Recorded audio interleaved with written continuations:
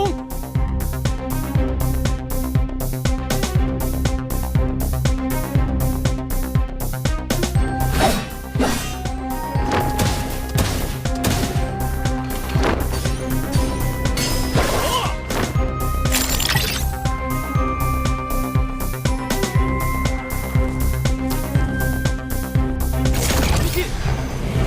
天空！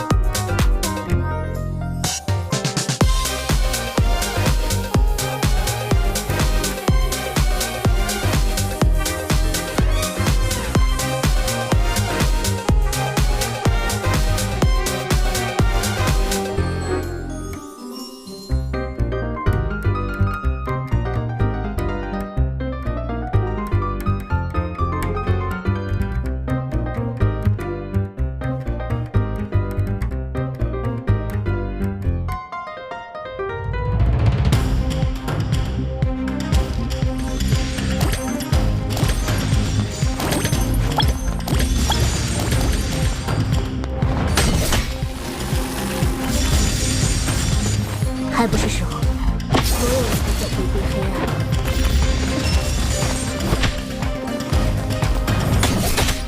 还在积蓄力量，复制。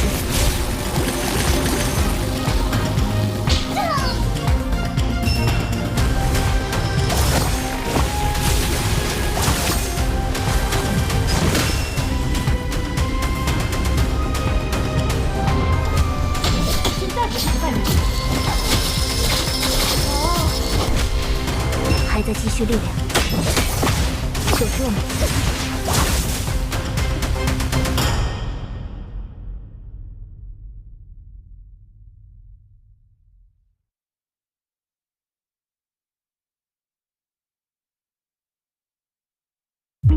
Last night, they sacrificed another soul. Even the dead tremble before them.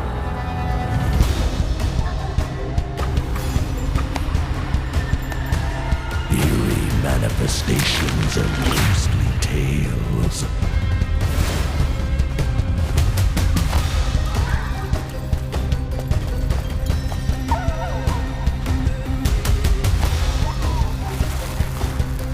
Wolf-headed greeters of the departed.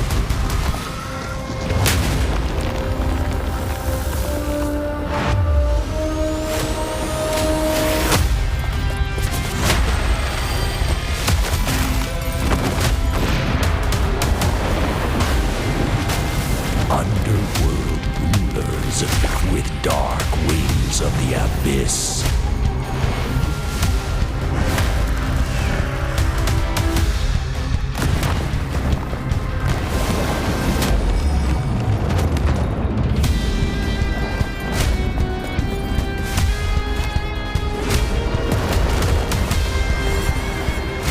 judges who decide over life and death.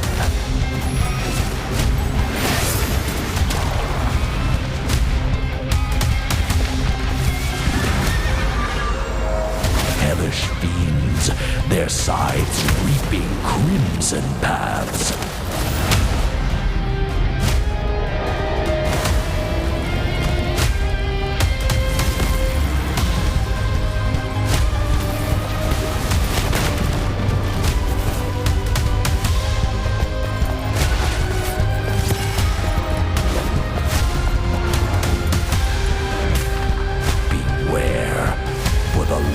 Of soul stir.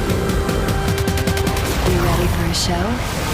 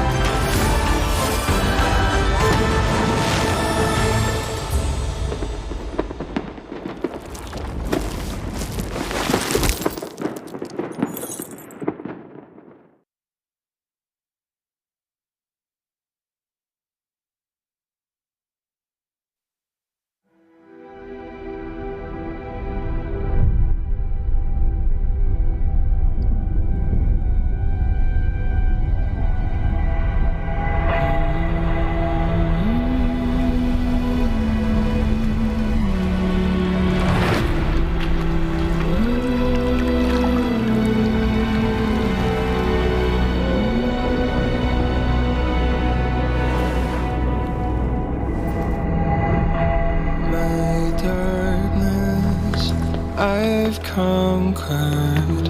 They started, now it's over. My power uncovered.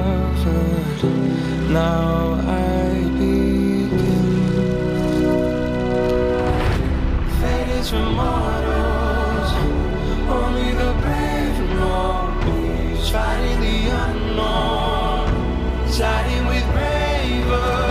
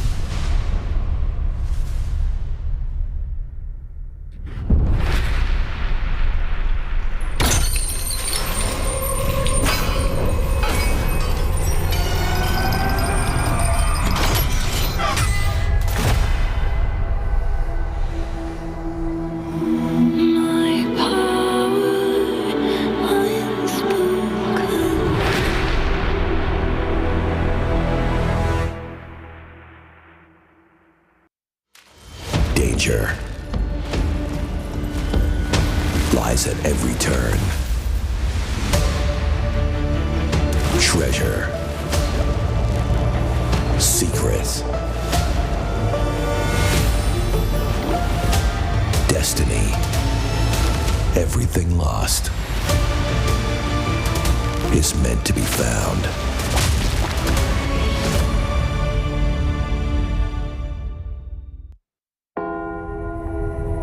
Oh, light. The never-fading light.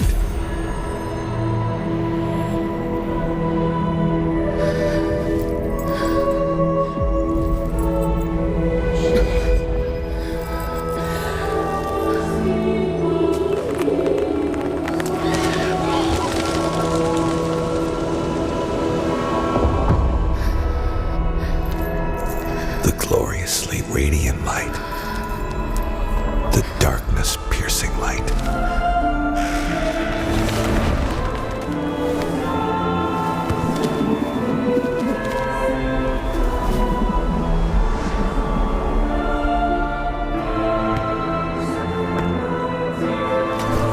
The gracious light.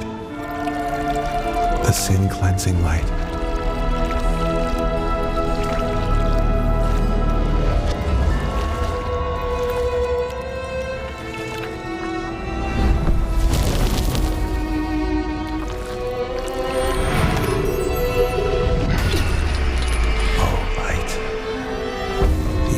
Praising light.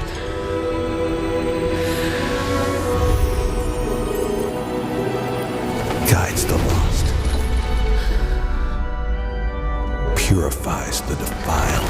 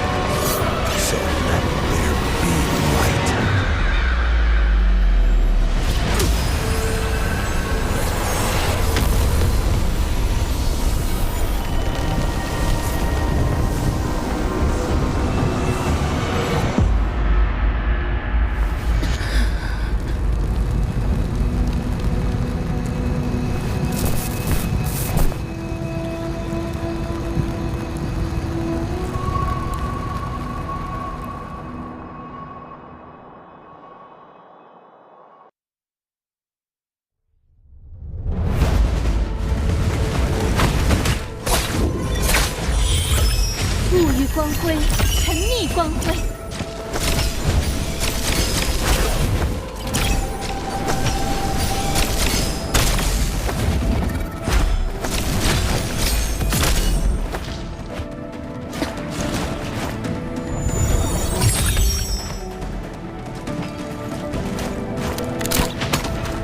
富于光辉，沉溺光辉。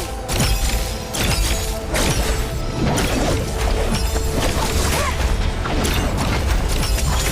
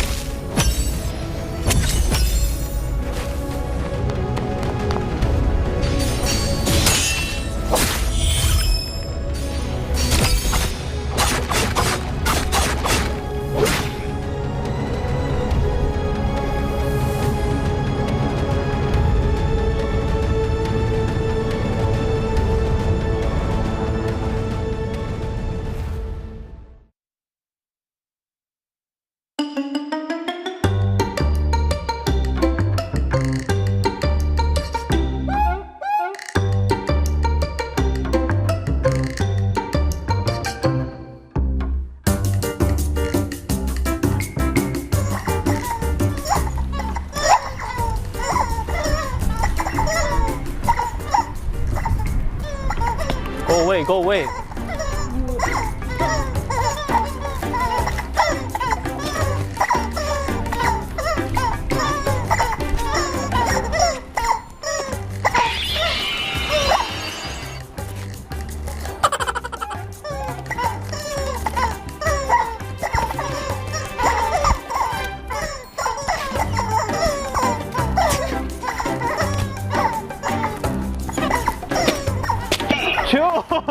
Oh my god, yo! What the fuck, yo!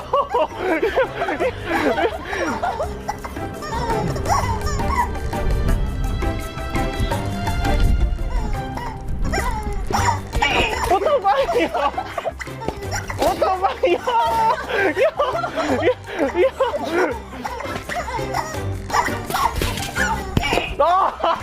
Yo! Am I hitting you or no? What the fuck? You hitting me? You're hitting my stuff. Oh my god. Oh my god. Yo, why you so weak? Yo, why you so weak? I have to use my grapples. No grapple, no grapple. Okay, ready for my ult? Your ult? Yeah, my ult. You don't have ult. Yeah, I have my ult. Through me ult? That's gonna do not. Oh! 啊！不是，他直接拿武器砸我的。他是没有戴眼罩是吧？他是没有戴眼罩，我当时就知道。操！哎呦，我心太崩了，我的心太崩了。我心太崩了。You were not blinded all this time, right? I fucking knew it. I fucking knew it. That's why I was talking to you. I said, you can see me. I said, yeah, I can see you. Like, oh my god. You parry me all the time. Oh my god, yo.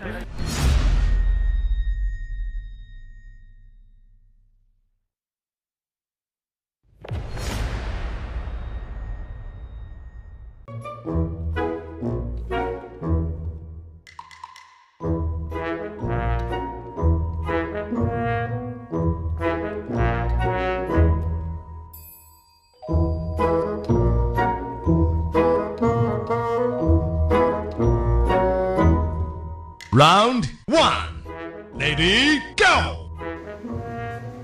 一个圈儿，一个人儿，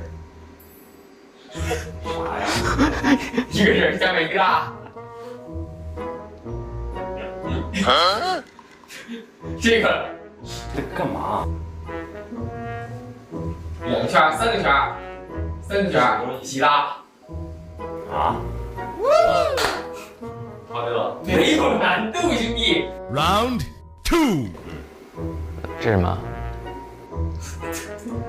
这是山吗？鸟，这哈，这是啥呀？是不是飞个哈迪，兄弟？鸟、鸡，跟鸟有关系吗？有一点，有一点儿。那不就是那个大鸟吗？金乌是吗？不是金乌。下面这个是个什么东西？这是个山吗？个建筑。这是个建筑，是一宝岛。对了，我先。这是个鸟是没啊？ Round 3. 啥玩意儿？一个西瓜分2半，你一半，他一半。你不让进。对了，你干嘛？不是，他还没挂完呢。Round 4.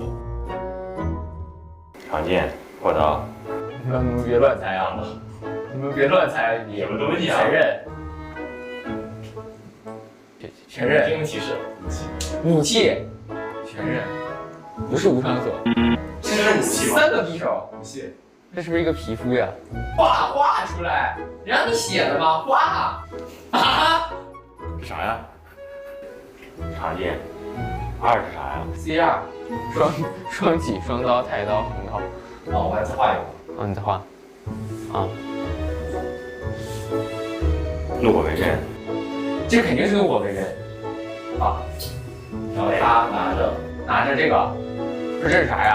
这爆炸头是啥呀？这爆炸头是火箭，是吗？爆炸头，我不能说呀，我不能说呀，很明显这爆了。炸头是什么？双能新太刀。太霜。对了，那我说的没问题啊。你要是说到2太霜，你要是太霜，你要是 Round 3. 啥？是吧？很惊讶，又拔牙头。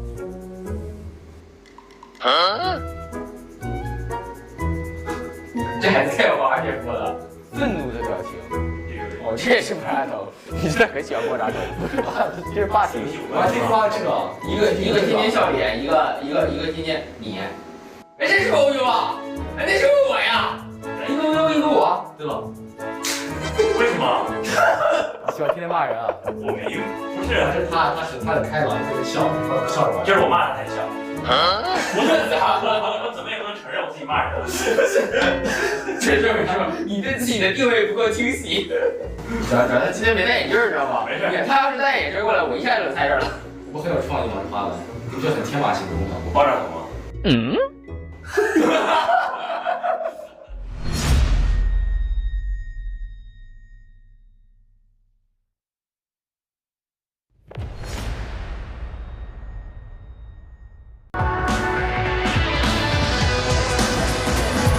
One thing is Sliver of Health able to complete one grab into Slam, so he does get a little bit of it back.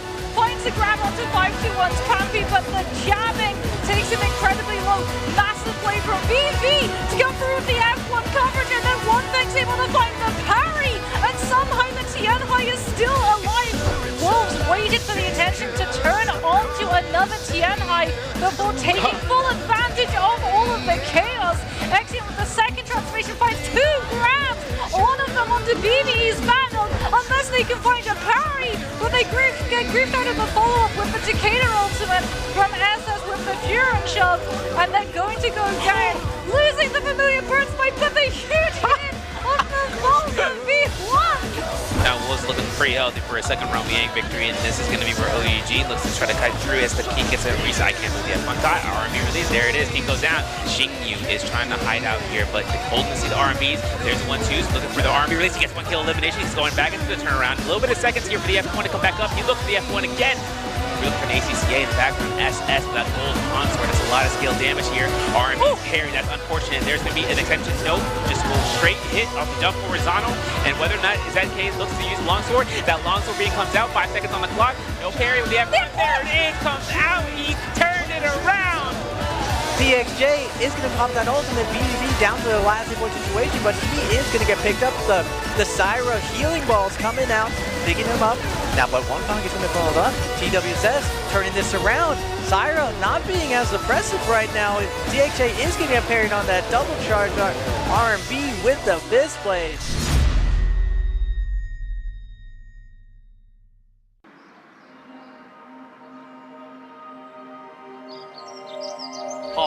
Là 是的，可能 BB 要成为最大的获利者。 Đến Thượng Hải sắp 1 năm rồi. Bọn mình đã tiến bộ rất là nhiều ở EPBL. Chia cúp năm nay, bọn mình sẽ giành được thành tích cao hơn.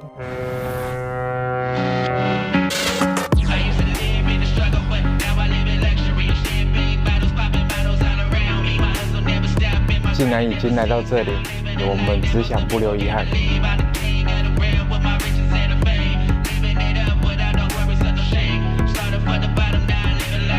我们的目标不仅仅是打进决赛。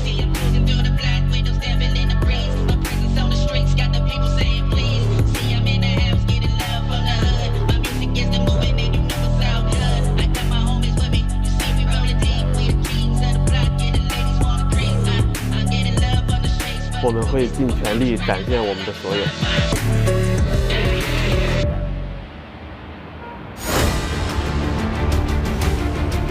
2024年是属于成都积极的一年。今年一整年，我们没有输过，没有队伍做到过全年大满贯的壮举。但是现在，我们要登峰造极。第一时间被逼出来的KGB，大弟，你已经把对方最关键抓到一个，再抓一个。吃了一脚，那再传好像是把大哥直接秒掉了，把司机秒了，而且这个翻摔大家之闪，成都老队被淘汰了。震刀主角，战绩走完，B线抓到。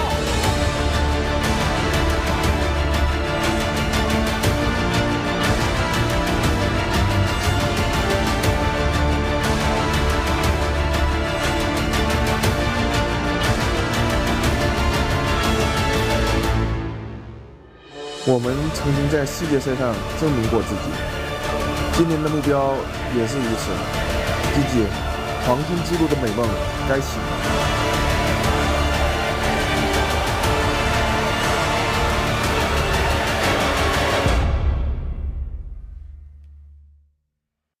Good evening, good afternoon, and good morning, ladies and gentlemen. My name is Severio, alongside with God Moxie. Paracast is coming through for J-Cup 2024, and we're going to be going through the trio side and seeing how these teams are going to perform for these next 12 games. Obviously, one of the key teams here, we got to start at the very beginning, at the very top.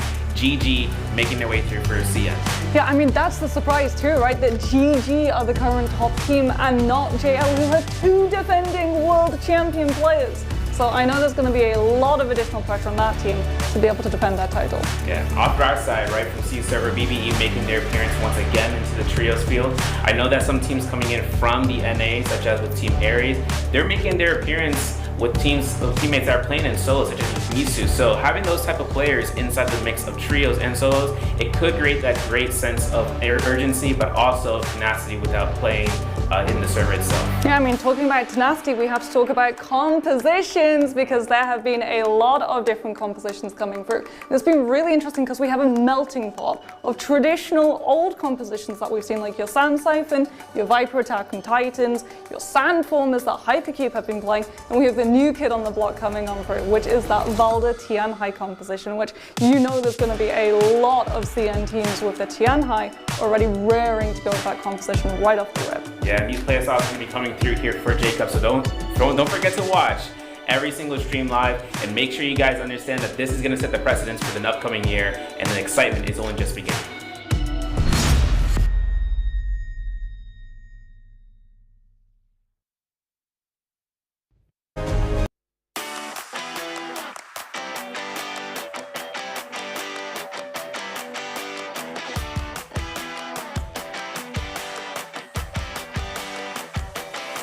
Hello and welcome back, ladies and gentlemen, to Shanghai, China.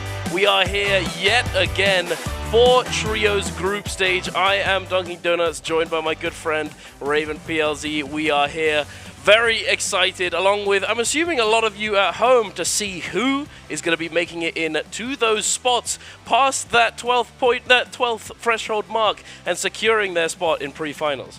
Yeah, this lobby, absolutely tough. The 2 strongest teams, JL, GG, both in it. JL, the former champions, GG, absolutely destroying this entire year. They're looking like they're peaking going into this J-Cup. I'm excited to see these 2 Titans clash into each other. Yeah, absolutely. They have been performing extremely well. And speaking of, we're going to be able to take a look at those highlights just now. DRG's Donkey Cicada is going to get taken down. Zyra, her heal just isn't as much. Now we are. Oh my goodness, DRG is turning this around. 2v3 situation down to a 1v1 situation. WX98 looking for that last little bit. He's going to get skill rest. Wait a second. We got ultimate back online. Golden is going to come in now. Oye with the dash is going to clutch it up for EWG.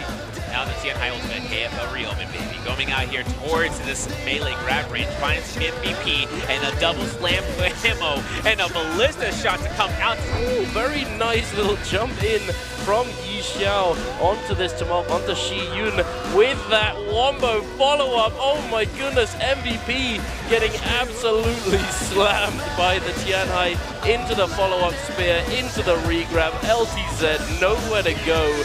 And now it's just a 3 versus 1 situation, an unwinnable spot for MVP's Hong. No ultimate, no nothing. He's going to be trying his best, but that is going to be all she wrote. There's YZG with 17S Tianhai ultimate. Looks to try and set up some of these grabs, gets fried by alliances. Yuma, who got a little bit too close. NY7 mispositions. The double grab is there. It's not going to be enough to go for the kill, but the Tianhai out of that ultimate, out of that F1 is going to be vulnerable in NY7 now, as we can have a look at YZG coming in out of their realm of Yang. It is going to be 17S on this Tianhai. However, YZG still not utilizing their ultimate, and just off of neutral pressure, they've been able to force the Karumi into throwing out that armor circle, the parry into Cavalry Bloom. The hardy ultimate doing work. QGG from the start is just being an absolute menace with the drop down RMB from that pole sword. Ooh-wee, things are heating up here, aren't they, Raven? It is getting a bit spicy out there, and I'm assuming it's going to be just as spicy today, just as oogly going into these 6 games that we have, as it is that last chance. It is the final day of group stage, and this is make or break. It is the last chance for all of these teams to make it in. Yeah, this is the last part of group stage before the actual pre-finals, and this group, super tough. And looking at the two Titans, GG versus JL, their average kills absolutely insane. 15.2 for GG, 13.5 for JL. Average damage as a team, 60,000 and 54,000 for JL. Average healing, 34,000 for GG, 25,000 for JL. But that Yang victory rate, 90%. Ooh, it just goes to show that both of them haven't been in the same group. Someone has to lower someone else's Yang victory rate moving forward, but GG looks like they have the edge because they're able to play that end game like they're so known for the past 3 years of NARAKA. GG has always been that premier end game team, but JL on the other hand, they've been known for that innovation. After the only 1 day of playing, JL was able to score 119 points while GG scored 102. Now, getting 100 points is absolutely insane. Yeah. That's way past the threshold. They basically qualified after their first day. We see both of these teams limit testing, showing us some new compositions, showing us the answer. GG created the new Transformers of 2024 with the Tianhai Valda comp, but JL created the new counter, the Yushan Feria Batari comp. Indeed. And we're hearing it from you guys at home as well. I honestly think GG can win, but the worst part is that Wolves and GG will be in 6 matches together. It's going to be messy but fun. Go GG! Party hat emoji. Yeah, that's a message from Kaizen7777 over in that Discord. And yeah, perhaps they can. They have certainly been coming out swinging, but you know, as I said, tensions are high. You know, everyone's locking in. Obviously, though, they at the very top end, they're a little bit more chilled out. As you said, they were limit testing some things. They were testing some compositions, seeing what they could get away with, seeing what works, what doesn't work, into these other teams that are, you know, figuring things out with Syra and all of that good stuff. So we'll have to see, because I'm certainly very interested to see what they bring out, in terms of compositions, but also strategy. There's going to be a lot of different things coming out today that I imagine, you know, secret things that no one's thought about yet. Perhaps. Another important thing to consider: SCA. Can they do it again this year? 2023 J-Cup, all 3 of their teams were able to qualify the grand finals. We're seeing a very similar story happen again this year. All 3 teams right on the edge, right on that 50 points. I'm going to be estimating it's probably going to be just like last year, around 65 to 70. Now, we do have different match points, so the points have differentiated a little bit. It's going to be very close, because like I was saying, this is a very tough lobby. SYN, 521, BBE, TWSS, it's going to be very tough for them, but good thing for them, they have a secret weapon this year. BBE and 521 both played in NBPL, both got a ton of experience, and the entire time they were saying, we are here in the NBPL mainly to practice for Worlds, so hopefully they can show us on the World stage what they learned. Yeah, absolutely. They have certainly been a presence, a force to be reckoned with. You know, initially when they first stepped onto the NBPL stage and the China stage where the big dogs are rolling around, you know, they had to temper themselves. They were very aggressive, but they've certainly put in a considerable amount of work, and they definitely deserve to be here, and they definitely deserve all that they have coming to them, all of that work they've put in, and I'm very excited to see what they can do, because, you know, they're sort of becoming that standard. They've got that experience under the belt. You know, they're like, already, boys, you know, not too many nerves perhaps. However, you know, same cannot be said for other teams. Oh, wait a minute, is this the caster statistics, Raven? What are we looking at right here? The KD 1.9, win rate 23.1, top 5 rate 64.9. Yeah, dang. I think that's the overall stats for everything I've ever done, including solos, duos, and trios. Okay. Very interesting. The NARAKA app allowing you to look over your overall average everywhere. You know, it's a mixture of being very sweaty, very casual. Stats don't matter though, Duncan, No, although they do not. average damage, make sure you have that high average damage or hide your stats. No one wants to see that. Yeah, you gotta have that high average damage, as that's what really meant I'm doing. But yeah, no, hey, we saw the high average damage from JL and GG earlier. They've been doing quite a bit as a team, and I'm excited to see what they can do moving forward later today. But one thing that you can do at home is that you can get involved in the Discord. You can stay up to date with all things NARAKA, all things J-Cup, everything. You can participate in the events that are taking place for J-Cup and all the events in future that might come even after J-Cup has finished for the year. You know, there's always stuff going on, so scan that QR code in the bottom of the screen and hey, here we go. The event, the Honest Comment event, you can get your hands on these choice gifts where you can choose your loot box.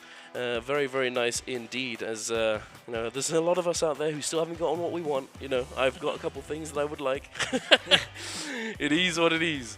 But, you know, hey, we'll have to see. It's the luck of the draw.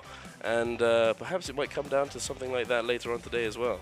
Oh, Wah Wu Yang, another comment. This is my favorite part of this year's J-Cup. Really nice. BBE has the best teamwork and always bursts out with huge energy. Let's go BBE. Man, BBE definitely has their work cut out for them. I had the pleasure of actually coaching against them last year in IDC, and one of the things that impressed me about BBB is just how disciplined they are with their fighting. Unlike a lot of other teams where you see a lot of hero plays, BBE plays for each other. Their teamwork is impeccable. Their strategy was insane that year. Now, what do they have to show us this year? Considering not only do we have GG, the previous comment talked about Wolves. Wolves is kind of like the new and upcoming GG. They have very, very similar play styles. Yeah. Both teams play extremely slow. They play for a lot of loot because they want to set up for that first Yang and setting up for that end game. And somehow they navigate it perfectly like a chessboard and always find themselves on top. Now, a lot of the times they haven't been in the same lobby. I'm excited to see with both of these slow, very strong teams who will come out on top. And we will be seeing that just in a little bit, ladies and gentlemen. We're going to be back after a short break for this last group stage. Don't go anywhere.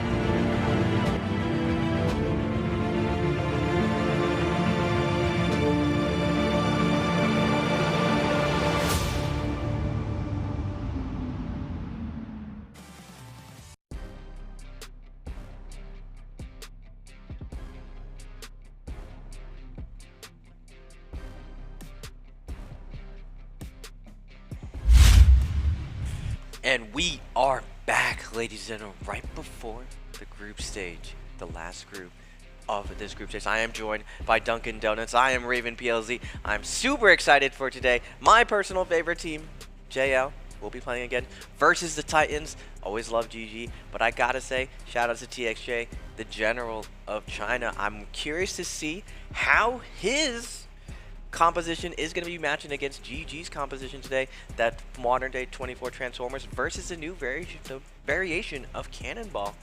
And just like that, the QR code, Duncan. My other favorite thing, scan that QR code to join the official Discord server, support your favorite players, share your thoughts and comments, and participate in the events for a chance to earn rewards. This is really, really cool. I love seeing the Twitch chatters, a lot of the regulars, seeing their names, seeing what their thoughts are, especially with so many things different this year. Yeah, absolutely. It's great to have that interaction. You know, I love chat interaction and chatting with all of you guys and hearing your thoughts and talking about all sorts of different things. Here, obviously, is the Honest Comment Reward, that event that you can take part in, and we can read out your comment on live broadcast. But only a few lucky winners are going to be able to get their hands on that and have their comment read out. However, all of you, at least those of you who have your NARAKA account linked to your Twitch account, are going to be able to get your hands on these Twitch drops, the Twitch drop collection for this year's Jacob the Brighton avatar, the Let Me Down bubble emote. You know what we realized as well? Is that that's a little guy sitting in a frying pan getting cooked. Yeah, that's what I thought. I definitely want that emote after That's a good one, isn't it? I like that. When you remember, guys, the devil's in the details. Make sure you're watching for 2 hours. Pre-finals for the icon. For finals, 2 hours, Let Me Down. And any other day, you can get one of those Fearless Treasure Choice or a Blue Lantern site for the grand finals. Free stuffs are dropping, Duncan. Make sure you take advantage of it. Yeah, absolutely. And make sure to get, like, if you haven't already got your account linked, or if you're not sure if you have, you're not sure if you're getting that progression going, go into the top right of your screen on the Twitch web page, and you can go down on the drop-down menu. It says Drops and Rewards. You click on that, and then you can monitor your progression and also claim the drops themselves. You know, just sitting there, you're not actually going to get them sent over to you. You have to go and make sure that you claim them if you want to actually get your hands on them and use them in game. But speaking of the game, we're going to be jumping in to our first game of the day relatively soon, and I wonder what we're going to be seeing in that first round selection. Do you think that the rules have, or like the consensus in terms of the round selection, you know, choices for characters and compositions has settled down now a little bit as the week's gone on? Or do you think that it's still very up in the air? Because at the start, Syra was a disruptive force, a variable that a lot of players and a lot of teams weren't sort of all that ready for. Do you think that things have changed now, it's settled down, or do you think we're going to be seeing a lot more variety still? Starting on Group 1, you brought up the point. Syra was used, a lot of people tested out, but in looking at day 2, everyone went back to the tried and true. Everyone went back to their comfort zone and had a lot of success. It looks like with the Syra changes, everyone went back to the lab, double-checked everything, and saw that Syra does have some sustained issues, like going in the Spirit Well, transitioning to the end game. A lot of the times, you don't have enough healing to deal with the amount of range pressure coming out from the really strong teams. Even if you have a ton of loot, the Syra heals just don't do as much with the adjustments, at least in trios. Now, will it change moving forward? We saw a couple of different variations of this with the Cannonball, with JL. I'm really excited to see, but looking at the schedule, you're seeing it is December 1st. It is the last day. Groups A and C for trios, and then tomorrow, first day of pre-finals for solos, and then the next day trios. Then we are off to grand finals in Changsha. We are indeed. Changsha is going to be a very exciting time, but we have to get there first, and it is going to be taking place on the 14th and the 15th of this upcoming month. Oh, well, let's not get ahead of ourselves. We still have to figure out who is going to be playing, which teams are going to be making it through, and which, unfortunately, are going to be having to go home. It's gonna be intense. The SEA teams, you know, hey, well, here we go. The standings, perfect. The SEA teams are on that cusp, and they are raring to go, I imagine. And we have a few teams down below. We have a KFL, Hypercube, the CYN. Down at the bottom, they have a bit more work to do, but it's not theoretically impossible. Now going up to that middle chunk, SYN. Unfortunately, I believe they may have, or they may be a little bit cooked, as they unfortunately are not playing today. And it's going to be a tough one. They're going to be sat there hoping to dear God that anybody in the bottom 6 gets 0 points. But here we are taking a look at the very, very top. Bauda has played both days along with YZG and Alliance, and they are sitting in that top 3 bracket. But I believe, considering that GG, JL, and even Wolves are coming in today, they're sure to be wanting to take that top 3 for themselves. Yeah, no surprises here. All 6 of these Chinese NBPL teams have been crushing it this year. Bauda, with the addition of you, absolutely devastating. JL, former champs doing super well. GG, Wolves, both in the same style. Now, the rebranded KLA to YZG, still one of the strongest teams at the top. OUG as well, swinging. Now, on the cusp, KFL from EU. I gotta say, I'm pretty much 50% EU. I'm rooting for the boys, Ryoman, Brando, shout out to them. Former teammates, I've been hearing about their struggles against these CN teams. They have a lot prepared for this first day per Doria on the daytime. Halra, sunny, followed by the Morris midday. First 3 games gonna be those nice slow days without those fireless, then leading up to those Firefly days. Now, something that's very different traditionally in trios and even in solos, Firefly days were always really fast days because you're able to sustain, have those ultimates and go back to back with fighting. But recently we saw a change this year where a lot of times the teams are playing slower with the Fireflies and instead using the rotations and keeping up their output to make sure no one can really jump on them. Now, looking at all these teams, the spirits are high for everyone. Even though it's the last day, this is your last chance. As long as you're in the server, I believe it's always winnable, Duncan. Yeah, it's always winnable. It's never over till it's over. And here we are, ladies and gentlemen. It's time to get hype. The first game of the last day of Trio Group Stage. I'm ready. I hope you at home are ready. Ravens are ready. Give it a little pat on the back. Let's go, Oog. We're getting in there. We're getting oogly. And we're starting off taking a look at GG, who they themselves are looking pretty locked in, if I may say so myself, being at the first in terms of average kills, average damage. Top 5, 67%, not the top, but hey, you know, top 5, it's not as important as, you know, those other things sometimes.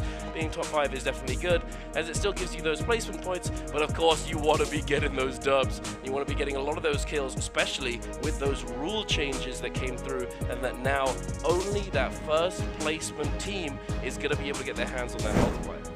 Yeah, exactly. The first place team has definitely increased the skill level overall in the league of how people play these endgames. A lot of the time in the past, people or a lot of teams were content with just getting top 4. They didn't mind just giving up these endgames, but now only first place gets that 1.2 multiplier plus that a decent amount of placement points, especially with the rule change. Because of that, points are so hard to come by, not only in trios, but even in solos. It's a grueling battle, and it's forced everyone to evolve their game a lot. Now, one of the things overlooked about GG, they are really known for their endgame strategy, but what surprised me, I normally looked at the YZG, the former KLA, when it came to Viper strategy, and now in modern 2024, Alliance when it comes to that Viper strategy, but actually one of the highest average scoring teams when it comes to Viper strategy, that attack on Titan, that very fast hit and run playstyle, is actually GG. That really surprised me, considering I always looked at them as a slow team. Yeah, Alliance, you know, their sort of hit and run, get in there, get oogly strategy. You know, we've been seeing it do extremely well on their Viper, but yeah, GG doing a really good job of it. In the other day of trios, in those last few games, we could see that GG was able to close out a game with a crazy number of kills and getting into that end game and winning it all as that Viper team composition. They bided their time, they waited until that opportune moment when they could come in and third party that Spirit World situation and take control of the entire lobby. But here we are, first round selection at Wolves, TWSS, JL and BBE are going to be kicking off this first round selection, choosing those characters, choosing those team compositions, going into Perdoria Morning Dew. Again, no Fireflies are going to be in play for the first 3 games of the day. Second half of the day is when those Fireflies are going to be coming down. The sun will set and we will see the green glow come out of the bushes. But for now, we're going to be out on the sunny days, the morning dew. I love morning dew. It's nice and fresh in the morning with frosted grass perhaps. But enough of that. We're going in to that round selection, 5-2-1, CYN, EWG, Hypercube. What are they bringing out for us today? It looks like they're going to be going for some Siphon. EWG going to go with that Atari zipping Zy. Same thing with Hypercube. Now CYN opting to go with Attack on Titan, wants to play very fast. This is one of the strategies that I personally like. Playing that Viper composition a little bit earlier, not being forced to go Yang in order to be successful. This allows you to really sit in the game the entire time, get that full 20 minutes of warm-up, hunting around teams, especially with the backup Wu Chen port going to be coming out from Kimoka, the only girl here at this 2024 Jacob. She has one more day to show what she's made of. Now at Group 2, we're seeing a lot of the SEA teams, or Hihi's team, going on that Siphon. Really, really good on Perdoyo when everything is wide open. What is KFL gonna do? Looks like they're gonna be going with the new 2024 Transformers. And finally, the last group. We're seeing a lot of different strategies. It's not like it was before, leading into the Jacob finals, where teams all kind of consider this is the first best team, the second best team, the third best team. And look at this, we are going to get loaded up with a bunch of Transformers. That's a and lot DRG of Transformers. bringing back Cannonball. I'm curious to see. We saw a little bit of Cannonball last time. It didn't have a lot of success coming out from GG. Is it back though, Duncan? It could be. You know, I believe I was actually talking to one of the CN casters the other day, using, well, Windy was there acting, and Chili was there acting as sort of translator, and we were talking about the potential competitions that could be seen in J-Cup coming up, and we asked him about Cannonball, essentially about that English Feria and Honey, and he talks about it as though he thought that it's a composition that you have to be very, very on point with in terms of communication and synergy, and if you don't execute things well, you're not going to have a lot of success. But because the teams are going to be coming in and they're going to be poking and prodding and trying to test you to see if you're ready for the onslaught that they are very willing to bring it down onto you. So those are the teams who are running these compositions, and I believe, you know, like they have to be very confident with their ability. But interesting to note, Raven, is that is V2 on the Hardy, not V1. It's not the Cube. We're going to be getting that fire damage potentially coming out from that Hardy, whereas on the other hand, the Hardy for TXJ, for JL, they are still sticking to that V1 Cube, interestingly, because they usually are the innovators, using some goofy things like Takeda F2, you know. Yeah, but looking at the Cannonball strategies, like you were saying, Duncan, a lot of it is high execution, playing the synergies off of each other, and with it existing for so long, that very, very tight offensive strategy is very, very easy to disrupt once you've seen it so many times. But first, ladies and gentlemen, which of the following teams will score the highest this match, or if they score the same, who will rank higher overall? Is it going to be A, CDG, or B, CD Wolves? Ooh, a little bit of some new school versus old school. You know, I mean, Wolves has technically been around for a really long time, but they've always had mixed results. I would say this year, they are the best I've ever seen them. But GG, the Titans of the lobby, they both play the same playstyle. Wolves is coming to show them that, hey, endgame is no longer yours. This can be ours as well. And I really think first game sets the tone of the day. Down for the newer teams, they got a lot of jitters, but for these veteran teams, they take advantage of everyone's hesitations and really take it to them for the first game. Speaking of taking it to them, we've got those teams down in that bottom right. Very, very sort of close-knit landing spots. But speaking of that, we've also got that coming out from BBE and Wolves up here in that northwest. But hey, looks like we're going back down to where I was just talking about CYN, JL, and KFL, all in very, very close proximity to each other. And KFL, Rioman is going to be picking up that kill there onto Big, with that white armor. All three of them have pretty solid loot in comparison to those around them. JL looking to find a way in, but Ryomen with the flank coming in through is going to put BBV in a bit of a dangerous position with that F1 on the Valda, but the fist blade is going to come through from Windy. Ryomen looking to try and tech chase down Wanfeng on this Tianhai. The overhold comes through along with the bubble, and KFL are taking down 2 members of JL, 1 member of CYN so far, and they've got an absolutely explosive start on their hands. Wow. One EU team, 1 CN team, and 1 NA team walking a bar, and only KFL is going to be walking away as Ryomen cleans up Kimmy, and now B on the edge is going to get hit right now. 1 more member of JL still alive, TXJ. Ryomen is just on an absolute tear off spawn. KFL is going to pick up 7 kills off spawn. What a lovely start for them. Great job by them, especially taking down one of the titans of the lobby, JL. One of the general teams. Another thing to note is that BBE in their skirmish against Wolves off spawn, it looks as though BBE are currently in the lead. They have taken down one of the members of Wolves. So New Guard versus Old Guard, very interesting to see. But here we are, DRG, one of those general teams, one of those old guards, are taking a fight against EWG here. EWG Cookie and Xai now trying to recover the situation, utilizing this Moonbane and trying to get Luoye up on his feet, back up and running, which they have now managed to do so. They were in a little bit of a tough spot in that sort of tight corridor, but they thankfully are able to find that resurrection.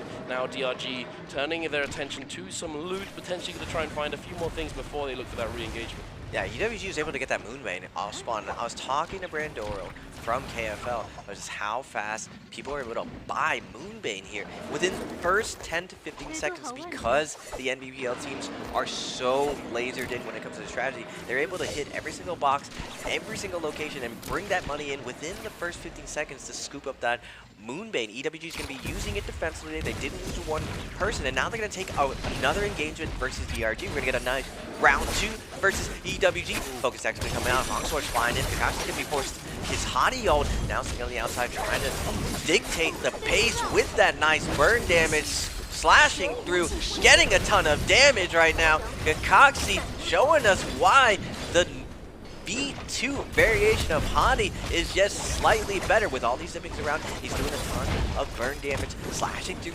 diving in and out. Yushan is out. Yushan ult is out. Xai's trying to get away. He's down to his last hit, and DRG is going to find a kill onto him. They are indeed. That slam coming down, and now the Yueshan, the mountain goat, climbs back up the cliff to re-engage onto the remaining members of EWG. Oh my goodness, Cookie is getting it absolutely slammed here, nowhere to go, drops down, and then into that F2 follow-up from the Yueshan is going to be finishing him off. Now, that the last member of EWG trying to make something happen onto the Farrier, who's within that mech, inside that turret form, now coming out of it, but it is not to be. Kakashi is quick to come by and peel for his teammate and make sure that they make it an unwinnable situation for them. 3 versus 1, taking them down, taking them up to 4 eliminations in total.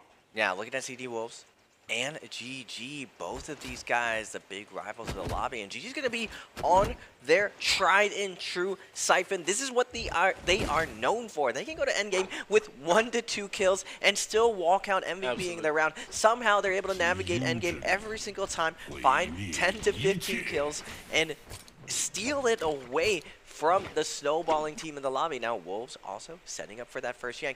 This is something I was really looking forward to, Duncan. Seeing the high-level Transformers fighting against the Siphon that's been so dominant for the last 2 years now. The modern Transformers with this Valda and Hottie, it kind of plays like the highest variation of Wombo. That kind of gimmicky comp that you go in, you get the nice crowd control with that wave, and you get the double grab. But now it has a lot more flexibility with the fact you have a Hottie teammate, nice peel, depending on if you're cube or burn, or burst or peel, and with that Valda having that extra tanky transformer with the spear, it makes double grabbing and re-grabbing so easy. Yeah, absolutely. One thing I've been thinking about how sort of seeing these the non-combo break ability coming out from the Valda, the F1 instead of that F2 being utilized instead. It was interesting to me at first. I was wondering why it was being done, and then I realized that it's likely to do with the fact that you can utilize that Hardy Cube, because the Hardy Cube essentially gives him and his teammates that combo break ability, right? Yeah. So if you do really need it, you have that there. And if you're in trouble, it's not that big of an issue as long as you're not caught out of position like to a crazy extent. As long as you're not making too many huge mistakes, you shouldn't ever really be put in a position where you're going to die just because you don't have that combo breaker, especially considering that Valda has that ultimate that gives her that massive 2,000 or so shield, making it extremely hard to burst her down. But it looks like we've got a fight taking place here, Raven. JL up against Hypercube, and there's a Moonbane being dropped down as well. Hypercube Kanghai utilizing that Moonbane, dropping it down, going to be trying to hold down JL, but it looks as though they're going to be able to make their way out of danger, out of range of that Moonbane, but they might go directly into the clutches of OUG behind them. Wow, JL just easily dodging the Moonbane from Hypercube. Titans of EU versus Titans of CN, just bobbing and weaving. Normally JL likes to set up for this next Rumble Gang, and this is where I'm very curious how the Siphon composition does against the Monk comp, just because Monk does so good versus Zai. She can't really pressure him. She doesn't really get damage onto Valda. Valda a hard counter to Zai as well. And then you have Hadi in the air. Now, normally Hadi, not the biggest counter to Zai. It goes more 50-50. But how do you deal with the Monk pressure with the NARAKA? Is your strategy going to be sitting on the outside? Is your strategy going to be going Yang? And really, the comp was designed to take down Siphon in that first realm of Yang. Right before Takeda gets his gold ultimate, he can only get up to purple. Before that first Yang, Zai has a lot more scale to her, meaning the weapons, the armor ready benefits her so much. It's almost like a budget composition where you're trying to take advantage of getting to those cicadas before they get online. But now we have a new wrench being thrown into the meta, these monks, these transformers running around. So where do these comps lie in 3v3? I'm really, really excited to see what this first Rumble Gang is going to show us. Yeah, absolutely. And it looks as though OUG and KFL are going to be positioning themselves to try and go into this realm of Yang. But look at this, JL is right behind them, and KFL might be caught out in a bit of a sandwich situation, the sandwich third party, if JL decides to fully engage. However, I would say, considering that the Realm of Yang is going to be coming up within moments, if they do have plans to go in, which I imagine they do, as Realm of Yang is just that, is just so unbelievably important. It facilitates all of that scaling that we talk about that's so necessary for so many of these team comps. But something to note as well, if you didn't manage to catch a DRG Kakaishi, or one of the members on DRG, he's going to have that Volpine Essence, and Wolves are in for a bit of a surprise going into this one, Raven. As if they find that, they overcommit, they could be a bit of danger. Yeah, Red Jade's going to provide you that killing blow. Mortal Defiance. XCM's going to be diving in on the Hadi with these stuns. He's trying to find a stagger onto, it looks like their prio target is going to be Valda. Oh no, they're looking for Monk right now, but the Hadi is going to be peeling perfectly. Wolves slow to start right now, but Don Q is going to get a parry. Cube's going to be coming out. XCM now looking to pick up his weapon. No, he's going to ult instead. Trading out ultimates. Barrier ult's going to be going out. Don Q is going to get demeched immediately. XCM now free to grab anyone he pleases. Can he get one? Can he get two? XCM going to dive in, look for the stomp, look for the stagger, and he is going to grab Kakashi. Slam's going to go down. One hit left, but the Volpine's gonna save him. But it's not gonna save him for long, Raven. The Volpine, he gets put into the Valda Spear, comes through, gets the double grab as well, and Wolves absolutely crushing their competition in this Realm of Yang. DRG WX98 unfortunately is going to fall, coming out of that general form. The Terracotta Warrior, it is not going to outlast them, and they do end up being eliminated in this Realm of Yang. But, of course, now they have a bit of time to go away, try and find some Soul Blooms, and recover and cleanse this Yang depletion. But another thing to note, let's take a look at the other teams that went into the Realm of Yang briefly before we cover this fight. I believe it was OUG, and OUG, Wolves, and GG. All three of them taking the wins in the realm of Yang. But here we are on the outside, Raven. JL in a bit of a tough spot. BBE are doing a great job of weathering the pressure from this Tianhai. Yeah, BBB looks to be taken down, and I think BBB is one of the few players who can run that F1. One Fang is going to be getting parried right now. Last situation, the that parry fell off, but BBB is going to stay on top of him. Light attacks come out, he gets cleaned up. TXJ is left alive. Is he going to fade out of here, try to get a res? And looking at BBB, he did still have his ultimate off, and I think that's one of the downsides of not having that gold combo break when you're playing Vada. You have a ton of neutral pressure with the bubble, but you give it up a lot of expense on this weird terrain where you can get lifted off the ground. And everyone in 2024 NARAKA is so good at team play at this level. Everyone knows once you get lifted off the ground, you can find that stagger, you can find that reset, and the tech wake up. As you're getting up, a lot of the times you have two people lightning attacking you, you can't get away, you just get stuck in the mud, press against corners, and you will get taken out before you're able to pop your ult. Absolutely. He's just not being able to get that ult up. You know, it's the cardinal sin. Ulting or dying without ulting is never what you want, but sometimes, especially if you don't have that combo breaker, it is impossible. But here we are seeing a fight between GG and the Wolves. The two teams going head-to-head, the old versus the new. I mean, they're not new, as you said, or they're not that new, but they're certainly new to sort of a higher level of play, as they have certainly leveled up over the past year in comparison to their previous years in the league. It looks as though Wolves, XCM, wants to use this Tianhai ultimate and the Hardy ultimate to try and deter this team's aggression. But oh my goodness, 5-2-1, they're in the prime position right now on the Ballista. Do they find a catch? They do briefly get a little bit of damage, a little bit of fire damage onto one of these players, but it's not going to net them all that much value just yet. GG 3-3-0 getting juggled by the Valdesmith into the double grab, the slam. CJS goes down as well. Wolves is going to pick up 2 eliminations already, but the Vermilion Burzmite, 30 seconds and counting, is going to be running out soon. Are they going to be able to close out this fight and get out of danger, or are they going to be going down before the buff goes down? Oh, it looks as though he's going to die with that buff still intact. He's not down for the count just yet. 5-2-1 looking to run this engagement, run this skirmish, and take everything that they can. Yeah, 5-2-1 needs to cleanse themselves, so their Matare still needs one more soul food, but DRG is going to be showing up on the Cannonball. WX98 on the Yushan looking for the slams. Looks like he's going to be fading out too many people here. With that Yushan, he's going to cover his team out of there. Nice flank play using that Ballista. Big Blowies coming down, interrupting the fight. And now, with the hit and run, 5-2-1, looks like they're fully healthy. And looking at the points, Duncan, right on that 13th place next to SYN. They're right on the cusp at 49.5. But look how many teams are right around that 50-point mark. SYN, EWG, MVP. It's going to be very, very tight getting through. And pretty much it's all of SEA right on that corner, but right below them, KFL is catching up. They are indeed, but it looks as though we've got EWG taking a fight against 5-2-1. EWG having that triple Yang depletion on their players. They need to find some soul blooms, they need to find these eliminations, but 5-2-1 popping that no also is going to be deterring the onslaught, but it's not looking as though it's going to deter them for very much longer. They're getting full engaged on the Dragon Slayer coming through from GG. This third party is going to ruin their chances at coming away victorious in this situation, as the Yang depletion is ticking down. The sacrifice has been made. I believe that one of them has survived for the moment, but we'll have to see if he survives for that much longer. I believe. Oh my goodness! Wait a minute. Who's that on the Ballista? Who is this?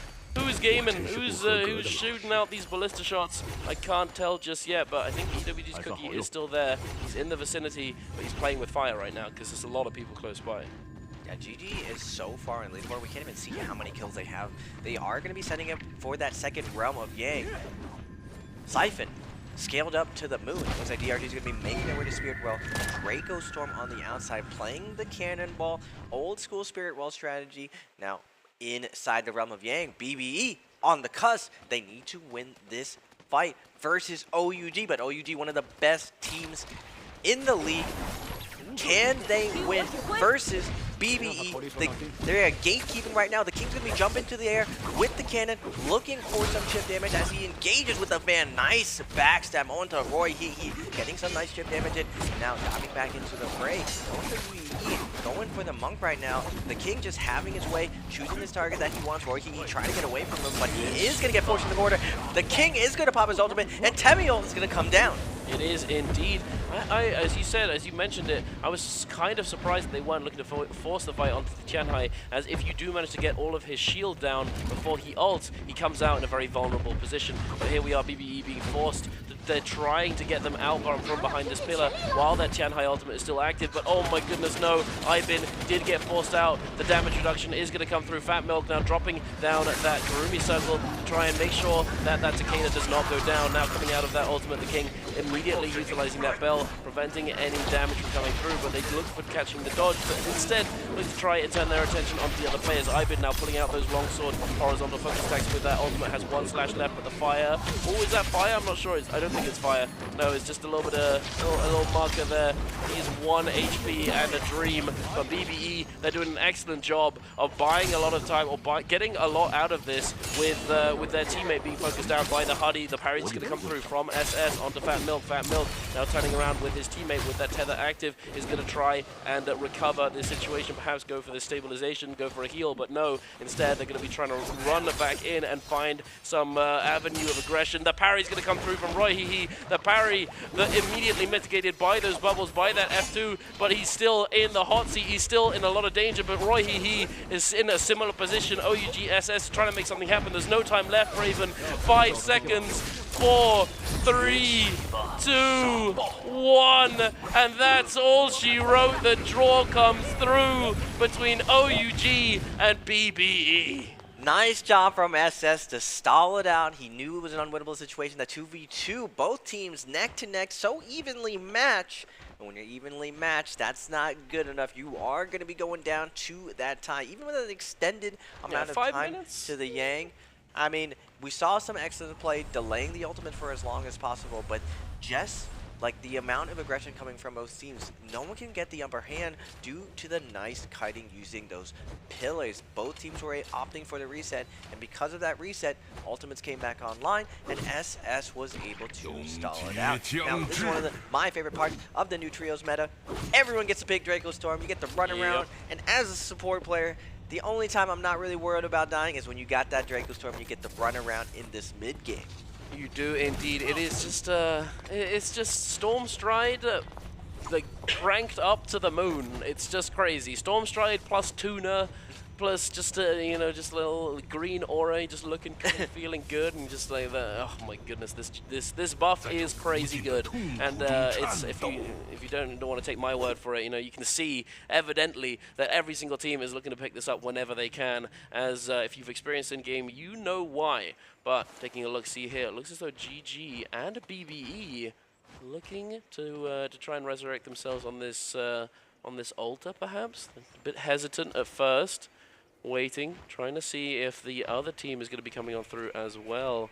Not sure if they want to take that 3v3 fight just yet. OUG also sort of rotating around the map, trying to find a spot to resurrect themselves, or perhaps a fight to third party before they look for that resurrection. Yeah, delaying your res, really smart coming out from the second Yang, because as long as you wait at least half the time, a lot of the times the buff teams coming out of the realm of Yang will be at the later end of their buff, so you're not just immediately going to get third-partied by an unwinnable situations. Now, you can posture up, find the other team that lost the realm of Yang, kind of look at each other and look, one of us is going to die, we might as well take this good isolated fight and take that 3v3 there. But speaking of the 3v3, on the outside rotating in, we're going to get Hyper versus TWSS. Chili, back from Worlds. He was here quite a bit ago under the solo banner representing AU. Now he's back representing EU again, but this time in trios on the Zai, on the position 1. What can you show us, Chili, versus TWSS and Snacks Monk? An absolute titan of a team, a titan on the field right now. The Tianhai is in ultimate, trying to find some grabs, but this terrain is not doing him any favors. Chili now going for that F2, just barely managing to make it out alive, make it out of his grasp. Snack throwing grabs up, but is not going to be able to find anything, unfortunately. Now coming out of that ultimate with not all of his shield intact. Now Chili going to be putting that trigger on that Zai ultimate, going to be looking to try and find this Hardy, I believe. That is their priority target for the moment, but immediately switching around. They'll be looking to potentially just take down any of these players, whichever one gets closer. I think that this may have been a little bit too trigger happy from Chili, perhaps ulting a tad bit too early, as already more than half of that ultimate duration has come through and gone, and they're losing a lot of value from this. Now BLZ in a bit of trouble. Chili tries to find something. The combo break comes out, and they do manage to find an elimination onto Polaris. Polaris was seconds away from having that ultimate up, from having that health shield to keep him alive, but it was not to be, unfortunately, and now Hypercube looks to be running this fight. Yeah, T-Business is going to fall to Hypercube in the zone, even though Chili wasn't able to connect. That pressure of the Zai set up flank plays for technology. King coming in with the drop down. Combo breaks to be released. Moonbane's right next. 5-1's going to respond by popping that Krumi ult, and OUG is just going to continue their hunt. 5-1 though, chasing it down. The King is going to get parried onto a Kami. Moonbane's going to come down. The King gets jumped right now. He does still have his ultimate right now, but this is playing with fire right now. We're in the center of a Moonbane right now. The King's going to opt to ult. Doesn't want to die to this. Now, 5-2-1's Yin baiting out right now. Is going to get chased down by a C-Main. And 5-2-1's Yin will fall to the Moonbane. Paid acting, helping out OUG take down 5-2-1. Moonbane was just following the script. Unfortunate indeed. Moonbanes, they are a cruel being sometimes. You know, it can be in your favor.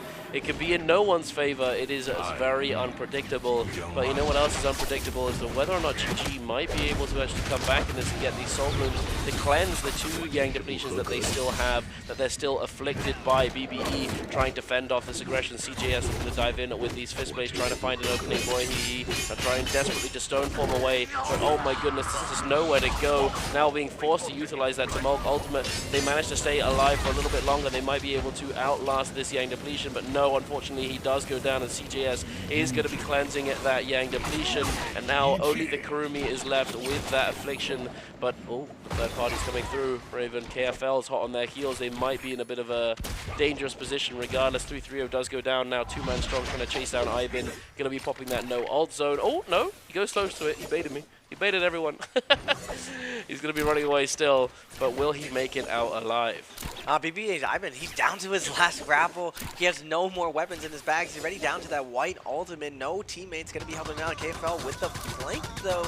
Do they spot out that GG is sort of in shambles? It looks like they are not going to be able to see that, but on their flank, the super juiced up CD Wolves with gold armor, Draco start. Oh my goodness, Transformers just scaled to the moon. Purple weapons, gold armor on everyone, and unlike other compositions, you really benefit once you have that gold weapon and strong armor.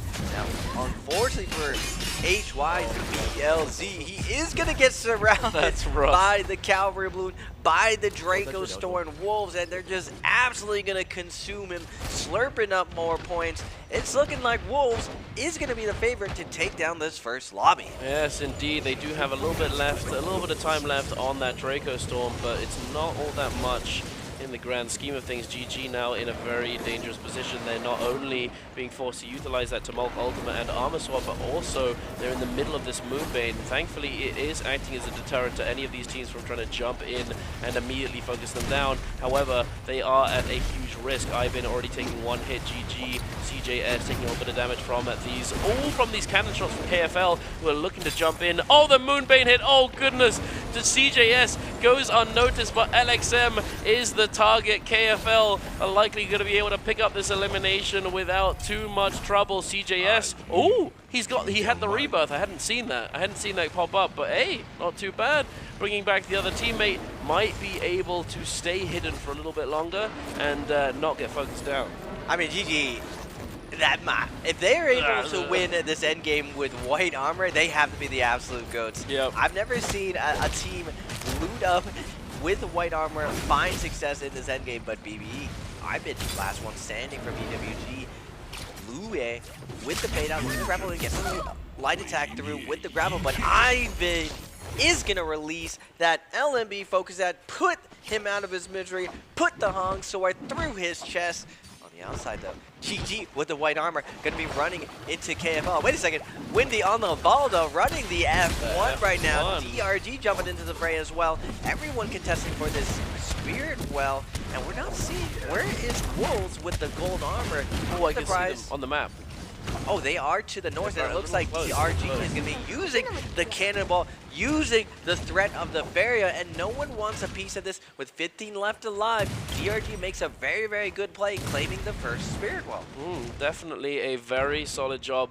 Unfortunately for them that it was only the Mystic Might, but perhaps that is also fortunate considering that could have been the reason why not too many teams opted to look to contest it. You know, if it had been a Draco Storm or a White Tiger's Prowess, we may have seen a few more teams that look to contest that spot and make sure that they don't get it, or make sure that they get their hands on it instead. But DRG definitely going to be very happy with that Mystic Might. It gives them all the information in the world. They're going to be able to tell exactly where all of these players are, and with that extra little bit of damage reduction is certainly going to be nice going into these end moments where these chaotic fights are going to be breaking out. KFL on the low ground looking to try and stay together. It looks as though 3-3-0 from GG has found a spot to hide along with CJS. Oh, but as I say that, oh no, Ibin, the only player left alive on BBE, finds the spot, having, I'm assuming, tried to look for a spot of his own to hide, bumps into a Karumi, and they immediately relocate. I'm not sure what's going on over there. It looks like KFL is looking to get involved, but Kakaishi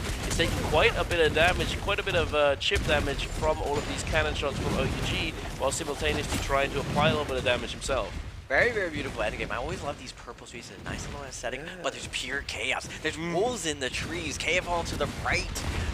GG, where are they? They actually managed to get the blue armor. One of them still alive.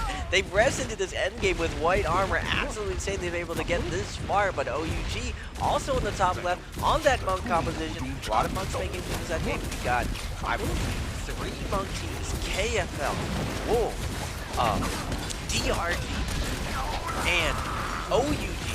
Oh my goodness, we got a cannonball, triple monk. So much chaos going on. Ibin on the Takeda is going to pop his ultimate, trying to dash through, is able to find a white armor, gets a jump parry onto SS. He's making his way through, picks up the gold van. See ya later. He's making a robbery of that gold van, making his way up with the scale rush. Man, the cannon shots are coming on. Ibin is just surrounded by so much damage right now. He has a little bit of burn on him. Gonna fall to the king, and BBE's Ibin cannot live through this endgame. No, unfortunately not. He does go down to that fire damage, but here is where it's going to get extra oogly. Mr. Oog, we've got the turrets coming out, the Hardys in the sky, the birds, the Janhais coming out very, very soon, the water spears coming out from the Valda, ready to deny any potential onslaught from these Transformers, but here we are. XCM is going to be transforming into that Vajra state, along with Ryomen. Ooga, OUG the king as well, gonna be monking up, his teammates standing behind him, crouched at his ankles. Oh, I will protect you, my friends. XCM throwing a member of, I'm not sure who that was, into the zone. Perhaps Kakaishi getting sent all the way out there, but does make it back into the zone. Dongxing is going to go down, but Windy finding the elimination onto Kakaishi. The grab's going crazy. Everyone's grabbing. The slam comes through. The jump, the grab attempt, not going to find it. OUG, the king, coming out of that ultimate, going to be skywalking with that cannon, looking to see if he can find a little bit of damage, a little bit of that fire damage from the flame breath. WX98 now jumping around with this spear, seeing if he can make something happen. He's the last member alive on DRG, and he's certainly got a dream to fulfill, but I'm not sure it's going to work out. The fire damage coming through, the health bar ticking down. He's greeting GG330 who flies into the zone. He gets the kill. He's 1 HP in the Dream Raven. This is getting crazy. GG just finally falls. They rest in this endgame with just white armor, but Wolves is looking to clean this up. They have triple gold armor. They have their Valda ult still online. Capital Blue's going to be coming through. Wolves, NH2 gonna find another kill onto KFL's Windy, but ZK with this purple pulse sword flying around. He is gonna bubble the king inside zone. Wolves XCM is gonna get that monk ult online. He's trying to scoop everyone up. 6 players left alive. Wolves looking poised to take it all. Ryomen in the center. Does he have ultimate on a user? Slam? He is gonna get lifted off the ground. And Wolves, ZK will pop that Valda ultimate. One more Valda is still alive. Who is that? It's Shinyu from OUG. Is he gonna deny it? Are we gonna go for a two-way tie? Spear's gonna be coming out. Whoa, ZK and OUG are going to tie. Oh my goodness. Woo! Oh my god. That was ugly indeed. What did I tell you, Raven? Today was gonna be crazy. I'm having a great time. That was awesome to watch, as I'm sure all of you at home will likely be able to say the same. That was a lot of ugliness, a lot of spiciness, a lot of monk grabs going back and forth, the slams, the jumps, the hop, skip, and jumps going around in that small zone. Unfortunately for the other teams, they weren't able to come in and clutch up. And also, unfortunately for the MVP here, they're not able to get that little bit extra with that first place placement. But it is what it is. The rules have changed from before, and now only that first place placement team is going to get that multiplier. But we're here with the draw. It is down to no one. It is given to no one. But Wolves still coming in with that big MVP on game number 1. Now, Wolves actually showed up, out-muscled GG. Yeah. Now, GG was on their side to competition. What they are known for, what they are the best Siphon comp in the league. That Takeda, Karu, Temi, they have defined it for the last 2 years. And I was wondering how it was going to perform versus the modern day 2024 Transformers. And Duggan, I'm not gonna lie, I love seeing those Monk endgames. There were 3, 4 of them at a time. When Monks ult, they all cover each other. All the Monks go at the same time. And like you said, Duncan, everyone hides at the angles, and it's the Monks' time to look for those double grabs. We got to see EU finding that endgame. Ryomen experiencing the CN endgame on the Monk, looking, thriving, surviving, and carrying KFL to a decent first game. Absolutely, but you know what time it is? You know what time it is, ladies and gentlemen. You know the drill. It is time for Answer 4 Treasures. If you want to get your hands on a Peerless Treasure Choice gift, you got to get your answer to this question in the chat, and only one lucky winner will be walking away with that Treasure Choice gift. And the question is, which team won game number 1 today? Was it A, CD Wolves? Was it B, JL? Was it C, CDGG? Or was it D, SZDRG? Make sure to get your answer in the chat and to stick around in case you are that lucky winner. Don't be that guy who disappears to go get a snack and misses out on their rewards. But back to NARAKA, back to the game. That was a lot of Tianhai now, wasn't it? It was indeed. Was.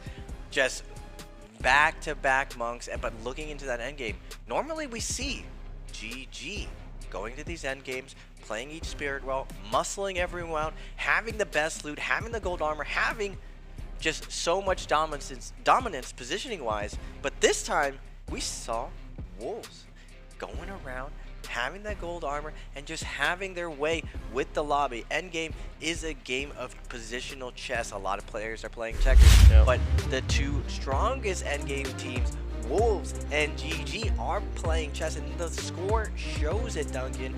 Wolves with their MVP, 20.5, 18 kills. OUG, 14 kills, 16.5. No multiplier for these 2 teams because they retied KFL. Probably their best game since they've been in China. EU showing up big, 10 kills, 12 points. Shout out to Ryomen and Brandoro, IGLing through this very, very tough field. Now SCA, BBE, they're trying to punch through. They're trying to get past that 12th place. They're trying to secure a spot to go into finals again at 10 points. GG having a solid day. And I gotta say, seeing GG res with white armor and just even getting that far and staying alive. With how stacked the lobby was, I'm still impressed, even though Wolves did get the MVP, did dominate the lobby. Absolutely. And speaking of, here they are. Look at that damage coming on through. All pretty even across the board, absolutely gaming, but here we are going to be taking a look at that total standings. Hypercube, CYN, KFL, TWSS, SYN, and 5-1, all still in that bottom 6 for the moment. Unfortunately, SYN did fall out of that top 12 as they are not playing today. However, as you were saying, BBE looking to punch through that ceiling, and there they are, BBE coming in, and with that first game, gonna be getting into that top 12. Congratulations for them. But however, that being said, you know, they have to stay there. But speaking of staying there, look at these guys at the top. GG already up in second. They were in, I believe, fourth or something along those lines. Now they're up to second already. Not too bad, not too shabby. What Wolves, hey, 77.8 on their first day. Coming in on the second day, first game, 20.5. That's pretty good. They're looking to contend for that top spot. Obviously, it is not, you don't have to win today, you just have to qualify, and they are indeed all qualified. You want to be doing the best you can, but here we are yet again, taking a look at the highlights off the back of that game. CD Wolves absolutely cooking the run with Yang, sponsored by Thunder Robot, taking away Raven. Jumping in, getting that stagger, and finally getting that grab, securing the hottie kill, putting them ahead. And this is what I'm saying, Nugget. I just don't know if Cannonball can deal with the sustain of this 2024 Transformers. Just the non-stop pressure, the easy wombo, the layups that you can set up your teammates. It's just so much durability, so much sustain, so much counterplay. Giving a clinic to this lobby. Even on the outside, we're seeing XEM picking up the grab, looking for the double. We get the double.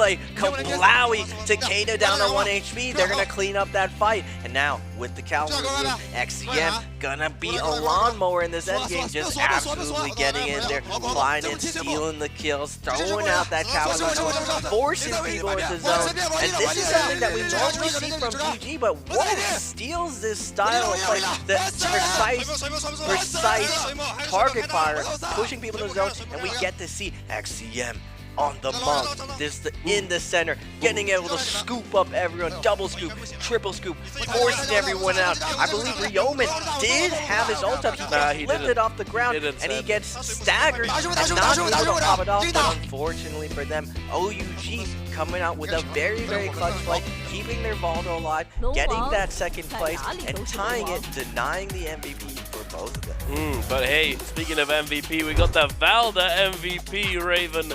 That F1 Valda MVP in trios. It's if I told you that people were going to be getting F1 Valda MVPs at J-Cup a few months ago, half a year ago, would you have believed me? No. No. No, I would not. No, not at all. But here we are taking a look at it. 23,500 damage. 12,000 of which was done with that Pulse Sword cannon, doing quite a bit, as we do have that Rupture Gale Orb, plus the burn, plus that Flame Breath. We do have the group heal as well. Blistering Edge, Cyan Fang, Stanchion, Rising Sky Pillar, Venator, and Barbed Bolts. Absolutely cooking. 8 kills under his belt. CD Wolves coming up big. ZK especially. Good googly boogly, bro. Oh my goodness. F1 is... I saw it when it got reworked, buddy. I knew it was going to be decent because the gold focus disruption. You know, let's talk a little bit about that, right?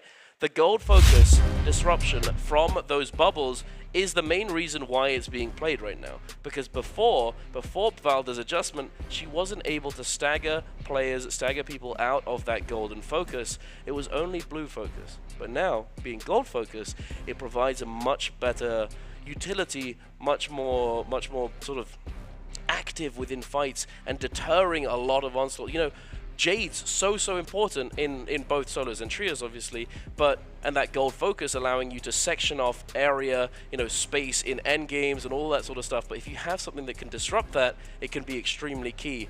Do you think it's going to be something that will stick around, or do you think it's something that's going to only be really useful within this composition? There's a lot of ebb and flow to the characters in NARAKA. Once a character has a lot of time dominating, sometimes it gets buffed, sometimes it gets nerfed, and Valda's one of those characters that they've kind of tweaked left and right to make her a lot more fun. I feel like the V2 variation with the F1 chains makes her a lot of fun. Like you were saying, Duncan, you're able to go into fights, throw bubbles everywhere. It kind of reminds me of the Tessa F2, where you're able to play this kind of like caster crowd control out there, and even in solos, Valda's F1 has always been one of the strongest abilities in the game, paired up with Pole Sword, and now you can pair it up with your teammates, plus the Monk Grab and the backup of Hadi, especially when Hadi is on V2. That's what GG really set up and figured out. They set up a ton of bursts between that soak debuff of Valda and the burn of the triple charge when Hadi is in ultimate. But we still see teams not really sure just yet as to whether or not they want to be taking that V1 or the V2 yet. Perhaps a consensus will be reached by the end of J-Cup, but we will have to wait and see. For now, we're going to be jumping into game number 2. Oh my goodness, if that first game was any indication, we are in for a treat, ladies and gentlemen. I am extremely excited. Who are we going to be having coming through on that first round selection? What are they going to be picking up? Because you know, it could be a bit of a curveball. Something that I noted from that previous game is that I believe one thing about that cannonball is that it does function quite well into Sand Siphon. Would you agree?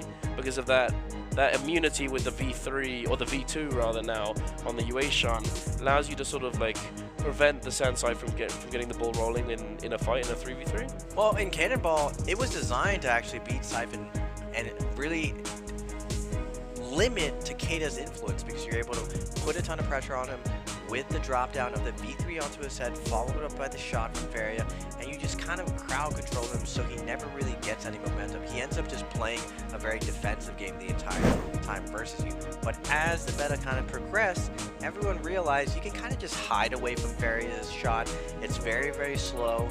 She has to set up for it. It's kind of telegraphed, and teams are able to defend against it very, very well with the Temi. On top of the fact that with the Hadi nerf recently, the strength of Cannonball was that extra mobility that the cube provided from Hadi. Hadi would go up into the air, put the cube down, cancel his ultimate, continue the fight. But now you can't really do that anymore, so I'm curious to see how teams are going to rotate and use a different strategy, maybe have the ultimates in a different sequence, but still that composition was run for a lot of this year, so everyone has the strategy against Sand Siphon very, very well. Now we're seeing EU, the boys, they're looking high spirits. I know they're happy with that first game. They're saying to each other, it's always winnable now. They still have a lot of work ahead of them. There's still a lot of NARAKA to play. It's only game 2. Ryomen on that Monk, I knew the second we ran into this Monk meta, Ryomen from EU, known for his Monk play. The entire year there was no Monk play. I saw the light in his eyes. He's like, Raven, it's winnable this year. I have the Monk.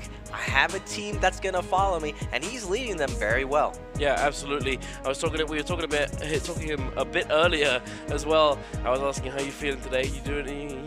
You locked in? But he's like, I'm feeling good. I'm feeling clear-minded.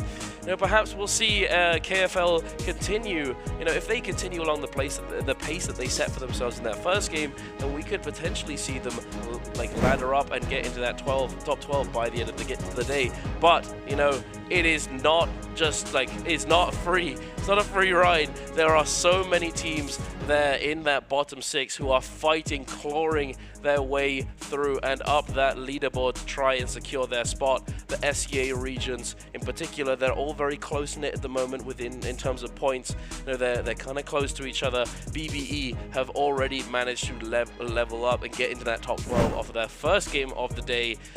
But will they be able to keep it? You know, they're certainly going to want to try and keep going higher and higher, but you know, anything can happen. Anything can happen. It's nothing set in stone, and that's why today is so exciting, and we're about to be jumping in. Raven, ladies and gentlemen, we're going in with that first round selection very, very soon. TWSS, CDGG, KFL, and BBE. All going to be in that first round. Second round, OUG, Wolves, JL, DRG. Third, EWG, CYN, Hypercube, and 5-2-1.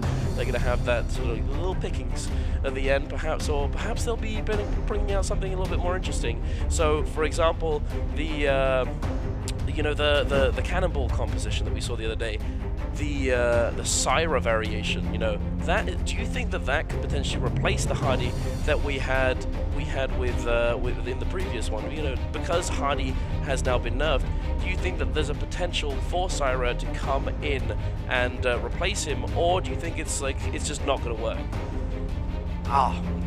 Phase 1, Phase 2, Phase 3, we'll have to see how these teams want to invest their points. Now, one of the things that's a little bit different in trios and solos is you do have those character points, and you can invest those points how you want to, depending on the map. Now, it looks like SCA, BBE, they're going to be going with that Siphon composition. What does GG think about Hollers? Now, they're really known for their Sand Siphon on this composition. They are going to be going with the Siphon, and what will KFL be going? It looks like the other SCA teams, TWSS, is going to be going for the Transformers. And again, Yak, Briome, and Windy going for the Siphon as well. It looks like Siphon is going to be played as the first round pick, probably getting it out of the way, saving it for later. Now, this is a daytime Holler out. I'm curious to see why these teams are going to be picking it, maybe to counter pick the inevitable Siphon picks if Takeda is chosen. Remember, Zai really heavily counters Takeda inside that first overrealm of Yang. Ooh, we got Wolves with the Syra variation. Syra. I was wondering if more teams were going to run this. Now, Wolves, one of the premier Yang fighting teams. I want to see them in there. I want to see how Syra really does against his modern day Transformers. 5-2-1, going to be going with some Transformers. What will end Ace? CYN, another Viper team. Okay. Going out with the double Viper, starting up, warming up. I like this strategy from them. I like playing Viper. You don't have to go Realm of Yang. You don't have to. Once you go Realm of Yang, it's very, very risky. If you die, it's very hard to get a Soul Bloom cleanse. If you're not, you're going to have a ton of success. But if you play on the opposite end where you're playing Viper, you're just hunting off spawn. You have that nice F3 Viper for that giant nuke. You have that V1 flank coming down, trying to find stuns on in that mid game. And then in end game, everything you get from there is extra credits, a little bit of sprinkles, but a nice way to start your day. Just because if you're not one of these pro teams, the first 2 games are, I would always consider them warm-up games. Yeah, no, I would agree. You know, if you're jumping into the day, you gotta warm up. You gotta warm up to it. You can't just try and brute force your way, go a million miles an hour, as you could end up just fumbling, stumbling, falling just falling flat face down in the dirt, and that is so unbelievably disheartening. You know, you take it a little bit slower perhaps, you warm up to it, and it becomes a little bit of a smoother ride into the last few games of the series, because it is a 6-game series. This, of course, is even more important in something like, well, it can be in those match point situations where, you know, it could end up being 8 games in total, but then again, you could say that you want to speed up at the very, very start so that you have the best chance of potentially ending the whole day early.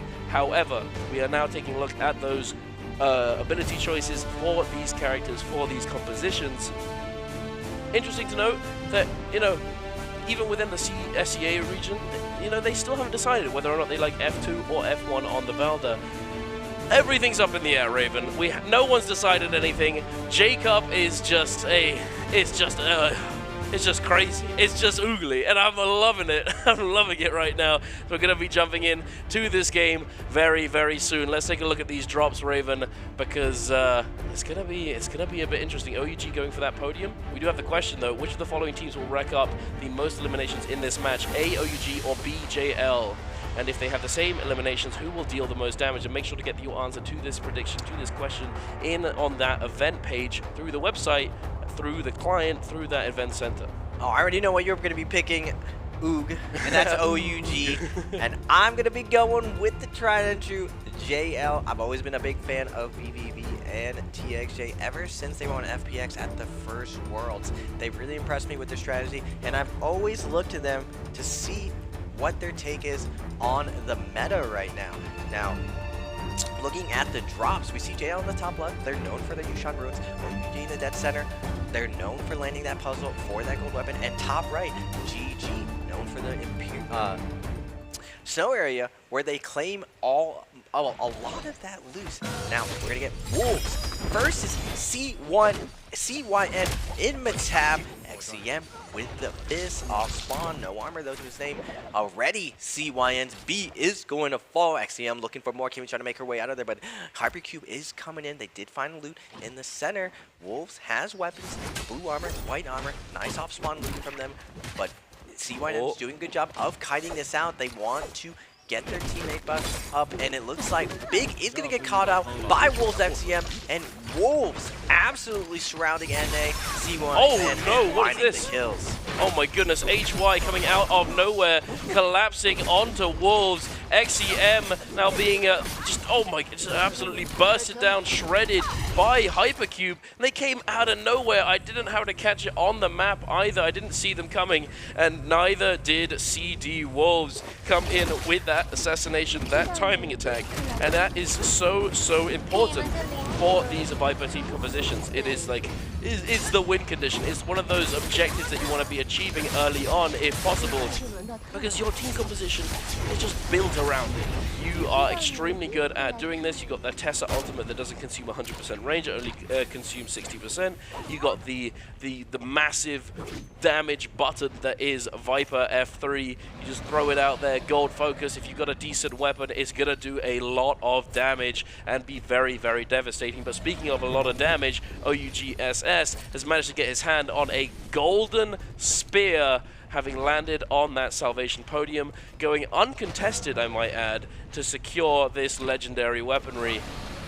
Are you surprised that teams aren't looking to contest at this point, the Salvation podium, or do you think it's, you know, it's to be expected? Like, you have that, we're fine with that. Normally in NVPL, YZG or KLA have always been the contention.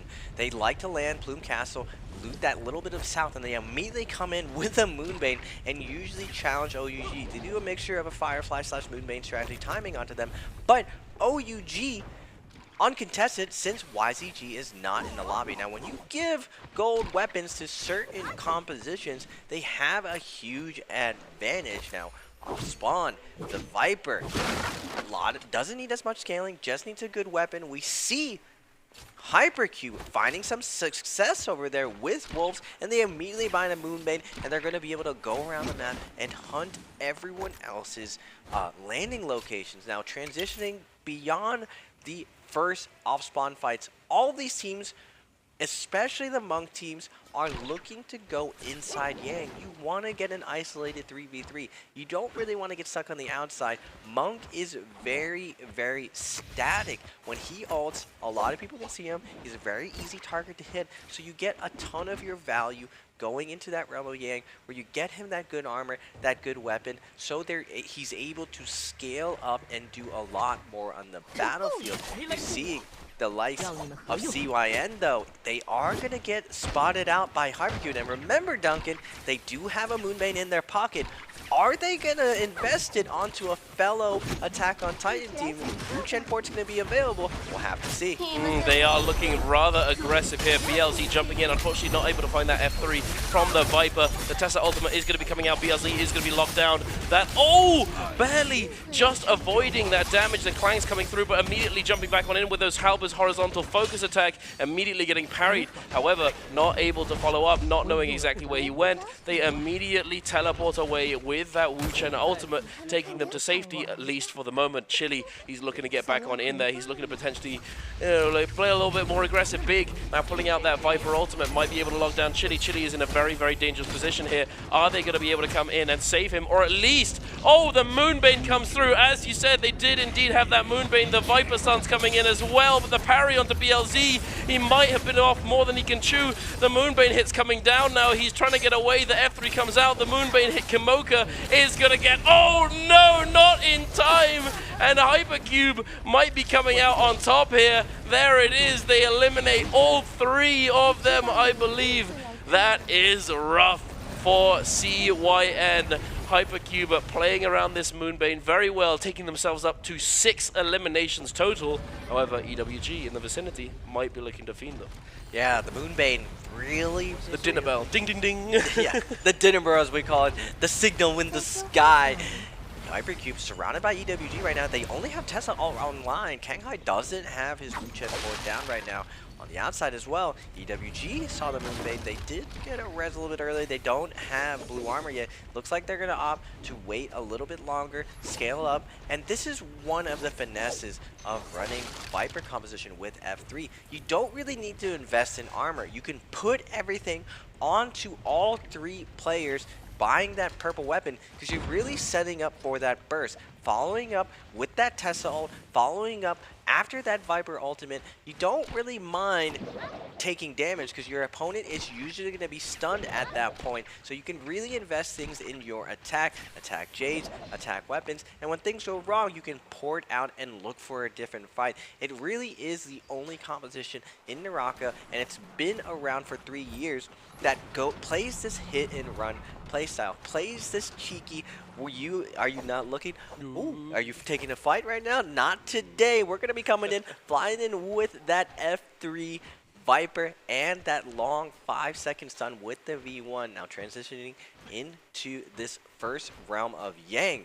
OUG, blue armor, gold weapons, and they're pretty close to getting SS onto his gold ultimate. You're seeing it's almost there, just like a quarter, a smidge little bit left. That's probably 3 purple weapons until he gets to that gold Takeda ultimate. And the difference between gold and purple Takeda ultimate, it's almost like having a V2 Viper stun on deck, except you get 4 of them. 4 of them, Duncan, and you get to shove them across the field. It's pretty fair and balanced, as Duncan likes to say. Very fun and interactive to play against, indeed, Mr. Raven. Kidding aside, though, it is extremely strong, and being able to actually scale up and get to that point as early as possible is certainly on their minds. It's on your mind when you're playing at this composition, as once you do attain it, as you said, it is just extremely good. But one of those things that we talked about, these Viper comps, they try and prevent that scaling from coming through from these team compositions because they can function with less loot, with less armor. They just get those weapons and they can dive in, play that hit and run, look to go for those griefs on the realms of Yang, where these teams who are looking to scale up are likely going to be posting up and trying to get in. You know, they're waiting, as we see right here. OUG are going to be trying to get themselves into this realm of Yang fight and without contention, but there's no Viper team to stop them, thankfully for them. However, I do imagine that there are going to be Viper teams waiting around the other realms of Yang on the other points of the map. Speaking of a team looking to go into the realm of Yang, TWSS is certainly looking to go in, as they too are running in a sort of somewhat scaling composition, but also a composition that we've seen do extremely well in that realm of Yang. Now jumping in, OUG with triple blue armor, but that golden spear on the Takeda going up against Wolves, who do have that purple armor and a purple pole sword on that Tamolk. Who's taking this one, big dog? This is going to be interesting. Oh, Syra on XEM. Are they going to be leading with the Syra ultimate XEM on the outside, scale rushing up, and then we're going to go to SS POV with that gold spear on the Takeda, looking for the lighting here. Tamiel's going to be invested. Who are they going to be jumping on? Tamiel's going to match him right now. SS coming with the Dragon Slayer, looking for the flank, not able to get it, but he does get the stagger. Goes with a parry on his flank, a little bit mistimed, the overheld. Grumion has to come through, but SS fighting back, finding a nice focus attack, putting some damage out. Syra ult's going to be coming out. What will the Syra do versus this Grumion? So much healing is coming around. Oh my Shinyu down to 1 HP though. He is going to get picked up a little bit, and NHQ is going to be the first one to fall for Wolves. It is indeed, and oh no, this is not going all that well for Wolves, getting tech chased by these vertical light attacks, the jumping light attacks coming out. Come here, come back here. Unfortunately, not able to get away. Unfortunately, Wolves are going to be going down in this realm of Yang. OUG, obviously, this is something that we've seen quite a lot of recently in NBPL. They're going to delay taking them down fully so that they can have that buff later on in the game, but heading on over to 521 and JL. Oh, 521 are cooking right now. The parry comes through onto VVV, getting absolutely destroyed there. 521, the SEA team, going to be coming in strong and shaking down one of the titans of the lobby. I believe that was a mirror matchup, right, Duncan? They were both playing Transformers. Really good. I was hoping. Oh, and BBE took down GG. Oh my god. The SEA, big from them. Let's go. The global players. I mean, can we consider them global? BBE and 521, they spent the whole year inside China fighting against the very best. in NVPL. They're pretty much a CN team at this point. Pammy's going to be popping the ultimate. BBE versus 521 SCA versus SCA Violence.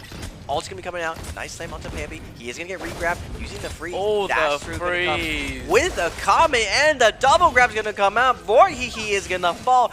521's Yin is gonna find that bow shot, find that follow him, and Ivan's gonna make his way out there, not trying to give up one more kill. No, indeed not. He's not looking to give it away for free, but it looks as though he might be going down regardless. I think the best he can hope for is to simply just not get parried and lose his purple fist blades, because that wouldn't be good. Yeah, there you go. He just drops his... He doesn't drop it. He sheaths his weapons, puts it away, just in case he accidentally... I don't know. To be honest, he didn't really need to do that, but whatever. You know, it makes my point. He does not lose his weaponry and does go down, unfortunately, to 521. But now EWG, they're looking for a piece. Cookie, he's put down that Wu Chen port. They're ready for this engagement. Are they going to be going for the committal?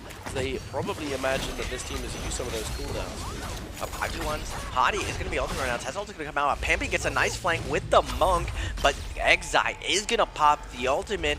Stun's going to be coming down, but he uses the cube to get out of there. Akame back in the center of things. He is going to fall right now. Mount Pampi down to 1 HP. He is going to get surrounded and surprised, but KFL is going to be showing up with the third party. Zyul's going to be invested right now. Pampi with the Monk ult. He hasn't been in at 14. He can sit around here looking for some extra frags, that extra life, allowing him to take this risk right now. KFL hits and run, coming in looking for the kill steal, and then they're out of here. They are indeed. That I believe they utilized that. They used the Zai ultimate and the Matari ultimate. I'm not sure if this is the best engagement to take. They've already used the zipping ult as well. They've used all three. This is literally the worst spot they can be in. Oh, no. He's going to be picking up the kill. KFL are in shambles right now. This is not... I don't know what's going on with KFL. They used all three of their ultimates, look to re-engage and get this kill onto the Tianhai. But now they're just falling victim to EWG, who still have that Wu Chen ready to go. And Yak gets caught out of position, biting off more than he can chew, and gets taken down in the fray. And now KFL falling apart at the seams, two-man strong. Will they be able to recover? We'll have to wait and see. But right now, Wolves are looking to recover their game by getting this fight going and getting these Yang depletions cleansed. Yeah, both JL and GG both did fall. Yang depletion up. 55 seconds left for GG. CGS with his Eye ultimate looking for a stagger for his team to follow up. Now Takeda is going to be peeling perfectly on his backside, but CGS staying active, staying on top of it. He is going to miss the F3 though, not able to get that nice fireball burn damage. Now JL is going to be showing up on the side. TXJ leading the crew, trying to find the kill. One Fang with the fist, looking for the RB. He gets the stagger from BVV. Nice spear coming out from BVV. Matari's going to be coming in with the flank. GG's going to be joining in. Both the times going at it, but One Fang is going to pop this Monk ult. What's going to be GG's response to One Fang now on the field, looking for the double grabs? Can he get one?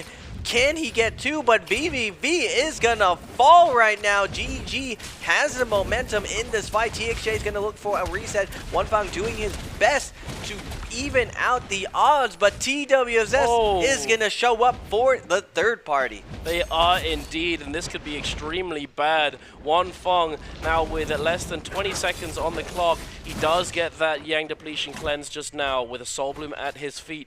TWSS not willing to chase him down just yet. They don't really have any interest, considering that BBE is at their back looking for the engagement themselves. They don't want to be caught in the middle looking to chase down a player, have one person lagging behind and picked up cleanly by a third-party situation. BBE also seemingly would much rather just pick up the scraps, get the loot, make sure that they are as kitted out going into this endgame as possible. But here we are taking a look at the Realm of Yang replay between GG and BBE, and to be honest, it looks very GG favored at the beginning here. 330 taking a lot of damage, forced to use that Kurumi ultimate. The Matari ultimate is also now on the field. Zai waiting to pull the trigger, looking for that scale rush, not able to find it. The clank comes through. The tether coming in onto Roy Hee is to protect him. The relocation of that Kurumi ultimate going to be coming on through as well, and now the Zais are pulling the trigger.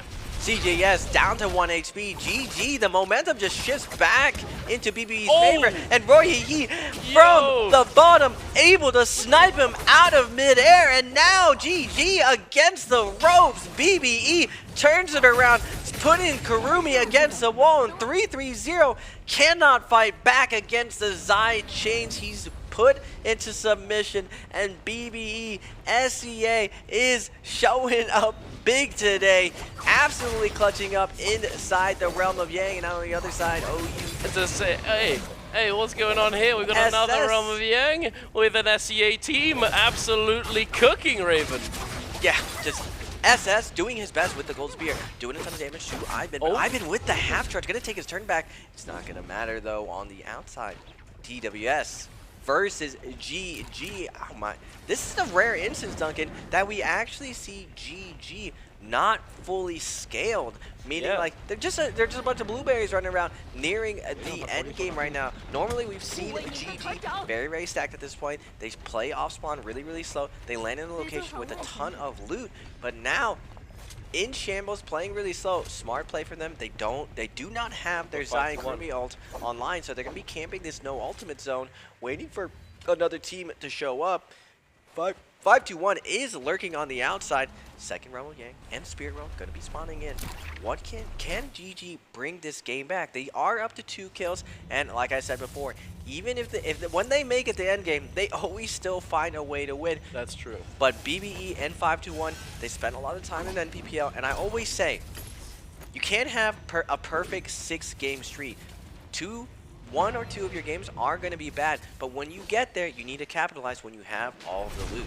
Yeah, absolutely. You have to push your advantage when you have it, make full use out of it. But here we are taking a look at the replay, the fight between BBE and OUG, and it looks as though we had the perspective of Ivan, but the King somehow, some way just got absolutely one-shot by Roy Hee and Fat Milk on the outside. Jinyu and SS not able to help him out, not able to keep him alive, and he didn't even get to utilize that ultimate before he went down. And then it's just a 3 versus 2 situation where OUG just has very little to do. They can't really do anything in that situation. You know, Zai, Matari, Kurumi is already very difficult to deal with. If you're a man down, it's going to be nearly unwinnable.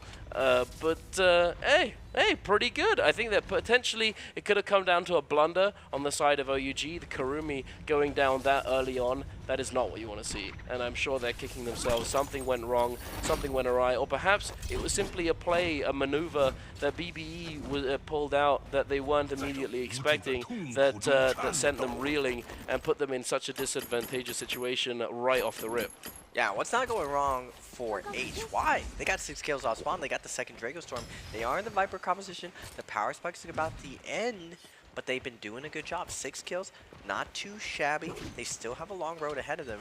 And we are on game 2. The cutoff point at 56.5 right now. Probably going to be ending around that 65 to 70 point. We'll have to see whether or not the SE teams will get held back by the SEA teams. Right now, though, the SEA teams seem to be fighting back, clawing their way tooth and nail, getting on the board right now. OUG, 2 minutes and 50 seconds. They need to find a cure right now. Now, they do have a ton of loot. They do have the gold Takeda ult.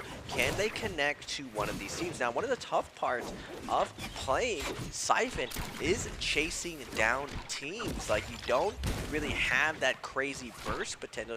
You have anti-burst potential, and they're going to be fighting 5-2-1 on the Monk, on the outside. Pammy's coming in. He is going to get staggered by that F1, holding into place right next to Pamby. Arm beats. Bonks coming out onto Pamby's legs, but Pamby's going to pick up himself, getting that first grab. Does he get a second? OUG the King already falling down, and 5-2-1 has the momentum on OUG. They do indeed. OUG the King must be having a tough day because he's been absolutely obliterated right off the rip 2 times in a row. And now, speaking of obliteration, EWG are looking to come in just as a wrecking ball and ruin all of these players' fun. GG getting parried CJS, but he's not interested in him. He's looking to try and take down Pampy and get their hands on that golden fan. Not that they knew that he had it, but it's certainly going to be a nice little surprise for them. That Tianhai coming out of ultimate is always the most vulnerable target. If their teammates just don't have anything to deal with you, you're going to be able to fall force the issue, force the fight, and take them down. But now, GG, you know, not the worst possible situation, you know. It's not that bad. They do have that purple armor on the Matari, at least for the moment. 2 blueberries, decent weaponry. But this terrain, it could go either way for them. TWSS looking at relatively strong, relatively scaled, opting to put that purple armor onto the other players as opposed to the Tianhai. What do you think of that one, actually, out of curiosity? Well, the way the modern day Transformers, since we've moved on to that healing monk, that V2 monk, every time he gets a grab, when he gets a slam, it actually heals them.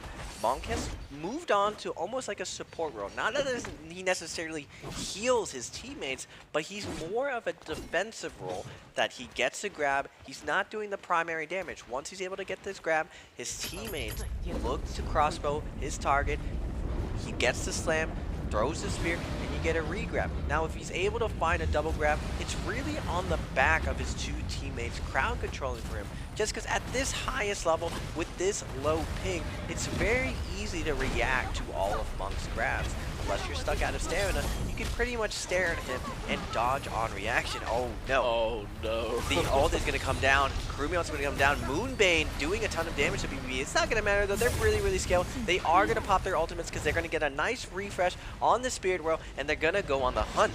They are indeed, but look at this that we have here. TWS is, oh, the grab onto the Viper ultimate, sees him come over the rock and just instantly, frame 1, getting that target acquisition up. Beautifully done.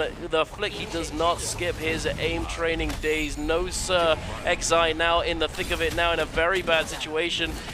Met with the cruel, cold clutch of Kakaishi DRG, merciless in obliterating this team as they get teleported right on into them. Speaking of a very similar situation with GG right here, taking down OUG, but oh my goodness, a very scaled up BBE. What an absolute tear, an absolute rampage in this game, in this lobby, fully sending it onto GG in a very weakened state with triple gold armor, the Zai ultimate coming through, the Matari dashes. Now they are going to respond, try and you know, weather the storm. It's not looking that great, but they've managed to make it all the way over to that no ult zone. And BBE, you know, they're like, okay, we got the ults out, we got the no ult zone out, not too bad, we can get the loot. It's a win. Yeah, BBE showing the aggression, showing what they've learned playing in the Pro League all of this year. They're more accustomed to the Chinese playstyle than any other of the foreign teams, and they've definitely leveled up. They're showing their ability to win Realm of Yang. EWG versus DRG. Light Attack's been coming out. Cookie stuck in a tough situation. Light Attack's been coming out. He's trying to back out using the Wuchen Golda, but he can't get away. 3 people chasing him. Grapple's gonna come in. Cookie is gonna get procced off here, and Kakaishi is gonna find the kill to him. EWG's Cookie does his best to get out of the situation. Now back to the action. BBE, TWSS, and GG all around this no ult zone. Now transitioning to this endgame, we aren't getting that super stacked endgame when so many monks are in the lobby. We're already down to 16 players due to the fact that BBE is snowballing out of control. Yeah, they get that early win conditions. They do extremely well scaling up, and then they take that advantage that they create for themselves and they run with it. You know, one of the marks of a really good team of veteran players, you know, players who are able to take advantages or like punish errors and mistakes from other players and be able to get as much value, maximum value out of that as possible. And it just, yeah, not everyone's able to do it. You know, you're able to get your hands on something decent, but are you able to use it to its maximum effect? Here we have a DRG trying to fend off Hypercube, who are tentatively trying to like vibe check this team. The other Viper composition here, sort of lurking around. Kakaishi sending crossbow shots into the to what? I'm a bit confused what he's shooting at. I think he's shooting at the orb from the Wuchen ult, perhaps. He's shooting at the center over there. HY not being the friendliest Viper team. Now normally in Pro League, Viper teams tend to go for other teams just because when you use that Viper element with the Chen, you can't really kill each other. You're just especially gonna end up using everything. And you end up doing just anything. trading abilities and you lose your killing potential. So they're looking at them like, hey Hubbard, what are you doing? Like let's go over this way. Look that way. Let's go fight these teams over here. And now BB is gonna be coming in. They are super scaled. There's cold armor on everyone, cold weapon on everyone. Tessel's gonna be invested though. TWSS also coming in with the Transformers, but I've been looking to hold the center right now, spotting it out. Army's gonna be coming out. Big damage coming through. Everyone's gonna be coming in. The roller comes through one more time, making a pizza of the lobby, but Ivan's coming in, chasing down the Valdo. TWSS's Valdo under a ton of pressure. Ivan not even forced to use that ultimate. Hadi ult's gonna be coming out. He's just tanking that damage, but looking back at the Spirit World, keep your eyes on the prize. If they don't, DRG sneaking in, trying to steer this away. They are indeed, but WX98 immediately met with the thorny roller coming on through. Not taking all that much damage, but still is gonna knock him away. Kakaishi now diving in with that Viper ultimate. Oh, okay, that's rough. Unfortunate, Kakaishi. He uses his ultimate, gets another one from the Spirit World capture, and then presses the button again to try and cancel, but in fact actually uses the secondary ultimate. So they do actually miss out on that one, but they're not missing out on the aggression. Kakaichi's still going to be diving in with this Draco Storm, getting a whole bunch of kills. DRG looking to try and accelerate into this endgame, into this lobby, taking down members of GG, taking down members of Hypercube at the hands of TWSS in fact, but they're certainly all in the mix of it together at the moment. BBE still standing strong, still all triple gold armor, full HP. Kakaishi dipping away, looking to turn their sights over to TWSS, recognizes the Tianhai in the lobby, would much rather take down this team composition than anything else, it seems. Kakaishi trying to find the damage. The grab's gonna come through from Snack, gonna get another one perhaps, maybe not. The roller's coming through, sends him over the edge, doesn't get quite far enough. But TWSS, they're trying desperately to get disengaged, get away from this Viper ultimate. They iframe the ult stun, beautifully done, but will they survive? Yeah, DRG able to secure the Spirit Roll, getting that Draco Storm, and now both DRG and BBE super stacked teams going into this last little bit. 8 players left alive. Looks like 2 duos are alive, while BBE and DRG are going to be going in. The scatter shot coming out to cause, as you say, to Duncan.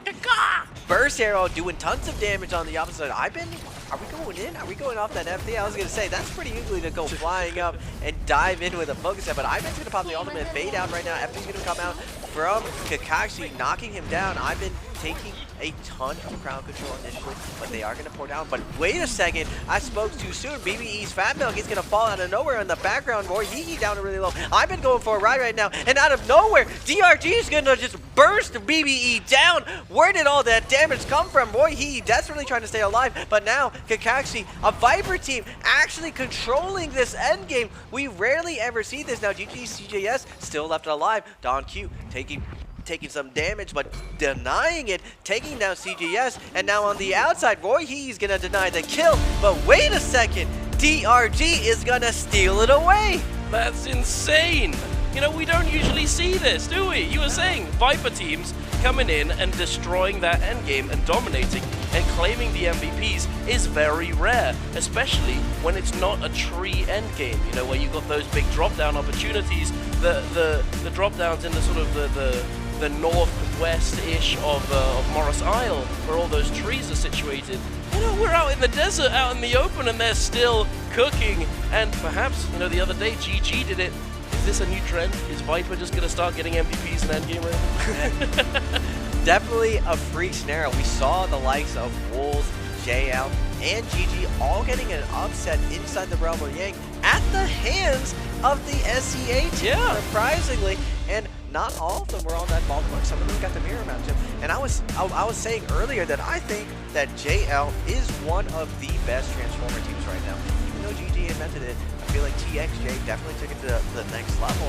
But I guess SEA taking notes, taking lines, taking strategies, taking the CN teams by surprise. And it looks like if they keep up this momentum, they are going to be able to punch their ticket into J-Cup, and they definitely deserve it. Yeah, they're giving them a run for their money, absolutely. And we're seeing these SEA teams ladder up, get closer and closer to that sort of security. But, hey, you know what time it is, ladies and gentlemen. It's time for that answer for treasures. You know the drill. If you want to get your hands on a Peerless Treasure Choice gift, you have to get your answer to this question in the chat. And the question is, how many kills did Team BBE get in game number 2? Was it A, 14, B, 15, C, 16, or D, 17 kills? Make sure to get your answer in the chat. And you have to stay or stick around. Make sure that you actually, you realize if you've actually won. Only one lucky winner is going to be able to get their hands on this. But good luck. You may be that lucky guy today. But it is a bit of a difficult question if you weren't really locked in and paying attention, I have to say. Usually the first one's a bit of a freebie, but the second one definitely gets a little spicier. But speaking of spice, all these games, Raven, these games, SEA absolutely dominating. You know, we saw it. You know, at the beginning it was a slow roll, and then all of a sudden they're falling in Yang. The veterans, the Emperor, CN teams going down in the realm of Yang to these SEA teams. Obviously, you made that comment that they have been here for a very long time. They've got that experience under their belt. They've got to practice a considerable amount, but nonetheless, that is still a big feat from them and a huge performance, and congrats to them for that game. We'll have to wait and see if they can keep it going, though, because it's not over just yet, is it? There's plenty more NARAKA to be played, Raven. There is. That's only game 2, Duncan. And we were looking at the stats earlier. JL, GG, they both had 90% win rate inside the realm of Yang. And I thought it was going to be each other they were going to give losses to, but it was actually to the hands of SEA. They were able to find those wins. Now, this is still just one round. We're hyping it up, you know, we're getting there. The SEA showing up big, second, third, and fourth, 60.5, 10.5, and 8.5 respectively. It's still at the top. DRG coming out of nowhere, stealing it away with that excellent play with the Viper Attack on Titan composition, 24.4. Always fun seeing that roller area. Everyone, the whole lobby turned into pizza dough at the last second. EWG with 7 kills at 8 points. CDGG at 6. Hypercube at 6. Unfortunately, we saw Hypercube. They had a lot of success off spawn. Yeah, they had that Moonbane. The problem with the Moonbane strategy, at least in the Pro League, a lot of the teams use Moonbane to defend themselves rather than their offense. Because if you use it very offensively, you kind of show everyone, hey, we're here, by the way, and you're not really in a retreating stance. You're not trying to hold you around. And Moonbane does that very well if you're trying to find a reset after you find that initial kill. So a little bit of adjustment. Maybe they'll make it by the end of it. Still don't. 6 kills, very good. Step in the right direction and moving up the leaderboard. Look at the overall standings. Everyone's moving up, but even though everyone's moving up, that bar is moving up, Duncan.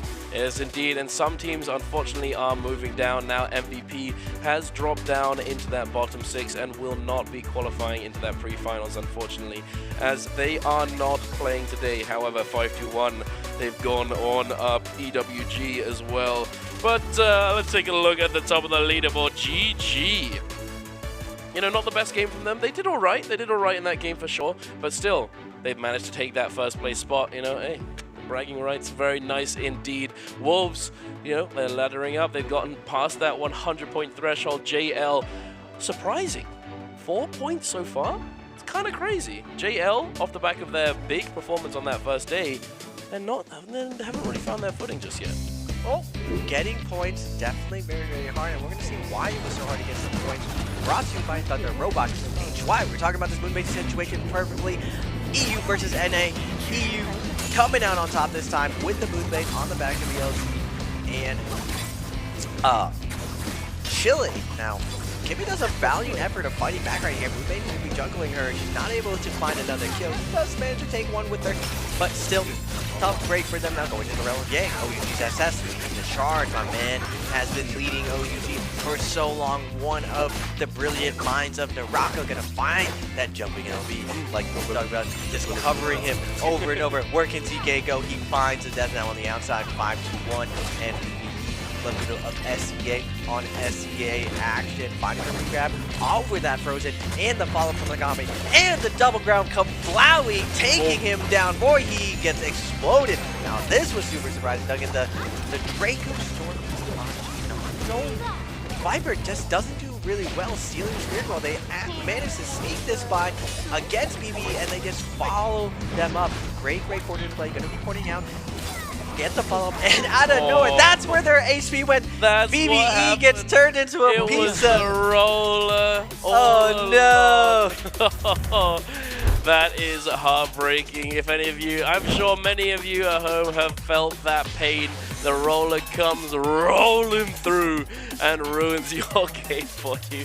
That is rough to say the least. But here we are taking a look at Kakaishi with his first MVP so far, 19,000 damage, or just under 10,000 healing, rocking Dreadful Whale, Alchemy, Poison Splash, a little bit of damage reduction, Juggernaut, and Tuna. And interestingly, the most amount of damage that he got out there was from his skills and ultimates, which for Viper V1 F3, that is F3 damage. That's a lot of F3 big damage button presses. Second of all, coming in with the fan, damage without a weapon. Perhaps that's the slaps. No, he's slapping, he's kicking, and he's got the fan going. We're having a great time today, as I hope you are at home. As it's getting pretty spicy. Things are heating up as we have all of these teams. You know, game number 2, it's done and dusted now. Game number 3 is going to be the next. It's about that time, as you talk about, Raven. The first few games, we're going to be warming up. But for the moment, we're going to be throwing over to a short break, ladies and gentlemen. Don't go anywhere. We'll be right back.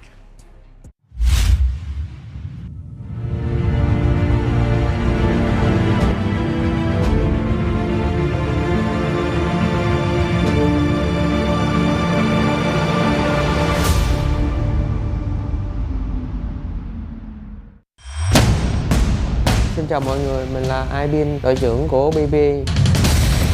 Em là Phát Miêu đến từ đội tuyển BBE. Tôi là Slowzy, tôi là huấn luyện viên kiêm tuyển thủ của đội tuyển BB.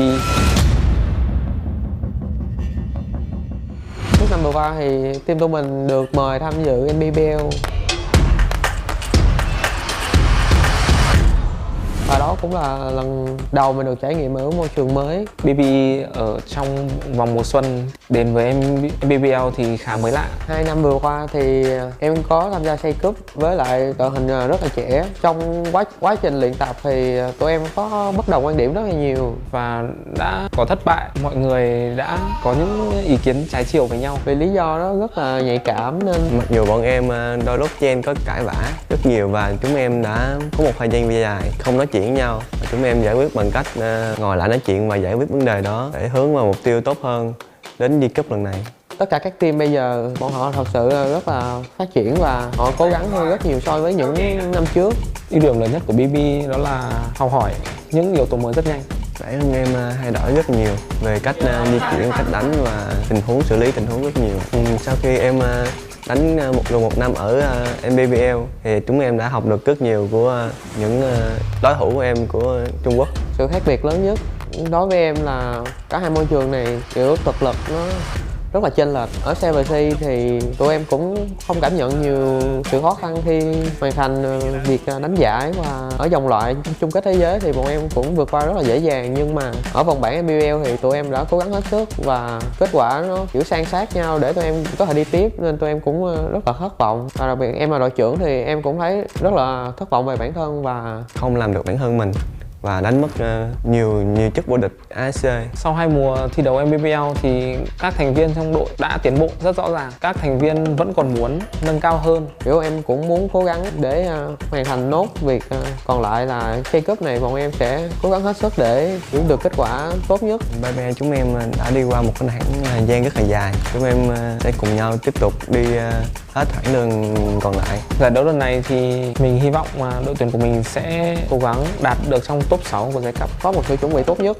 không đánh theo một cái khuôn khổ nào hết, và kiểu có sự sáng tạo trong đội hình và sáng tạo trong lối chơi để Say Cup này bọn em có thể bứt phá. Và BB không chỉ mạnh ở khu vực C, và ở Say Cup lần này thì tụi mình sẽ cho mọi người thấy BB xứng đáng với nhiều danh hiệu tốt hơn và sẽ xưng tầm quốc tế, và tụi em sẽ hướng đến những giấc mơ xa hơn.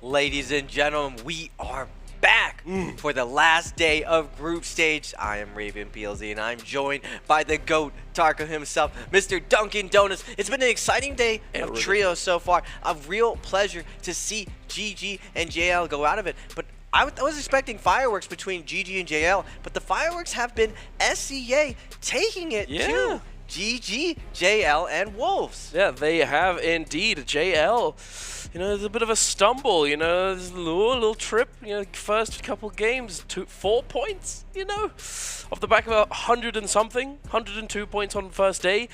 Something has changed, perhaps, you know, or perhaps they're not all that worried. Perhaps it's deliberate, you know, they're taking their time, they don't have to worry too much, they're trying new strategy or something along those lines, because, you know, it's all but certain that they've already qualified. But here, hey, we're going to be reminding you yet again, ladies and gentlemen, that QR code in the bottom of the screen if you want to stay up to date on all things NARAKA, all things J-Cup throughout the duration, and also participate in some of those events that you can get your hands on some exclusive, juicy rewards. Here they are, Raven, those choice gifts where you can choose the loot box that you like. Very nice indeed.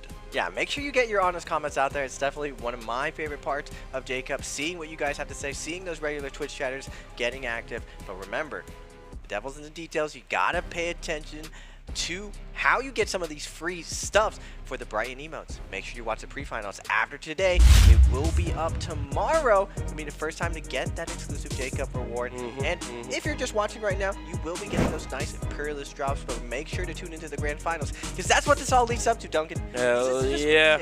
Now, a lot of these teams are sweating it. They're sweating. This is the last possible game.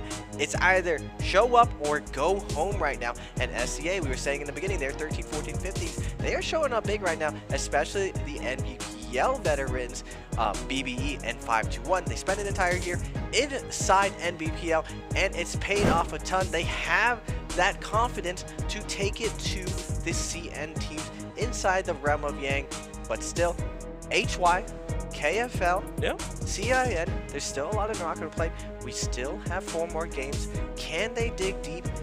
Did their preparation pay off? How are they going to sneak through this very, very tough lobby? Now, unlike the other lobby, this is probably the hardest lobby that can be constructed, because it has 3 of the strongest teams in the league. Yeah, absolutely. When you have those absolute titans of China, you know, CD Wolves, you know, you got the JL, you got DRG, you've got GG, you've got all of these teams coming in, heavy hitters. It is a daunting task to try and beat them out and actually qualify and take those spots in the top 12. The SCA teams who are showing up massively today, they are here to play. They're not going anywhere, they say, and they want to come in and potentially look to take that trophy in Changsha. But for the moment, we'll have to see who's going to be making it in on this final day of Trios group stage. Ladies and gentlemen, get hype, because it's about to be hype as we're going into game very, very soon. Now, one thing, the teams at the bottom, they do still theoretically have a chance. You know, if we're seeing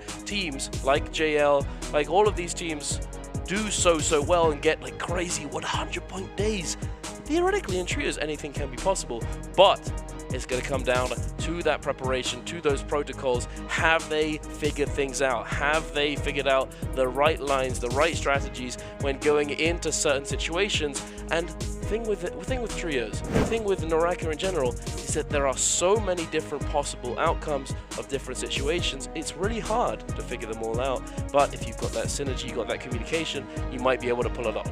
Yeah, we're seeing a really big evolution that Doug was talking about, that the game is so hard right now that the coaches actually heavily influence the outcome.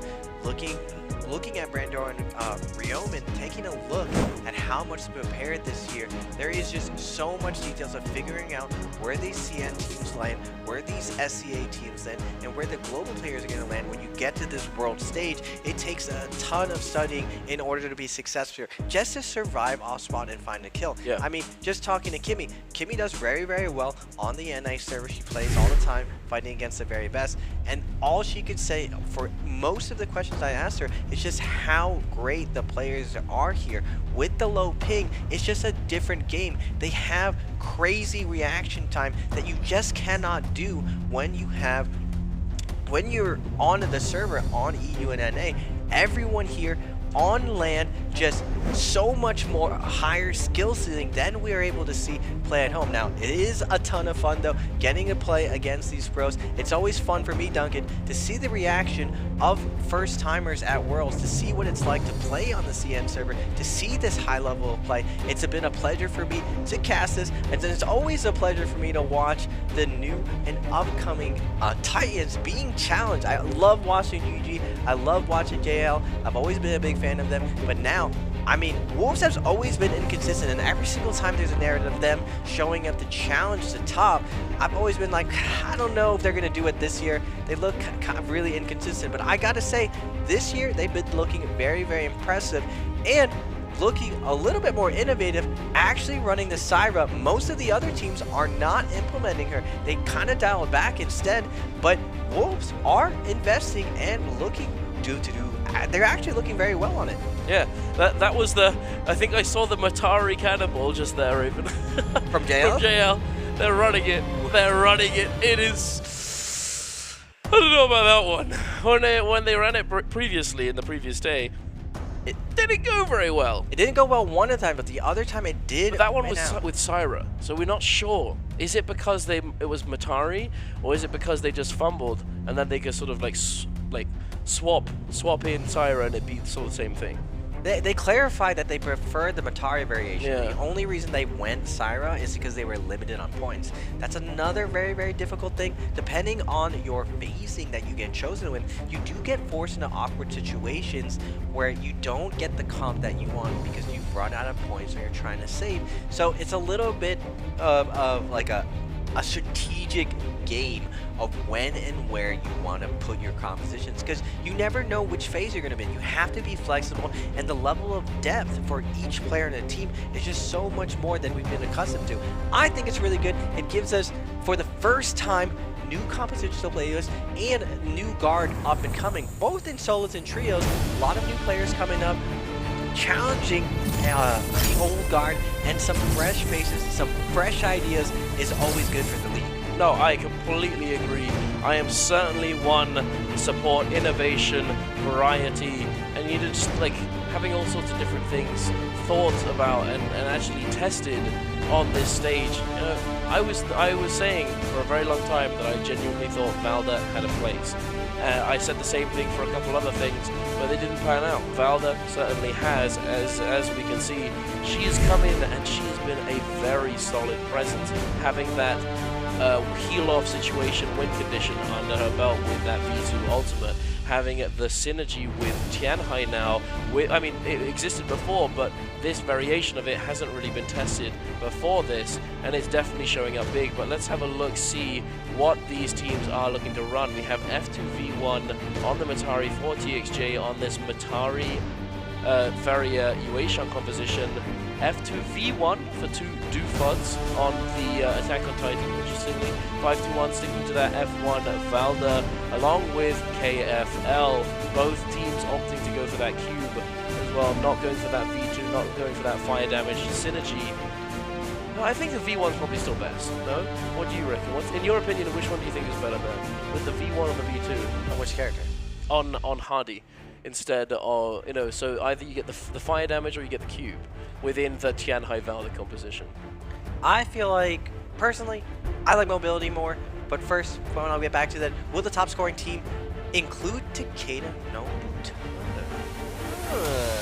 A, yes, or B, no. I'm not gonna lie, I'd be going with a no. It's because Monk has been so dominant right now, and tying back to what you were saying, the one vulnerability of the new Transformers is Monk isn't paired with Kurumi. He doesn't have a bail. He doesn't have a fairy to cover him. So he needs a way to come out of his ultimate to be safe, because the more players you have alive, the better off you're going to be. the second one of your teammates goes down, it's very easy for these very, very strong teams to surround and control you. Having that one player up, even if he's not in the center of things, even if he gets out and he's a threat on the flank, forces the team to play more honest rather than being able to go offensive. So I'm a big fan of Q. You don't really need as much damage. I think teamwork always beats damage. Especially if you're looking to utilize this wombo, this sort of like the execution cycle with the slam into the spear, into the re-grab, into the slam, into the spear. Then you also have the F1 potential if you're choosing that. Perhaps, you know, F2 with that combo breaker could give rise to the V2 Hardy, but who knows? We will have to reach a consensus later on. For the moment, we're jumping right into this game. Ladies and gentlemen, 5-1 and OUG scrapping it out on the sunny grassland of Morris Isle, but there's a ballista in play. TWSS is trying to ruin their fun. 5-1 eating the brunt of it. Some SCA on SCA action right here, but OUG coming into the mix, looking to try and take advantage of this. Speaking of KFL, EU on EU action is taking down Hypercube in the kill feed. OUG still trying to push the issue, still trying to find the opening. 5-1 Pampy out in the open on his lonesome is going to get fully obliterated, while the remaining members of his team are taken down by TWSS. Interesting full hop jumping LMB coming out from SS. I don't know if that was intentional, but it did put his opponent in such a weird position where he just faded over his head. Interesting play by him. Probably a misclip, but I'm curious to see if I see that one more time from him. OUG off spawn.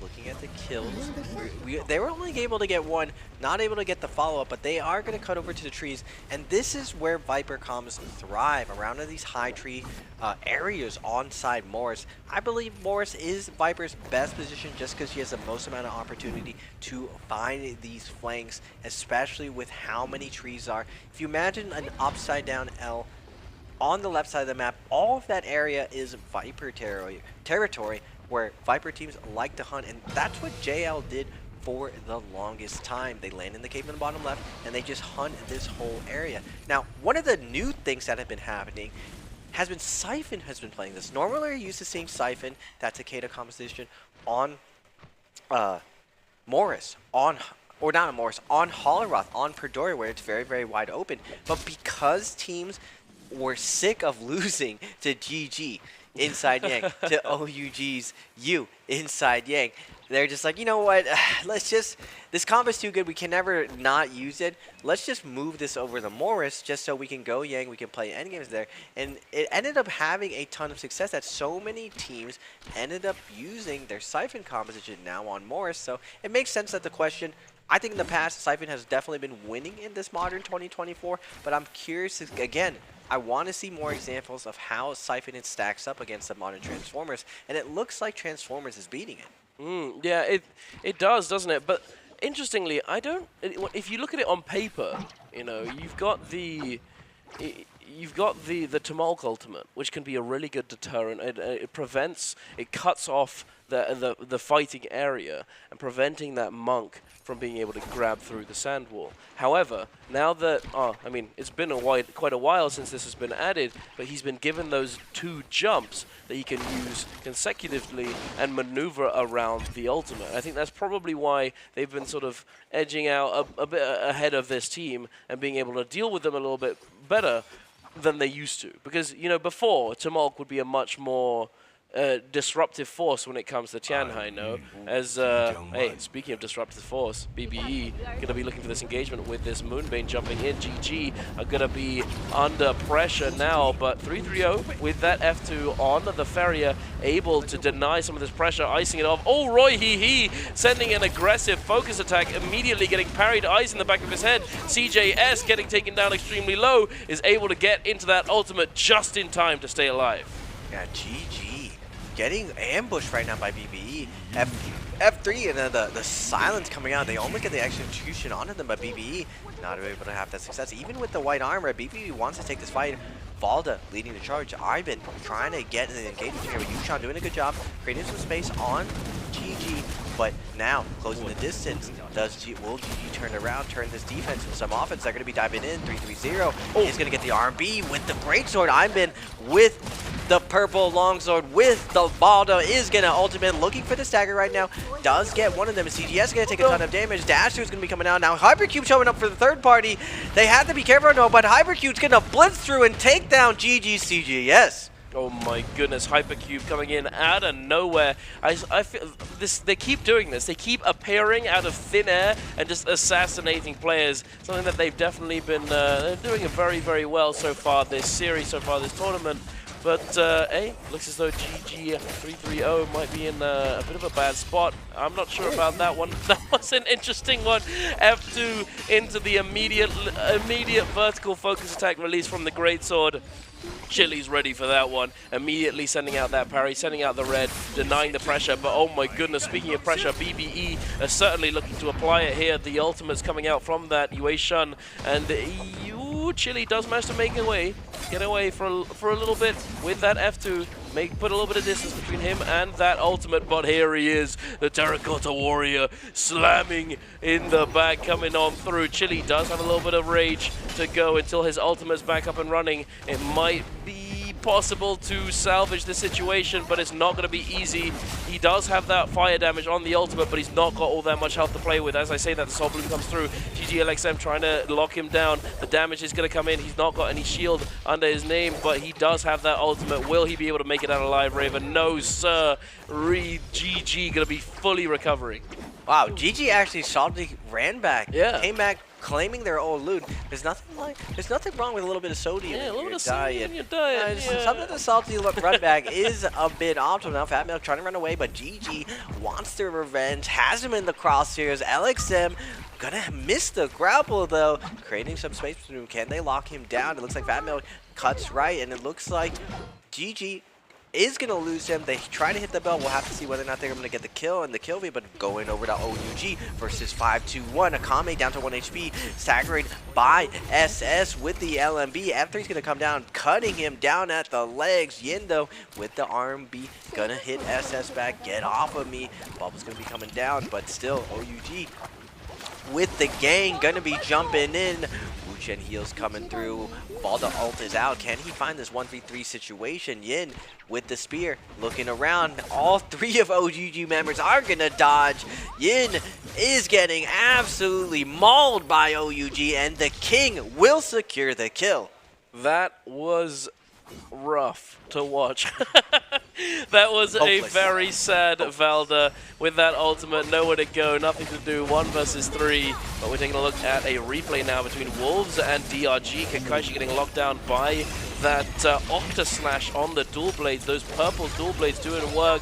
But now with the Syra ultimate coming online within that Tamok ultimate as well, Dongshin getting knocked out of that Karumi circle, trying to stand tall. Oh, but that parry coming in onto NHQ as well, pushing him away, icing off a little bit of pressure, but the Matari is down for the count right now. XEM now trying to disengage. The Zai ultimate is doing work. He's sending, he puts a little bit of pressure down, holds that blue, but it's not gonna matter. Does not believe him. Dongxing is gonna take him down, but they do recover. They do get that resurrection. They do come back in the fight, but now Wolves up against JL, Raven. They're at a bit of a disadvantage. Do they take this fight?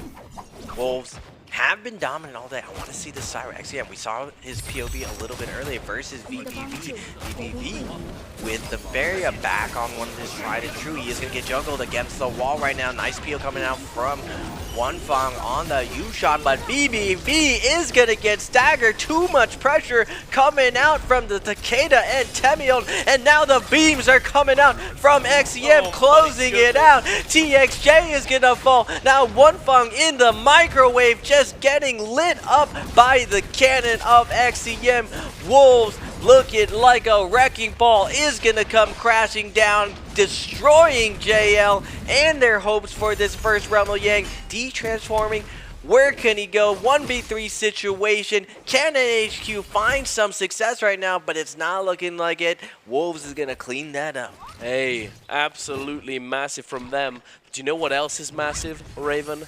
KFL taking down EWG in the realm of Yang.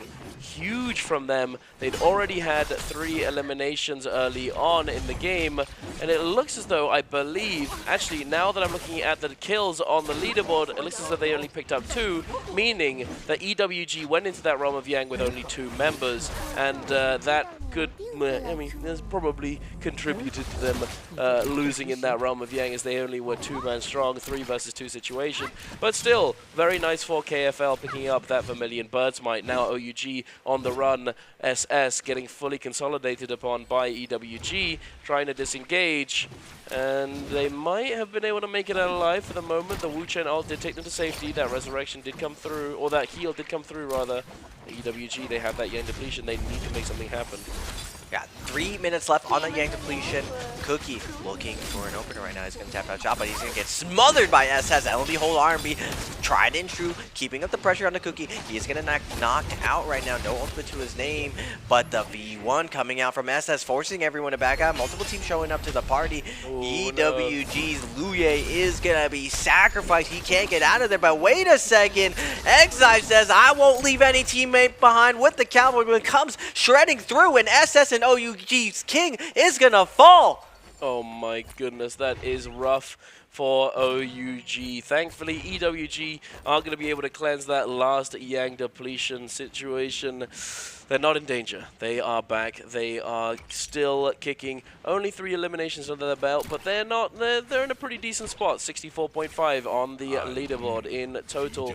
You know who's not in a decent spot? That is JL right now, as they have Yang depletion. They haven't cleansed it, and I'd imagine that the timer is starting to tick down further and further. 5-1. Akame, unfortunately, now being singled out by TWSS. I believe he does still have his teammates alive, but considering that he's the one who's had the bounty placed on him, he's acting as the sacrificial lamb, and he's going to pull these players deep into the storm, far, far away from his teammates, and not risk the potential situation where they just get fully engaged upon by a Viper team composition. Yeah, 5-2-1 makes his way in the zone, not able to get away. Easily tracked right there.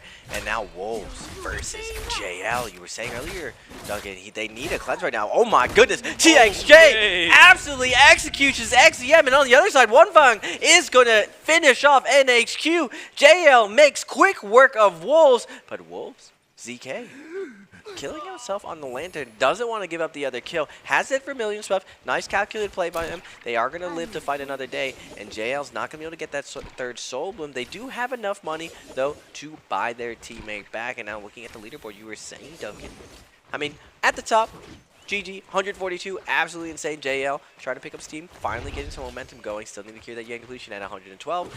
Wolves at 107, but right on the cusp.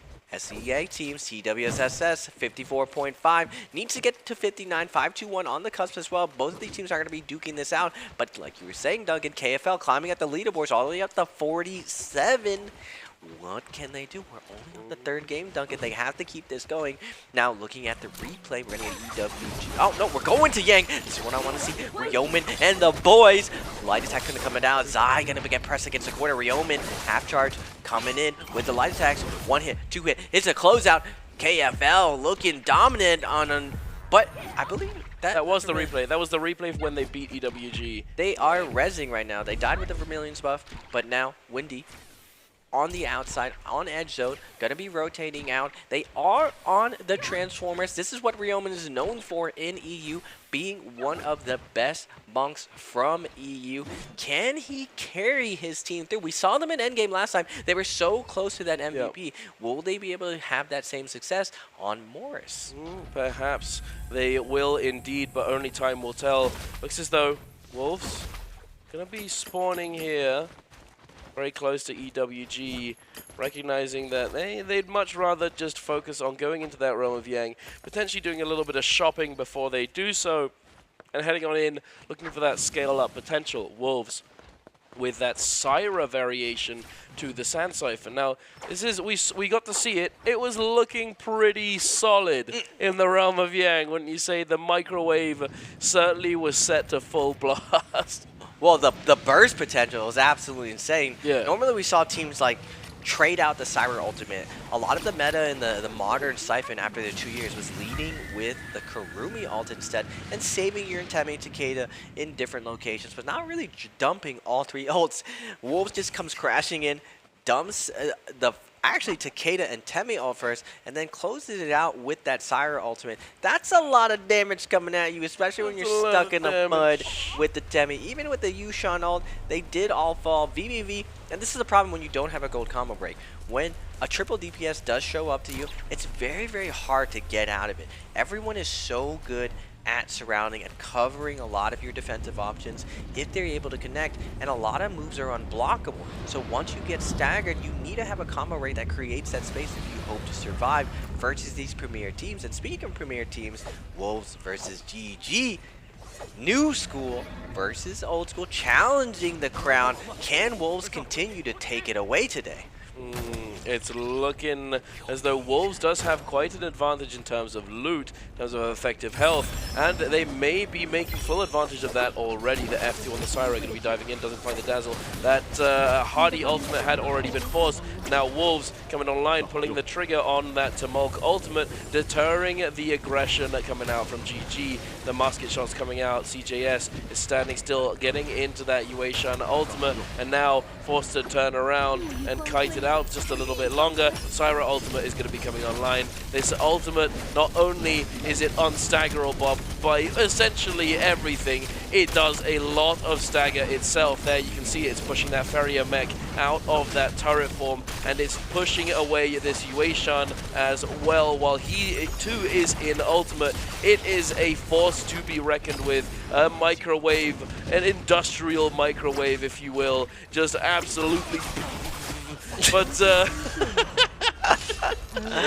this is, I'm not gonna lie, this fight, this perspective that we have right here, it really does show the true power of Syra and what she can potentially do. I believe that it's a good composition, a good counter into this specific composition, because it counters those transformers, but we'll see if it actually works out in the long run. But a huge fight from Wolves, able to play around their ultimates and their cooldowns so unbelievably well. You know, nothing too fancy, no crazy neutral engagement, no big parries. It was just pure structured team play coming out from Wolves, and that's exactly what you want.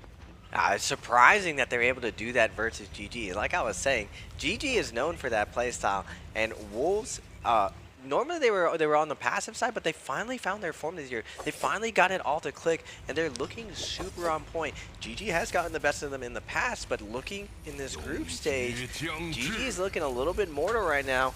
And can Wolves really keep this up? JL on this new composition, a new variation of Cannonball with the Draco Storm. I'm excited to see this. We saw a little bit of a mistake from BBB because he likes to thread the needle so much within neutral, but they're managed to recover, find that cure on the outside, find the cure to Yang depletion, and this is a comp that we were experimenting with as well. Just Matari is a good replacement for Hadi, just because she does beat Hadi. Now going back to the highlights, VVV looking for the F2, looking for the silence. EWG is going to be in this right now. VVV desperately looking to connect to his team for his teammates, but dropping down with the focus attack. Not even landed. U-shot from one fan coming in, and Luya is going to get executed from TXJ. VVV now jumping in the mech. Just a little bit of a cleanup now, trying to close out the Zai Cookie, doing a good job kiting, getting away. Can he stall out his ultimate to possibly 1v3? Just waiting for these transformers to de-transform before he pops his ultimate. And Xi doing his best to kite right now, but nice connection using TXJ to hold on to him. And TXJ with those dual helmets doing a ton of work, keeping up the pressure. Xi trying to get away, but VVV, the turret, the mortars coming from behind from his Feria. Now the silence coming in. Cookie is coming in on the Zai, but the chopping blocks is going to slow him down now in a 1v3 situation, trying to fight back. Nice team play going to come out. The crowd controls too much. He gets sent to the sky, and like a cookie dipped in milk, he was consumed by JL. Indeed he was, Raven. But EWG, it is he might be getting consumed yet again. And the packet might soon be finished. Scrumptious indeed. GG. Although, might be a little bit of blueberry muffins right here. We got the blue armors. LXM 330 looking somewhat like a snag for EWG right now, considering they need to cleanse these Yang depletions. They have utilized 2 of these ultimates already. That Yueshun ultimate has come out along with this Hardy Cube now being placed in the air, but Cookie has been holding back on pulling this trigger, holding back on utilizing this Zai ultimate, try and save it until later on where he's going to be able to get the most value. CJS now jumping into that Farrier mech is going to be trying to do something for himself and prevent the onslaught from EWG. However, that being said, considering the armor that they have, considering the health pool on this V3, or on this ultimate, on this turret, on this this pillar form of Farrier's ultimate, doesn't have as much HP, and it's not going to last as long. EWG Cookie now jumping over, going to be staggering CJS immediately as he comes out of the ultimate, but the F2 coming out from the Farrier is going to peel for the moment. The Cavalry Blue coming in the back to protect him, but oh no, I don't believe this is going to work out in GG's favor, I'm afraid, as they simply have a lower total effective health pool. It's not looking too good for them. The Zai ultimate doing work, LXM getting cooked. He's trying to chase him down now. Cookie chasing him. It's already over. The Farrier in the jump, but horizontal is going to be staying in the air, and there it is. That's all she wrote. EWG going to be taking down GG. Wow, GG is looking very mortal today, Duncan. Now, they did start off very, very strong. They did have 6 kills, but they lost their Realm of Yang 90% win rate. That 90% win rate is getting cut in half, but JL Spirit Well for Wonfang. He's going to go to the air. Man. Oh, I was like, wait a second. VVV always plays Fairy up, but Wonfang on the Yushun is going to go to that Fairy mech, challenging the Spirit Well, but the Moonbane forcing JL out of this. A little bit of paid acting coming out from the Moonbane, not letting him claim it. Now Wolves going to be sneaking in, and this is what Wolves is really known for, Duncan. They really came out of the gate swinging when it came to this Spirit Well meta. They were able to play that White Tiger buff situation very well, but when they got nerfed, they kind of lost some of their spark, and other teams were able to find their way in, but we're still seeing them reinvent themselves and adjust, and they're dominating in this group stage right now, being able to claim this. And last time we saw them earlier in the day having the triple golden armor, and they're on track to doing the same thing this game. Indeed, but we're moving on over to KFL Wolves, and I believe that was TWSS all scrapping it out inside this treehouse. KFL now being forced to kite away Yak with only blue armor. I don't think they're looking to really take a proper 3v3 fight in this situation, considering the White Tiger's prowess. Wolves team that just popped this Spirit Well over TWSS. Doofuds is going to be left a timeout here in this treehouse. He is a lonely soul, unfortunately. LY Polaris, he too is in a similar position. They're now going to look to try and fight for it, I believe. Never leave a man behind. Polaris coming in, immediately getting parried, though the F comes out. The combo breaker is going to save him from taking all of that damage. XCM now popping that F2 on the Syra, going to try and stay as close to him as possible, gets the dazzle into that focus attack, but the terrain grief is going to come through, allowing him to get that ult off, but immediately going to be able to cleanse the charm. Polaris is now back on the run. Yeah, Polaris doing a good job of getting out of the situation, using his solo skills to his advantage, getting that nice kite off, and now looking for the res onto his team. So many teams over here taking advantage of the chaos, but Wolves with that focus, with that Tiger buff, looking to pick up more kills, wanting that MVP for this round. They are neck to neck with DRG. Both of these teams at 10 kills. They are going to deny that res. Whoa. No free res right now. Polaris forcing the trees right now, trying to get out of here. Is going to scale rush up the tree, but Wolves hot on his heels. They got his scent. Where you go, and the Wolf Pack is going to be chasing you down. Polaris, though, with the dual Halbies, creating a nice amount of space right now. Scale rush is coming down, but not a lot of terrain when he goes this direction. And the Moonbane, this 80% Moonbane, Duncan, not leaving you a ton of space to survive, and unfortunately for him, he's going to be pushed into JL. He is indeed. That is a sad sight to see. Oh, there it is. Oh, no, wait. Oh, yeah, don't do it, buddy. He's dropping down to try and get that Soul Bloom, try and grab some of this loot. Takes quite a bit of damage himself. but that is indeed sad to see. TWSS Dufus. Oh no! This is what happened to him before dropping down off the tree into the Moonbane hit, and there we cut back to live.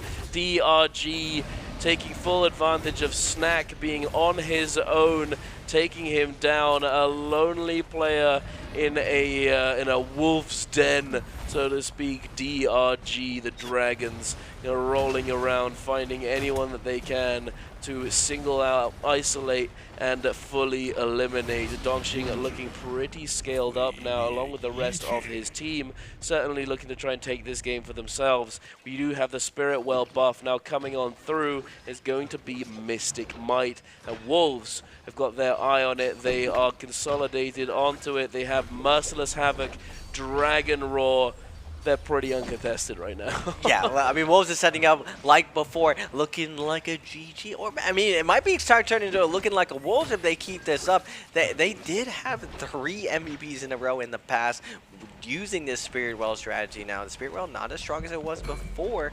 On the outside, you see EWG. They're looking very scaled up, too. Now, this is where Zai's power spike kind of fades out. She's not as strong as Takeda with Temi paired up at claiming loot. The reason why Temi and Takeda even exist is from the old school meta, from the early days of NARAKA, when we used to loot chests. The ability of Temi to put the wall down and Takeda to shove people away allows you to claim these situations, especially when this team is set up with Merciless. Now, who can really contest there, especially when you're going to get their ult back now? EWG on the low ground. Luya is going to fall right now. Can the Cookie and the crew find some space to get him res right now? He does have ultimate. It's worth the investment. He can instantly pop ult if he wakes up, but 2 teams hawking this. JL on the outside, DRG in the trees.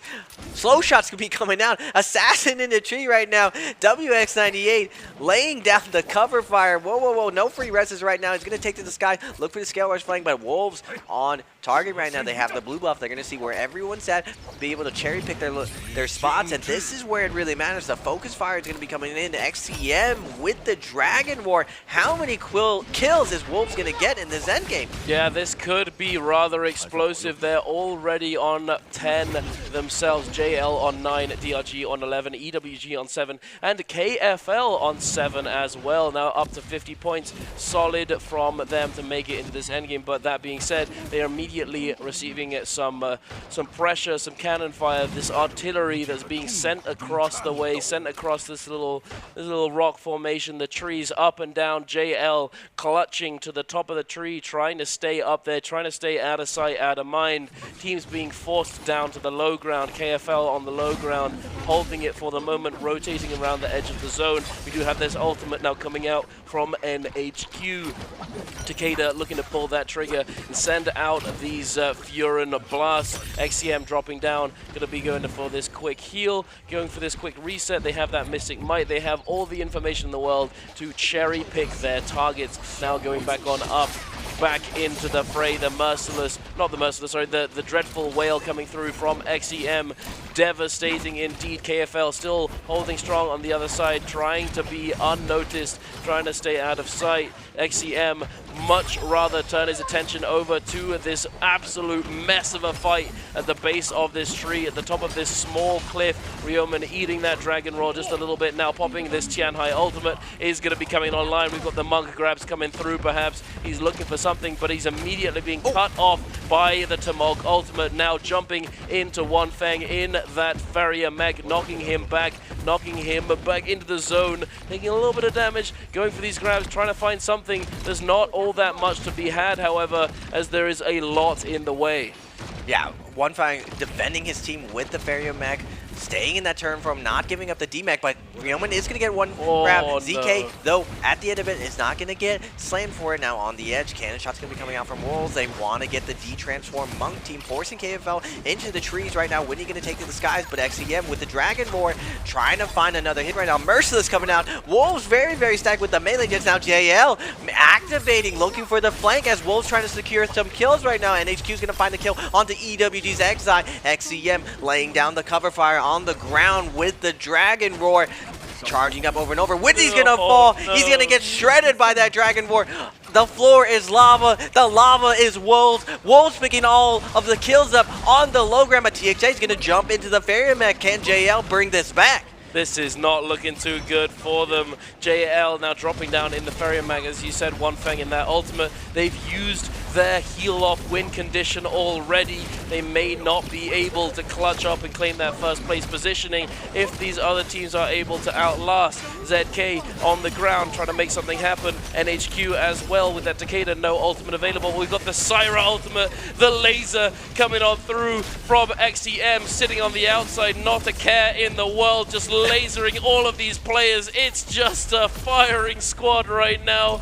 A laser tag competition. They're just sending all of these off. He's just having a great time. He's just in the arcade. Pew! Shooting the wall down. And Wolves are going to be claiming their MVP for game number 3. Ladies and gentlemen, the Wolfpack is here. They have arrived and they are ferocious. Maybe the veterans switched off Syra a little bit too soon. I mean, the first day of trios, Bowder was crushing it with Syra, even with Zion Matari. We saw other teams running Syra with the Cicada Temi, but ever since OUG got gibbed, when they went for a Spirit Roll, they couldn't sustain the damage from the rest of the lobby. We saw a lot of teams move away from that Syra for that support role, but now Wolves brings back Syra, and you see how dominant she is in the endgame. She's almost like a pseudo-transformer to able to have that second health pool to win the heal-off situation, but leading up to it, she's such a strong offensive tool. The one weakness she really has is your opponent runs away. If she gets away, she's like, bye-bye, can't really catch you. But with the Temi ult, with that mud to hold people down, so Takeda ult as the Temi ult, plus it's just, where can you go? She's just gonna cook you up, set you up, and find all the frags. And Wolves might be setting the meta leading into this pre-finals, Duncan. Yeah, no, absolutely. I mean, I've been an advocate. I saw Syra's potential early on, as we've discussed it at length back at home. But now that we're here in China, we're seeing it come out a little bit here and there. But who knows? Will it stick around? We saw a little bit of counterplay coming out to Syra yesterday in solos in the form of Wu Chen V2. Don't think we're going to be seeing that in trios, but we might continue to see a little bit more Syra moving forwards as you all well know, the laser is pretty strong, pretty high intensity, and if you can sit on the outside with that shield, you know, it's kind of like with the Valda, right? You got the spears, great. They don't do any damage though, do they? You know, you have to have the follow-up. Either you have to do it yourself or your teammates have to facilitate it. However, if you're sitting on the outside as a Syra, you're just having a great time, like, you're just chilling. You're just lasering everyone down. If you're able to do that, if you're given the abilities to do that, obviously this could change. Teams could catch on and try and deny this situation from taking place, as we've seen happen with lots of different things in the past. Teams catch on, they click, okay, we need to stop him from doing that. We need to prioritize this target. We need to stop them from being able to make it to those endgame situations and getting to do what they want. Yeah, exactly. Fun indeed. Fun and interactive gaming, Duncan. Yes. When you see that Syra ultimate, she does get to do what she wants, and what she showed us today with Wolves, that she has to be reconsidered in this meta. We saw one composition of each. We saw the modern Transformers, we saw the counter that JL likes to play, and we saw Wolves navigate that situation perfectly. Now, they did have a lot of high trees to play off of, but still, normally we see GG able to pull off something like that, but Wolves looking very, very poised. 19 kills, 26.8 points, JL at 11 points, EWG at 11 kills as well, both getting 13.5 points, SCDRG at 11 kills as well, 12.5. KFL, the EU boys, not too bad, from your region, they're climbing up the leaderboards. There's still a lot of NARAKA to be played. They still have a long way to go, especially with SCA doing so well right now. 5-2-1 BB. Yeah, absolutely. WSS also firing on all cylinders. Going through this last little bit of stretch, these next 3 games, it's gonna be a very, very close one, just like in solos. But looking at the over stats from the MVP of Wolves, 26, almost 27.7 27,000 damage on the Takeda and 21,000 damage on the Syra. It's just normally you see that healing stats, and we don't need healing anymore when you can do damage. We get who needs healing when you can do damage? Yeah, who thought Syra was the support? Oh, so silly. She's got a laser, my friend. Here we are taking a look at the total standings. The top 12, that threshold is being held currently by 521 at 59 total points. And then unfortunately Ares, the hot seat is getting a little warmer. Oh, no. A little warmer, 61.5, and unfortunately they are not playing today. They cannot defend their spot on the leaderboard, but we will see. Only time will tell. However, I think it will tell indeed. But look at this. We've got GG sat atop the mountain, 23.5. Not the best day so far, especially if you look at Wolves, who have managed to accumulate 50 in the first 3 games. That's 50 for half. You know, and we're going to see a 100-point game, a 100-point day coming out from Wolves. Who knows? We'll have to wait and see. But what we can see right now is a few highlights off the back of that game, off of that Wolves MVP, sponsored by Thunder Robot. Let's go. Let's get into it. Dude, the Temio plus the Syra microwave. Where can you go? The beams are coming out. The Yushan's trying to peel as much as he can. The buff doesn't give his team enough time to get away from it when you have so much pressure coming out from the Takeda stagger. No stamina from the Temio, and the Syra coming up your back, staggering you now in this endgame. They keep up that same momentum. They claim the Spirit Rolls, and they target fire perfectly, staying as a squad like a wrecking ball, rolling through everyone, now finding all of the squirrels in the tree. You see the Dragon Roar of XCM find all these players on the low ground, on the mid ground. Now this was an excellent endgame. 3 teams on the edge. KFL, JL in the corner, but Wolves, because of their Merciless, because of their Dragon War, were able to control the spacing on the ground and take and clean up all the fights. JL at the last second tries to find the flank lane, but it's not going to come out for them. Now taking to the skies with the Temio. They want to delay for as long as possible because XCM wants to win this heal off. Now perfectly staggering, using the grapple over and over on the low ground. JL with the barrier, blowing up everyone, taking a couple kills, but at the last second, as the zone's coming in, the Syra ult's going to come. The balls are going to be flying. The cooking is starting to cook. Everyone trying to run away from this, but Wolves is securing all these kills right at the end. Everyone at 1 HP. Their Temio's finally going to come back online. Not even a threat of dying. Syra still at max health, and Wolves showing a clinic of what's possible with this new composition. And the thing is, I was talking about this earlier on in the week. This character, although her shield on her ultimate isn't as big as Valda's, you know, the zone, the storm doesn't do so much damage that the difference between the two is that substantial. I think it could definitely be looked at a little bit more, but we shall see. CD Wolves NHQ with his first MVP for the team, F1 V3 Takeda, 27,000 damage, 9 eliminations, 6 assists, and the majority of that damage, just by a small little bit, coming out from that cannon. And of course we're going to be seeing that Ruptured Gale Orb and Flame Breath coming on through the spear with 12,500 damage. Where am I going with that one? Absolutely cooking on that Takeda. And hey, you know, Takeda's, they're certainly the MVPs. They're in the spotlight all the time, but I believe Syra was also certainly in that spotlight. This team feels very oogly, very aggressive. You know, who needs a support? Who needs healing? We got lasers, demons, and sand walls. That's all we need. Yeah, leading into this patch, like Syra got buffed up. Her healing in trios went from like 80 to like 180, so every single orb she throws out not only does stagger but heals her teammates. She doesn't really need much more to be viable, as we've seen. But ladies and gentlemen, you're gonna have a question before we have this interview. Peer Bliss Treasure Choice gifts are dropping, ladies and gentlemen. Which team is leading the total scoreboard right now? Is it A, JL, B, CD's GG, or C, OUG, or D, YZG? Now, make sure to lock in, ladies and gentlemen, and we are joined by the great GG for an interview. Okay, so first of all, hi everyone, this is Yeager, and let them do a self-introduction. Hello, 李新淼，先给大家做个自我介绍吧。Hello， 大家好，我是积极战队的李新淼。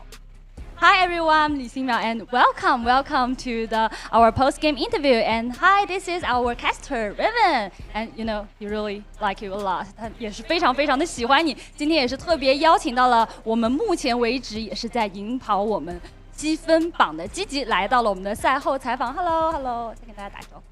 Hello, LXM. I have actually been a big fan of you.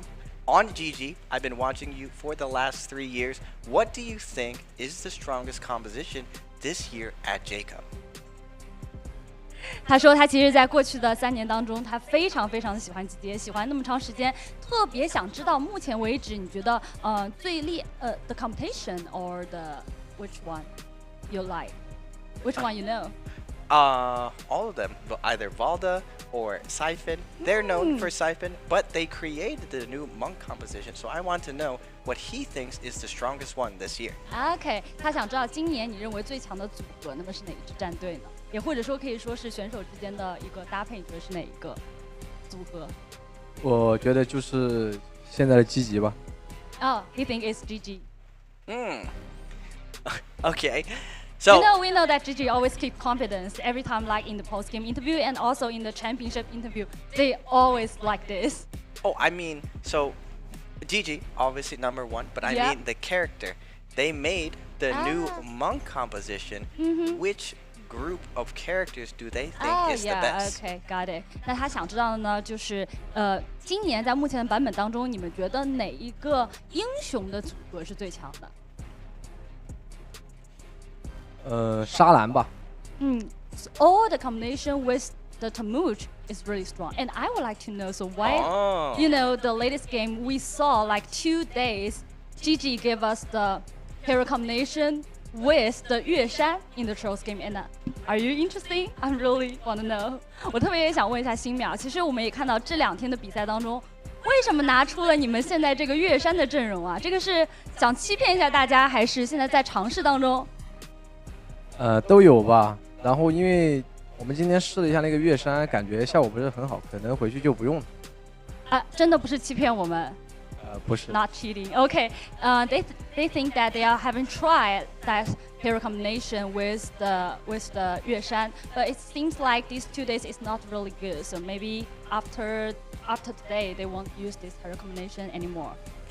Okay. And you know that Riven, I prepared a little game with you and Li Xinmiao together. Okay. Okay, a little challenge is really popular now in China is that I will give you a word and then you add a word and make it into a new like sentence or word together. Okay. For example, like if I give you like wife, you can say love wife, and another one can say I love wife.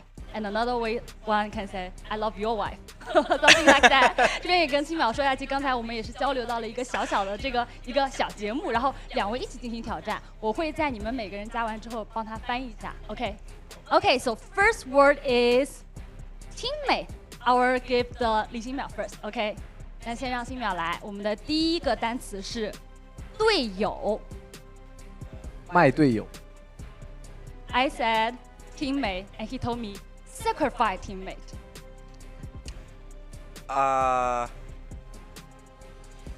Ultimate. No, add one word. One. Yeah. Teammate. Sacrifice teammate. Himself. Sacrifice teammate himself. Wait, teammate sacrifice. It can work. It can work. Raven 说，让你卖队友，卖你自己。卖自己这个队友，那算了，我们还是聊一聊吧。既然已经讲到说卖队友啊，其实我们知道3排当中也经常出现到卖队友。Okay, we know in the Trolls game sometimes we can see the sacrifice teammate. One last question is 李新淼 ，If you need to choose one, who you will sacrifice? 如果一定要卖一个队友，选择谁？2个都卖吧，我自己活着就行。He wants to sacrifice 2 teammates together and just himself. Alive to the end of the game. Really interesting. Thank you. 谢谢新淼来到我们的赛后采访，非常有趣。现在看到我们今天打得也非常好，那祝你们接下来继续加油。We can say cheer up to GG. They're really good. Anything you want to say to him? Alex M, NA thinks you're the best to mulch. 希望你是最好的单男。OK， 加油 ，cheer up! Thank you for today's interview, and we will take a break and be right back later.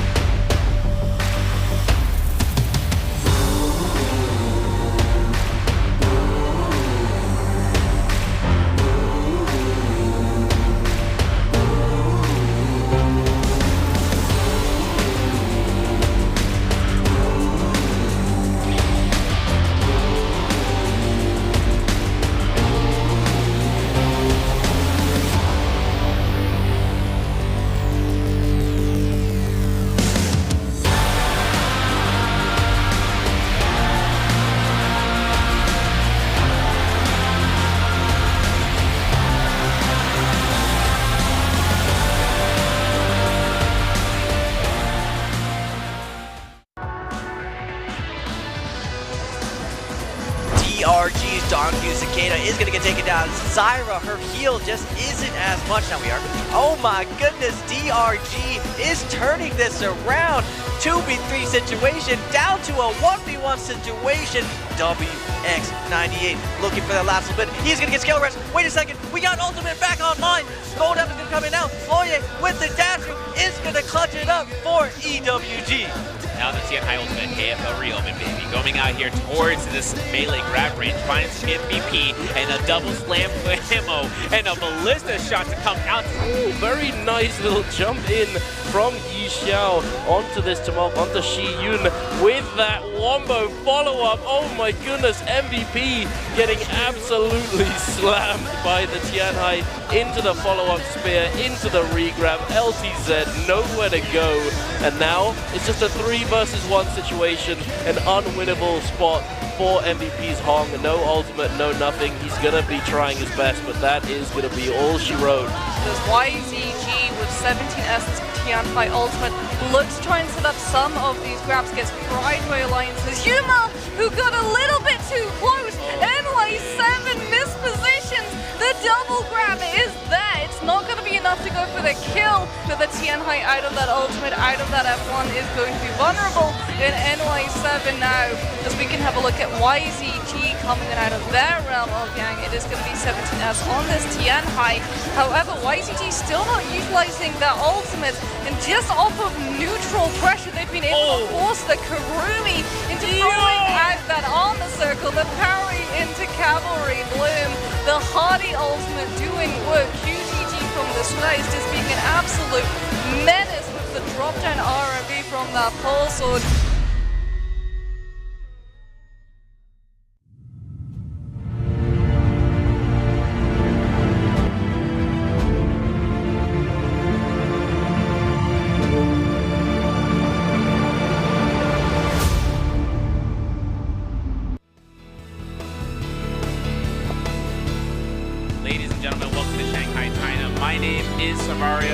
Going through in terms of J-Cup trios, day 3 alongside with Tessa.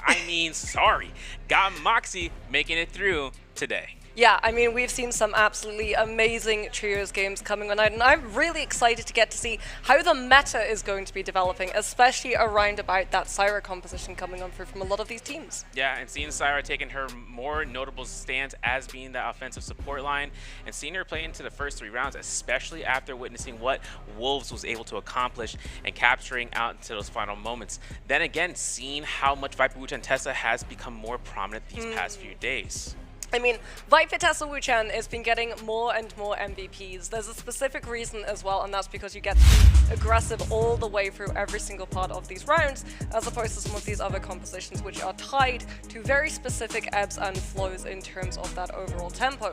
The Valda Tianhai Hardy composition is looking incredibly stellar. However, if you do not win that realm of Yang, it can be much harder to translate into endgame. Yeah, we saw in terms of one of the teams going up against Wolves with KFL being able to survive, having 7 eliminations near to the end game zone, and having that Valdo Tianhai and the Hadi composition, but not been able to go ahead and take full synergized motion without the tumult ult being up, meaning that once we saw Ryoman take the ultimate, it became more of an issue for that team, but that's just how the skill set comes up within the CN roster for the teams. I know for a fact EWG have been cooking, no pun intended, coming through today. They are in 9th overall, been able to pass throughout the qualifiers, because we have to remember, and this is going to be a remembrance moment for round 4, every single team must try to get the top 12 just to make sure they can qualify for J-Cup pre-finals and then landing us into the grand finals in Changsha. Yeah, and this is the last day of play in terms of those trios matchups. So this is going to be the last opportunity that these teams have to be able to make it into those top 12 teams,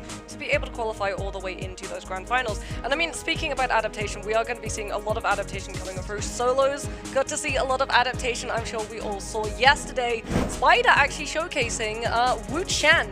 It has been 2 years since Wu Chen had a solo MVP, and we got to see it come through yet again. So we know that this meta is going to be consistently fluctuating, as some of these teams going to be sitting on those strategies. GG and JL both more than happy to just go through and run it down with things like that Cannonball composition, where they're just testing the waters.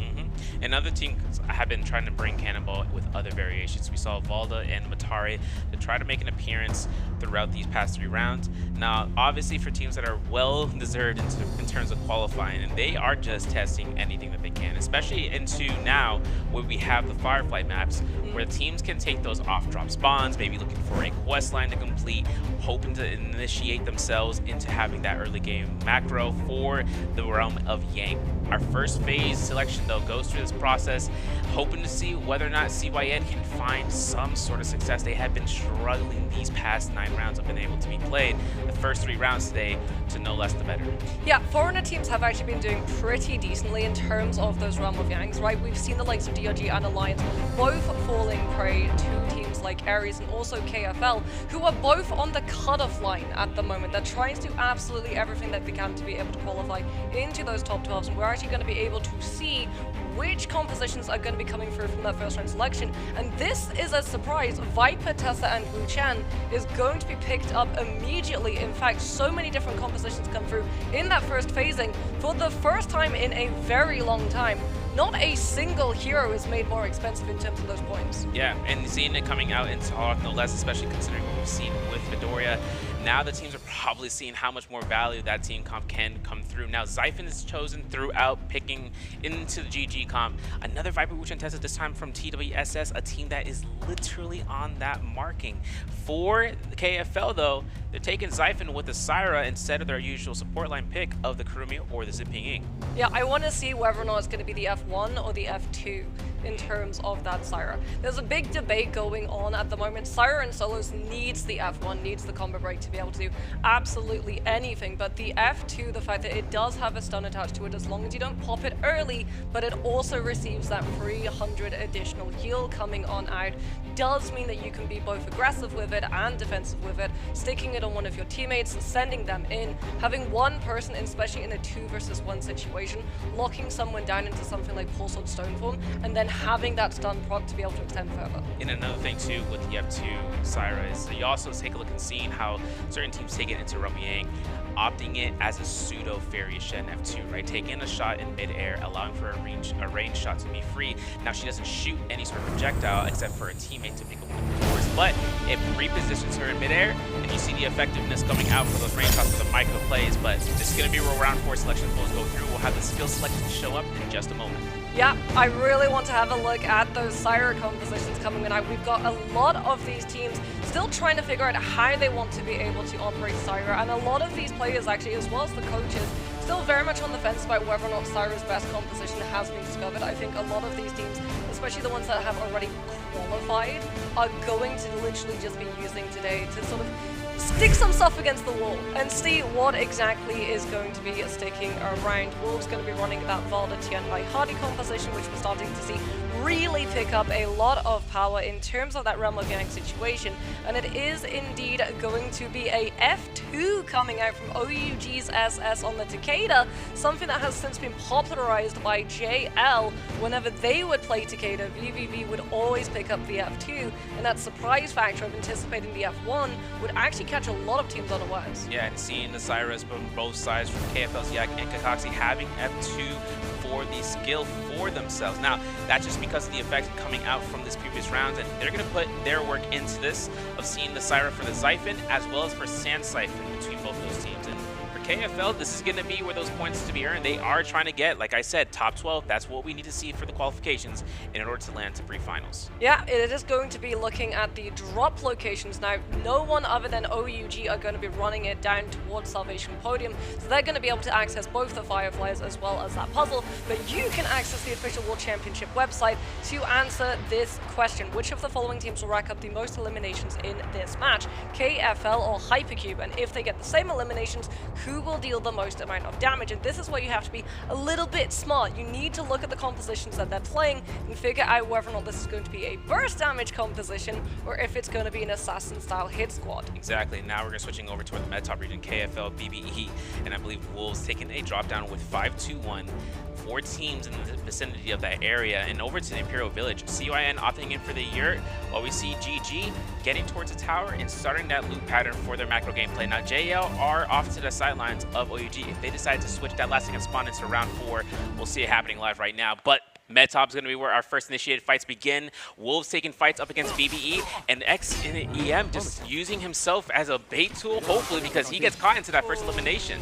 Yeah, Ivan now gets to come on through with that Zai F2, the Fist Blades, as well as the fact that BBE are able to swarm these players of Wolves down with that immediate numbers advantage off of the early kill that they're going to be able to pick up. Translates into a second, and pretty quickly a third going on through, unless that last Wolves player can kite out long enough to survive this third-party situation, potentially coming out from 5-2-1, Med-Top being one of those prized locations because of the amount of loot that you can pick up through all the levels of that building, as Ivan comes on through with another hit of the F2, locking down those players into the staggers. That Pampy eats the full Dragon Slayers translated into Nesses, and BBE claim another kill. Having a lot of money on hand and not been able to go to a shot to find a Moonbane might work against them. They saw the investment from the Tumulch, having to go and back off to the west side of Med-Top. Wolves in the vicinity, looking towards whether or not they want to start looting out towards the Temple of Light and Shadow. Ivan will take any sort of initiative, as he is going to invest his F skill, putting out the works out here against Ahadi, is on that ground level, forcing that jump LMB coming out from the horizontal attack. That's the 4th elimination. BBE opting with no grapples for Ivan, but this is more than enough gold to head to one of the shops. For KFL, though, they are still inside of the interior of the temple. Yeah, KFL going for the lower loot scaling pathing towards the bottom tier of that Med-Top spacing, as GG up to their usual tricks. This is the normal drop location. Imperial Village is very much their home turf, and they're going to be coming on through CJS's IV2 in a matter of moments. Oh my goodness, we committed the 1-2-3, and that's immediately going to get predict parried coming on out from that Zai. CJS, though, takes so much damage, will be able to backtrack over to that body, pick up a Soul Blend, swap on over to that ranged pistol to start chipping down some more of that extra armor, but his players are having to peel for him, at least until that F2 is going to be available to try and chase down this last player from CYN. B is going to fall, and GG, really good positioning coming through from them to guarantee that they don't give up a single elimination. Yeah, 3 picked up in that stead. Now we're straight towards the city of Tong. DRG fighting out what seems to be TWSS, one of the C team, and placing 13th in the overall, 2 points away from qualifying in terms of just fighting it out against 5-2-1, but the light beam comes out. Syra from Kakaxi gets Dofu out for his first life. Kakaxi is just going to go ahead and find Polaris, and that Polaris F1 comes out clutch time for that tail strike. Yeah, the RMB from Asira is absolutely brutal on any player who is trying to disengage, especially in terrain like City of Tang, when normally you can just scale rush or grapple over those parapets and just make your way out towards that place of safety. Utilize the fact that there are so many buildings, so many hallways that you can just cut noise entirely. But that Syra RMB with that stun just puts a stop to all kinds of shenanigans. Polaris is going to get parried and taken down. He's going to have to revisit a Soul Altar. DRG getting aggressive off of the rip, as we can have a look and see. KFL have moved over since we last saw them, no longer towards Matab. Instead, they're going to be hunting, still shadowing the team of Wolves, who it looks like are yet to really take a fight. They are on this Valda Tianhai composition. It does take a little bit of a slow burn, and we also have to remember that they lost that hot drop situation over towards Matab, so KFL doing a very good job keeping a track of where they've respawned to try and find a recovery. Yeah, taking it to the northwestern side, but we're switching back towards the east. We're going to see Hypercube takes fight against EWG. Chili has invested his F abilities. The combo breaker is down. While BLZ has ultimate ready, we're going to see that Wuchen port come in from Kanghai. And now for Hypercube, retreating towards the northeast, and Cookie's ult still having 15 seconds duration left towards it. He's got 11 grapples, and even if he can find one target, it's going to be due to his teammates spotting them out. Leeway is already on the hunt, playing out, having the F skill to come through and chasing down Kanghai, who is by himself.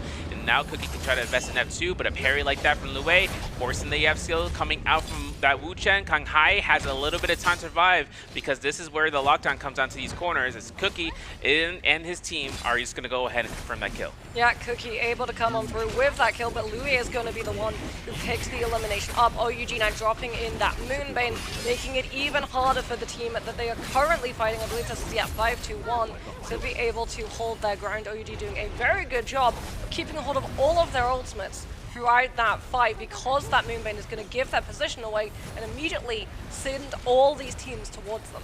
Yeah, I know SS is going to be going ahead towards the Misty Forest and everything of that nature. Dofu, though, takes the fight over to the City of Tong. We're going to see BBE pushing out, getting the elimination. They're up to 5 kills right now. Blue Armors, they bought that Moonbane. I mentioned whether or not they were able to buy it out towards the Metop region, they found the way to purchase one of them. They have it on hand. Now up to JL, Boomerang Cliff, northwest of the whole entirety of this map, having 0 eliminations. And we know that Wolves, as well as KFL, they're around this vicinity. VVV being the one that's most in the outskirts of that area. And now for TXJ and his team, they have more opportunity to see what is left behind, and this would have been a retreat position, but now they're taking it in terms of the starting up loot. Yeah, GG now going to be looking for a little bit of scale up. They've been able to find CJS with this purple armor, so he is going to be ready to take that first Realm of Yang matchup alongside that purple weapon to be able to enable that V2 scaling to come on through. GG definitely one of those teams that we always like to see going towards that Realm of Yang. Very aggressive off of the rip if they do get challenged in their drop locations. Yeah, now CYN are dropping down towards south of the trenches, making their way towards the City of Tong. DRG stacked out of their minds. Purple armors on both Takakoxi as well as Dongqing. Now, there's going to be where the initiation comes out. Kamoka activating the F3 ability and connecting it against BIG for CYN. And for Big, he's going home, because he's going to be the frontliner, and if he's holding the blue focus, he could force it out. There is the somersault. He burns his F2, and he does big damage because of that. CYN having the chance of seeing Kamoka proc the ultimate for Kurumi, seeing the Tumult ultimate come out, and they're still eating up a lot of damage, but the mitigation is so strong for them, because with every single one of these blue fans, you're going to see the Syra F comes out. And for everything coming out from Kamoka, right, taking the damage coming out from the Syra is not going to be that much of an issue. It's whether or not the value is to come through as they try to look for the reinitiation. They're going to be going ahead and getting caught out, and with this Moonbane, that's where things comes out a little bit too spicy. Oh, that Moonbane. CYN now going to be under a little bit of fire. BBE doing a very good job of just jumping in on them with that Zai V2, managing to pick up that Soul Bloom as well, so they can continue chasing these kills down all the way into that Storm damage. Ivan with the V2 going to be lasting even longer, as they're going to be able to pick up another one, leaving that Bloom for the Zai, the one who invested that ultimate. As we can see over on the mini-map, they're going to potentially be running in to another team if they're not too careful. Moonbane teams always do draw a lot of attention, and BBE doing a very good job of making sure that the Zai who invested into that fight is going to have those resources. However, Big doing a very good job likewise of going for that full disengagement, will be able to backtrack onto the body and revive CYN's B and potentially pick up that third teammate too. Yeah, finding Kamoka there would be huge, especially her being the Kurumi and being able to sustain out. We're back towards Camel's Hump. We see JL in their approach just looting out past his area, which is interesting because we saw where Wolves was and they made a backtrack south. They're actually right next door to JL, matter of fact, and they have themselves up against the of OUG being in the vicinity. There's a lot of tension here. We got a Valiant Challenger to be active for the players, finding themselves if they want to take a fight that they can, but the Realm of Yang portal is too valuable right now for these guys. They need to try to take that first round initiation if they have what it takes, because we know how strong JL's comp comes out here for that Volta Tianhai, for the Transformer comp. It's a dangerous game for anyone who gets caught out in that cycle of destruction. Yeah, JL is indeed going to be taking that first realm of Yang fight. TXJ is going to be the player that we're going to be following along. The Hardy going to be putting himself up into that sky, potentially setting up the ultimate. No, he holds on to it. He goes for the bait, looks for the drop down with the RMB from that pulse, so finds the connection off of the back of it into the vertical swing. They've been able to pressurize the Hardy ultimate from the other side, so JL will have the long-term sustain advantage coming on through as TXJ starts setting up this Hardy ultimate, utilizing it to heal himself up, but also continue to sow discontent in terms of the coordination against the team that they're facing. All the while, VVV and Wanfeng are still holding on to their ultimates. The true burst cycle of this composition is still going to be in play. Got a shout out to Will ZK looking to try to go ahead and use the bubble. That teleporter had been used, and XEM is now on the full frontal as that Vajra form is active. The Tianhai ult is going to be denied. The knock! As it comes out, no pillar for you, my man. And XEM looks for those range shots, but VVV is still on the ground level. We know that Wanfeng is going to get one grab off of Wolves' ZK, but even though XEM is right there, that Valdecoil denies it from both sides. For the first deformation, XEM is caught. This is where JL might have their chance of just getting the deletion factor. We talked about the fact that JL were holding onto their ultimates while Wolves invested theirs, and it is coming back to haunt them. Oh my goodness, we got to see first-hand, first-person POV, or I guess third-person POV, from TXJ's vantage point, how impactful Pulse Sword can be in terms of just absolutely melting Monk's health down. A lot of the time, because Tianhai has been incredibly meta for that Transformers composition for as long as he has, we've seen so many different counters coming on through for that specific hero, but that is something that we have to talk about, as well as the fact that we have to talk about this. JL's TXJ just surpassed 1 million damage done. After this round, he's getting melee rock everywhere. I'll stop. TXJ has himself the gold nunnies picked up, and a tremendous amount of damage to be earned out as one of the accolades in the MBPL scene. Now also taking that one in the Realm Yang, so it's actually extra caviar on top for him and his team. For them, though, they also picked up a Pulse Sword of Purple Rarity, so that's going to be a good enough position for them later on. For BBE, though, they're taking fights in the Realm Yang, taking out KFL potentially, but we'll have to see how this ends out, because this is a Syra versus a Zyphon comp. Ooh, F2 is going to be traded from both of those Zys. Ivan on the outskirts swaps over to that cannon, trying to keep up the pressure on those players. Matari ultimate means a refresh of the F2. Ivan's going to get a third refresh of the F2 with the activation of his ultimate. Syra ultimate is on the field, though, when it does find the RMB stun onto that Zai. As a result, Zyphon not going to be able to start really setting up the fire cone until he's able to come out of that stun dazzle temporarily, but his teammates doing a very good job utilizing that Zai as sort of a sacrificial goat who has to take all of that focus to be able to shut down, and that frees up both the Zipping and the Matari, something that means you get continuous sustain as well as aggression, since Zip can continue to heal you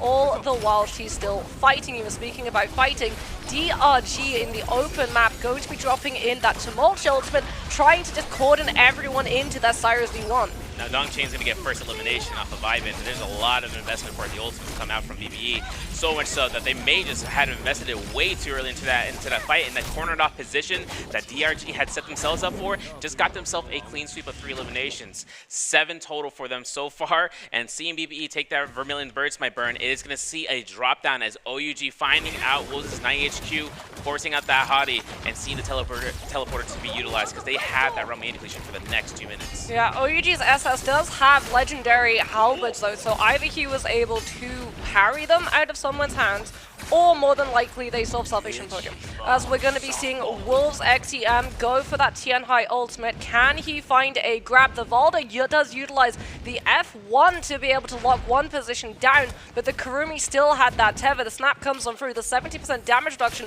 meaning that he gets to tank the entire hit of it. It did mean that XEM was able to find a sliver of heal back, but he has to be incredibly careful, especially since OUG with Wild Wind Spite already on that fan, going to be putting even more pressure out under his feet. He doesn't have a Volta, he doesn't have a Hardy. There is no way of going for the disengagement off of the Hardy cube setup. It's just got to be a skill rush into skill rush into skill rush, and that is not good news when you look at the fact that he has Yang Depletion too. He can run, but unfortunately if he doesn't find a Soul Bloom in the next 1 minute 30 seconds, he's out of this lobby regardless. Yeah, and we know that CYN have been trying to lock around here towards the northeast ends and looking to see who is going to be left behind EWG as well. For OUG though, minute under the clock right now, and SS having all the gear necessary, having everything set up, but not a spot where he can take a fight, because this grounding is not a horizontal line, it is straight verticality. Getting locked down on one target doesn't mean it's guaranteed, especially with the rollout into Scare Rush out. They don't have the Temiel either. And they don't have that. That's the really unfortunate thing. They must have prior invested the Tumulch ultimate, and now they don't have the opportunity to be able to lock some of these players down. Because like you said, all of this terrain just means that these players can escape, as we are going to see the Takeda ultimate invested to try and utilize those Furin shoves and hold these players into the wall. King has to go for the drop of that Kurumi V2 armor circle. OUG will be able to find the recovery that they're looking for. What a good opportunity that SS was able to spot out and take advantage of. Now I know that OUG only got that Soul Bloom for the one and for two of them. For both the King and SS, Jingyu will go down for the remaining completion, but this is a better position than having none of them to be confirmed for the clear, or at least for one of them, now up to two. They have money for the Reaver Charm. They wanted to decide upon taking that route for a shop. If there's one to the top left, or they have to go deep into med top. But CYN take fights against 521. A lot of blue armors, and seeing one purple armor in the field with Big taking that initiative. Pampy trying to get to the outskirts before closing up the distance with those dual blades. Kurumi does invest that armor circle. We are going to see CYN getting stuck into this fight with the hit of that Tumulch ultimate. Kurumi armor circle still going to be in play, and it is going to be interacted with for that elemental Wisp Pro. And this means that every single player is going to be losing so much of that stamina to be able to dodge out of all of the damage coming on through from 521. How do you get around the pulse? And if you don't have the stamina, the answer is the drop down. Oh my goodness, that was an absolute assassination. Hello, EWG. Yeah, EWG Cookie going through here, man. He's got himself to go crazy with this ultimate and trying to catch another elimination against Yin for 521. That's going to be Soul Blooms that he can just grab and go back in. But we have a Rumble Yang fight. JL up against GG. Gold armor for CJS and having the gold weapon and goes full ballistic mode. He activates his F skill. He repositions. VVV backs off here. And for TXJ, still having the ultimate active as the Hottie, he still has any position to help his teammates in dire straits because the Tianhai from Wonfang has come out. Yeah, Wonfang goes for the ultimate, but VVV is still holding on to his V2. He's going to probably wait until Wonfang is able to find one grab before he goes for that Spirit activation, and we can actually see that. Yeah, Wonfang has been able to find these players, holds them in position, waits for the Flamer swap to come on through from his teammate. TXA even going to be going for the bow swap, and that is just an absolute massacre as LXM gets held in position for Wonfang to secure a second double slam. The uppercut extension comes out from the legendary nunchucks. TXJ just keeping the zip fully occupied so that she cannot help her teammates. She is not in position to throw out that F1, and JL, understanding that the zip is the thing that needs to be distracted if the TNI wants to be able to prosper, walks away with a win. And they're going to be able to pick themselves up a burst arrow and that twin shot bound shell Jades, having gold great sword or a gold heavy sword weapon and dual blades of purple rarity. This is great for JL right now. They have pretty much anything that can be a standpoint for staggers from a distance, guaranteeing a tan high grab for the instance of a bow and having that burst arrow for the double proc, and it's proximity damage. If they catch that grab, they can confirm a proc shot off of that itself. And now BBE, they have a lot of eliminations. They're at 11, but they lost that Romyang fight. Yeah. So now it's up to utilizing this spirit well, whatever the buff is, and having to worry through, because GG, they have lost, and they're right there waiting to see what is going to occur. Yeah, GG is definitely thinking about it. Both of these teams understanding that that spirit well is going to be a contested space on this map. You don't need to find a bounty scroll. You don't need to announce your presence with a variant challenge scroll. You can literally just show up at the spirit well expecting a team to try and come through and pick up that buff. Unfortunately for BBE, it looks like GG showed up, but they were still in soul form. Yeah. So they scouted out that BBE were there. They saw that BBE picked up that Spirit Well, all of the loot, as well as the White Tiger's Paris, and GG, you can see them on the map, like, they're still sticking around. They're just trying to figure out whether or not they want to go for that revive, because they see BBE. They know, okay, this is a team that revived. This is a team that has Yang depletion. They want to just hold their cards a little bit close to their chest until BBE run into a team.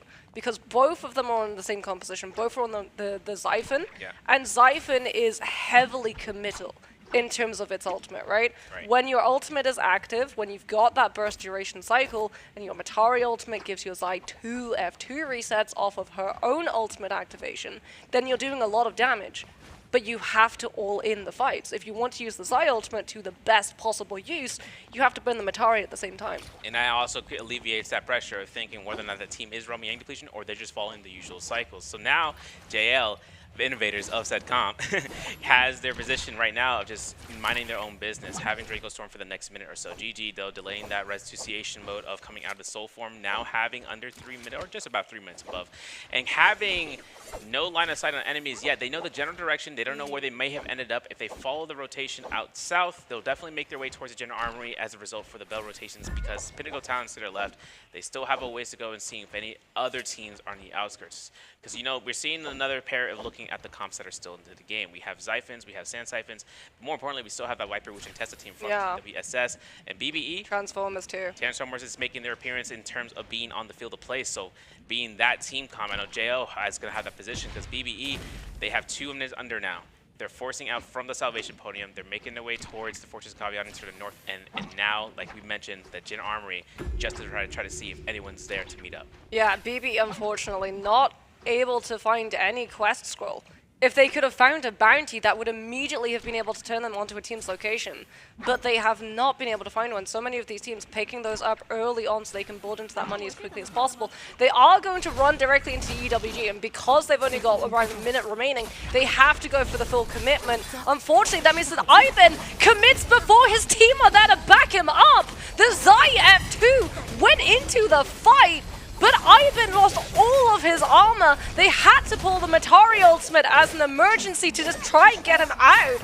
And now he has to come on through with this V2, looking to try and stick this Matari down, but she still has her mobility available, and she just disengages back to the rest of her team. BBE are about to run out of steam, and I think they're just forced to have to try and fight EWG, who still have their ultimates in the back pocket. And it looks like Ben burned his ensnared as Cookie was anticipating it. Cookie, F2, Soul Bloom pick up. My man is safe. He's got 1,000 heal because of said Soul Bloom. And Ivan looks to try to get the LMB. The Assassin Soldier's good. Okay, that's a Soul Bloom. That's 32 seconds, I believe, so far. Yeah. If Fat Milk had gotten his Soul Bloom. But yeah, so GG are going to be making that approach right now, and they're in the zone. They're cleaning up shop against EWG. This is up to the elimination factor for themselves to get rid of roaming and depletion. Work smarter, not harder is the GG motto, as well as never give up.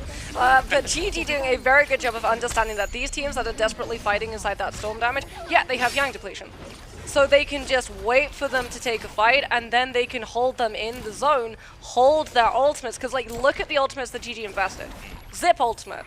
No Matari, no Xi, no engagement, no initiation needed. So when other teams show up, they don't want to third party into GG because they know that GG are still holding their trump cards. They've still got that burst duration cycle, as opposed to when we saw BBE, who burned theirs, EWG were able to get the last laugh, as we can have a look at JL, entirely uncontested currently, inside this Spirit Well. They're going to be kiting out that for as long as possible so that the buff can remain as long as possible.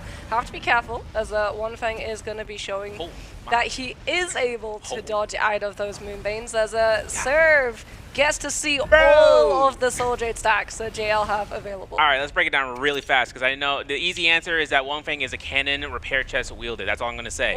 Having TXJ, though, if I'm not mistaken, onto that Dragon? No, he's going to have Dragon War as of Jade, but we're switching over to Kakaxi. Razor Swift onto his hands, as well as a Fire Arrow's target lock. So he's going to have the chance of actually getting a dodge ban for 3 seconds, and that's free whisk throws for the most for him to guarantee, as long as that stagger is confirmed for true. For CWSS, having no heals whatsoever in their hands, no armor, and OUG are out here prowling like a fox, making sure they can try to catch themselves into the zone and trying to find eliminations as GG! down. GG just revived someone in the storm damage. Are they going to be be able to get 3-3-0 out alive because TWSS Dofu is coming on through with that Viper V1. Snack unfortunately has gone down. That Wuchen not going to be able to teleport these bodies out, and JL with White Tiger's prowess. Very much the Predator in this lobby. The Valda ultimate into the Dragon's Roar, and that is going to be Tofu absolutely vanishing under the dual attention coming on out from JL. However, VVV, I mean, yeah, actually they picked up Spirit Well. Yeah. It doesn't matter that they committed the Valder ultimate. What does matter though is that Forbidden Seal is going to be in play, and you can see all of these teams understanding that a team who capped that Spirit Well showed up, cycle themselves over to that Forbidden Seal, and make sure that the double ultimate cycle is disrupted.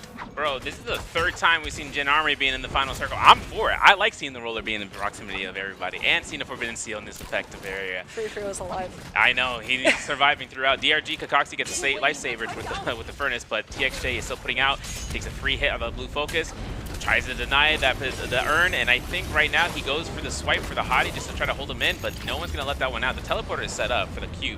The teams are here, 13 players still left alive. He's hiding really close, but you gotta remember, he disengages his ult, it's rage. Yeah. It's not that much of a threat, except having that ultimate to be ready. Oh, the drop down with the Dragon's Roar. Is anyone going to be expecting it? He is going to be right next to his Valder, and that V2 is going to come on through. One thing still holds on to his TN high. Is TXJ going to be able to find the Dragon's Roar push into the 40 roller? Takeda was looking for it too. The Fury and Shove comes out. The Moonbane. Oh my goodness, TXJ and DRG breathe a major sigh of relief. The investment of WX98's Tumultuous Ultimate allows them to pick him back up before they can be finished off by the likes of JL. Playing inside that Forbidden Seal, making sure that JL with that Tian High a little bit too vulnerable if they find themselves going low and don't have access to that V2, had to back one off, and you can actually see that JL understanding that they had to sacrifice both the Hardy ultimate and the Velder ultimate, fully disengage so that they don't get targeted by the rest of this lobby when they see a Tian High still in play. And they're actually kiting out for the White Tiger's prowess buff. I saw it on the map, it was spawning. They made the right call, they made the right rotation, and allowing for themselves to hide out. Wangfang is making sure he can defend his team from any ongoing pushers, such as waiting out if anyone wants to try to make the approach. For JL though, Wangfang has to cancel his ultimate in order to refresh for his, for the Spirit Well buff. There it is for the 100% rage, waiting for it out. They confirmed it. Going out here though, having a chance of seeing TXJ. Was that a Mortal Defiance? Maybe it's on the ground, but if they went ahead and picked it up, there's going to be a chance for the teams to kind of work off against the players, because that Thorny Roller just makes his rotation out, and if they get closer and closer to his edge, it makes it a little bit more difficult. Well, we'll have to wait and see whether or not that is a Mortal Defiance proccing over on the side of JL, as it is going to be DRG's Kakashi coming under pressure out of that Syra ultimate, vulnerable. The rest of this lobby wanting to remove her, just like Tessa. Syra being in play with the potential of that R&B stun is just too dangerous for that third-party opportunity. Is OUG now going to be going head-to-head. SS trying to come on through on this Takeda with the Fury and Shoves, managing to come on out with the RMB from those halberds, as well as OUG's the King doing a very good job of gifting that Kurumi Tether to his players so they can utilize the damage reduction and get into a much more aggressive, tankier style of play to absorb the spacing that JL has since left behind, because JL on that Tianhai do not want to be stuck on the low ground. They want to maneuver themselves up onto the high ground so that if One Fang is forced to ultimate, he can look for the grabs on those players who are on the low ground, trying to find a sense of recovery spot, as opposed to having to burn all of his ultimate in the parkour. Yeah, we saw that into the day one Trio's gameplay as it came out, and for them having opportunity, they have the J's necessary. They are the lowest kill count in terms of the lobby at 8, but it doesn't mean things are out of the wishes yet, because in 3 minutes, that's where it really comes into that heal off position, and they are one of the few team comps that other players will want to try to get rid of ASAP. For BBE though, having only one teammate left, we do see that OUG and GG are fully stacked throughout their teams and having all their members on the field. 15 eliminations for GG right now. Having Zai on that bow trying to hit up One Fang as he's moving. He's going left and right, bobbing and weaving. But for TJS, this is going to be where it's coming down towards how many repair chests do I really need to want to invest, because we also have those chances of seeing everyone populate against one person who gets hit. That is true, but I mean, repair roll on things like your Tianhai with that cannon it's so good because it's an iframe. Yeah, it is. It's an iframe, and then you get to repair that cannon and continue to just pepper all of that damage into those players who are stacked one on top of each other, especially because these teams, they understand that JL has that Tianhai, right? And it very much becomes a whole positioning of JL on one side of the zone, everybody else in the next, which means everyone's clumped up for TXJ to come on through with the Dragon's Roar pushing players back so that the Flamer can try and pick up some of this damage. Now everyone is forced onto the low ground, and TXJ yet again is finding multiple connections off of the Dragon's Roar skill to the legendary nunchucks. All the while, they're just putting a little bit of pressure, poking these players further away from JL, closer towards the storm damage, away from the high ground so that JL can pick their moment and win the heal-off situation, while also making sure that all of these players are going to be grouped on up so that the second One Fan goes for an ultimate. He's got an absolute buffet to choose from in terms of players to grab and go for the double slam. Gonna be like Ice Cube pulling on 22 Jump Street. All right, listen, he's gonna go ahead. He wants greens. I got greens, and now it's OUG on the bottom tier of this level. They're hiding out in this cave. I know GGCJS is gonna be really hoping in that he can use that gold spear for a potential Dragon Slayer, but there's Ivan getting dropped down here. Hold on, free bow shots. LXM is noticing the F skill is invested from that Zai, and she's in the sky. And now for JLTXJ, those drop down Dragon War setups, they're immaculate. Oh, Ivan! And it might be Ivan's demise here. He Fs out of the sky and makes sure he can try to go through. There's no place of safety though. Yeah, and TXJ has to proc gold to try to confirm this kill. Yeah, he's going for it. Like you said, TXJ coming in through with that Hardy ultimate, trying to find the prediction. However, they're denied. OUG is the king, gets to come on out with that fan, and JL lose one of the kills. TXJ now with the ultimate has to make a play, setting up the cube to make sure that JL have a disengagement option if things go south when they're fighting on the low ground. One thing's going to go for the Tianhai ultimate, Dragon's Roar to cover the Monk's feet so that no one gets any smart ideas about swapping over to something like a pole sword and starting to mash away, as One Feng now looking for the grabs.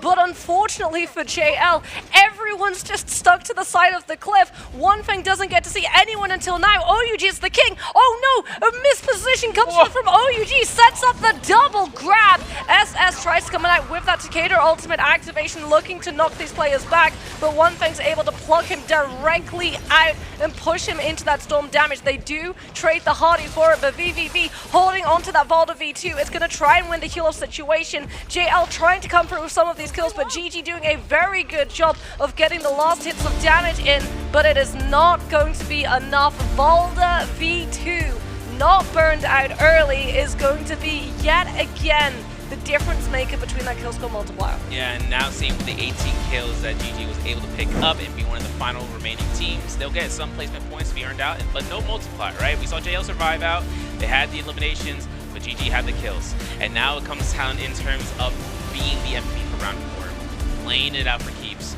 and just propelling past JL today. I'll be 100% honest, I'm looking at the scoreboard, you know, we saw how many points were burned out for JL for day 1 of playing.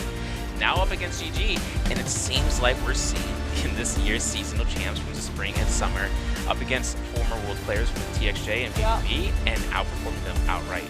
Yeah, and it's so fun too because both of these teams love going Realm of Yang. Yeah. So we get to see so often them go head to head.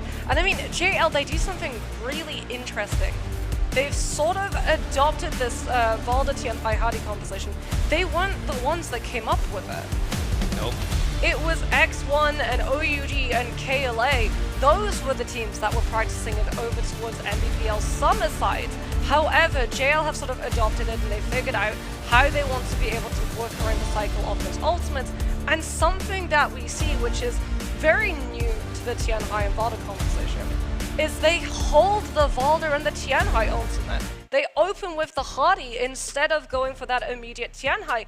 And I think a main reason for it is because these teams, they understand the Tianhai is always going to be focused down. Yeah. Immediately at the beginning of all of those rounds, especially the Realm of Yang, Tianhai is the one that all of those players try and push towards, and it's the reason why they're able to force that ultimate out a lot of the time. But speaking about a lot of the time, every single time after these games, we're going to be able to come through with these follow-up questions. I hope that that you were paying attention, which hero did JL's TXJ use in game number 4? Was it A Takeda, was it B Wu-Chen, was it C Hardy, or was it D Tumult? And I'm not going to give you the answer away, so we're going to avoid talking about the hero that TXJ used for the next 20 seconds, but we are going to talk about the fact that JL played this composition differently to a lot of these other teams to come on through, because as we've seen inside the realm of Yang, every single time that composition goes head-to-head with any single team, the immediate win condition is going to be hitting that Tianhai ultimate into the Valda reverb grabs with those spears coming out for those connections. But speaking about connections, make sure that you are staying connected on the official Discord server, making sure that you scan the QR code in the bottom right of that screen to be able to take you directly to that invitation link. That's right, and you get rewards and you share your moments of Jacob and being potentially selected, but also just showing your love for the esports scene in terms of NARAKA BLADEPOINT. So make sure you guys have a chance of doing so. Like you said, you get gifts for being showcased going throughout, and as well for you Twitch watchers. I know you guys are absolutely dominating in there in the chat, and having been in the audience for as long as I have in the chat, it's always a pleasure to see you guys get those goodies. But scoreboard is going to be brought out to you from that game, seeing GG taking first place due to kills at 18 kills in the match and picking themselves up 20.5 points. JL taking first place with the multiplier and then allowing for themselves to have 17.2 points. 16 points for OUG, 13.5 for BBE. DRG had 12.5 anger earned, I should say. In EWG have 9, TWSS has 7, 1.5 for both for all CYN, 521 and Hypercube. No points earned out for KFL or Wolves that match. And seeing in terms of the stat lines between all of the Siphons and Majors, man. Spot the group heal advanced heal. Spot the group heal advanced heal. 30,000 healing, 21,000 damage. I like it. I like seeing these numbers. Yeah. He ain't getting MVP because of kills, but he's MVP in my heart. 3 kills. 20,000 damage, 3 kills. You can see that GG, though, they're very smart about how they allocate the kills to their players, making sure that a lot of the time it does go towards their side. Also, we're going to have a look and see how exactly that game has affected the overall standings, because we only have 2 more games for these teams to make it into the top 12 and continue their journey at the 2024 J Cup. Aries, TWS, EWG, BBE, DRG, and OUG all definitely going to be feeling a little bit of the pressure. However, some of that pressure is eased off, understanding that those teams that have already finished their games can only watch, they cannot add to that tally, as we can see that GG are going to be able to overtake JL and put themselves into that first place position. But speaking about JL, we can reveal, surprise, surprise, TXJ played the Hardy, not the Tianhai, and I think that is the surprising thing, because TXJ is a very smart player and he's known as being a hyper carry. So the fact that One Fang is actually the one who is going to be going onto that monk as opposed to him is an immediate sort of, okay, it's not just the importance of the cycle of the Tianhai into the Valda ultimate that determines how that composition plays. But speaking about how the composition plays, we're going to be having a look at how some of these compositions went down in terms of those replays brought to you by Underworld. Born for gaming, gamers united. You know how it goes. Going to see a kill strike coming out from GG and the zone, as they were able to go ahead and have Zai go ballistic. CGS being the result of EWG's set of eliminations in the first minutes of the match. And Cookie getting caught out here. Zai versus Zai action. It's unfortunate. For Don Ching, though, Takeda domineering a corner. This is where things got very, very difficult for BBE. Have you seen how well this lineup came through? The Furence connected and pushed them all on one side. The fan being spammed as often as possible.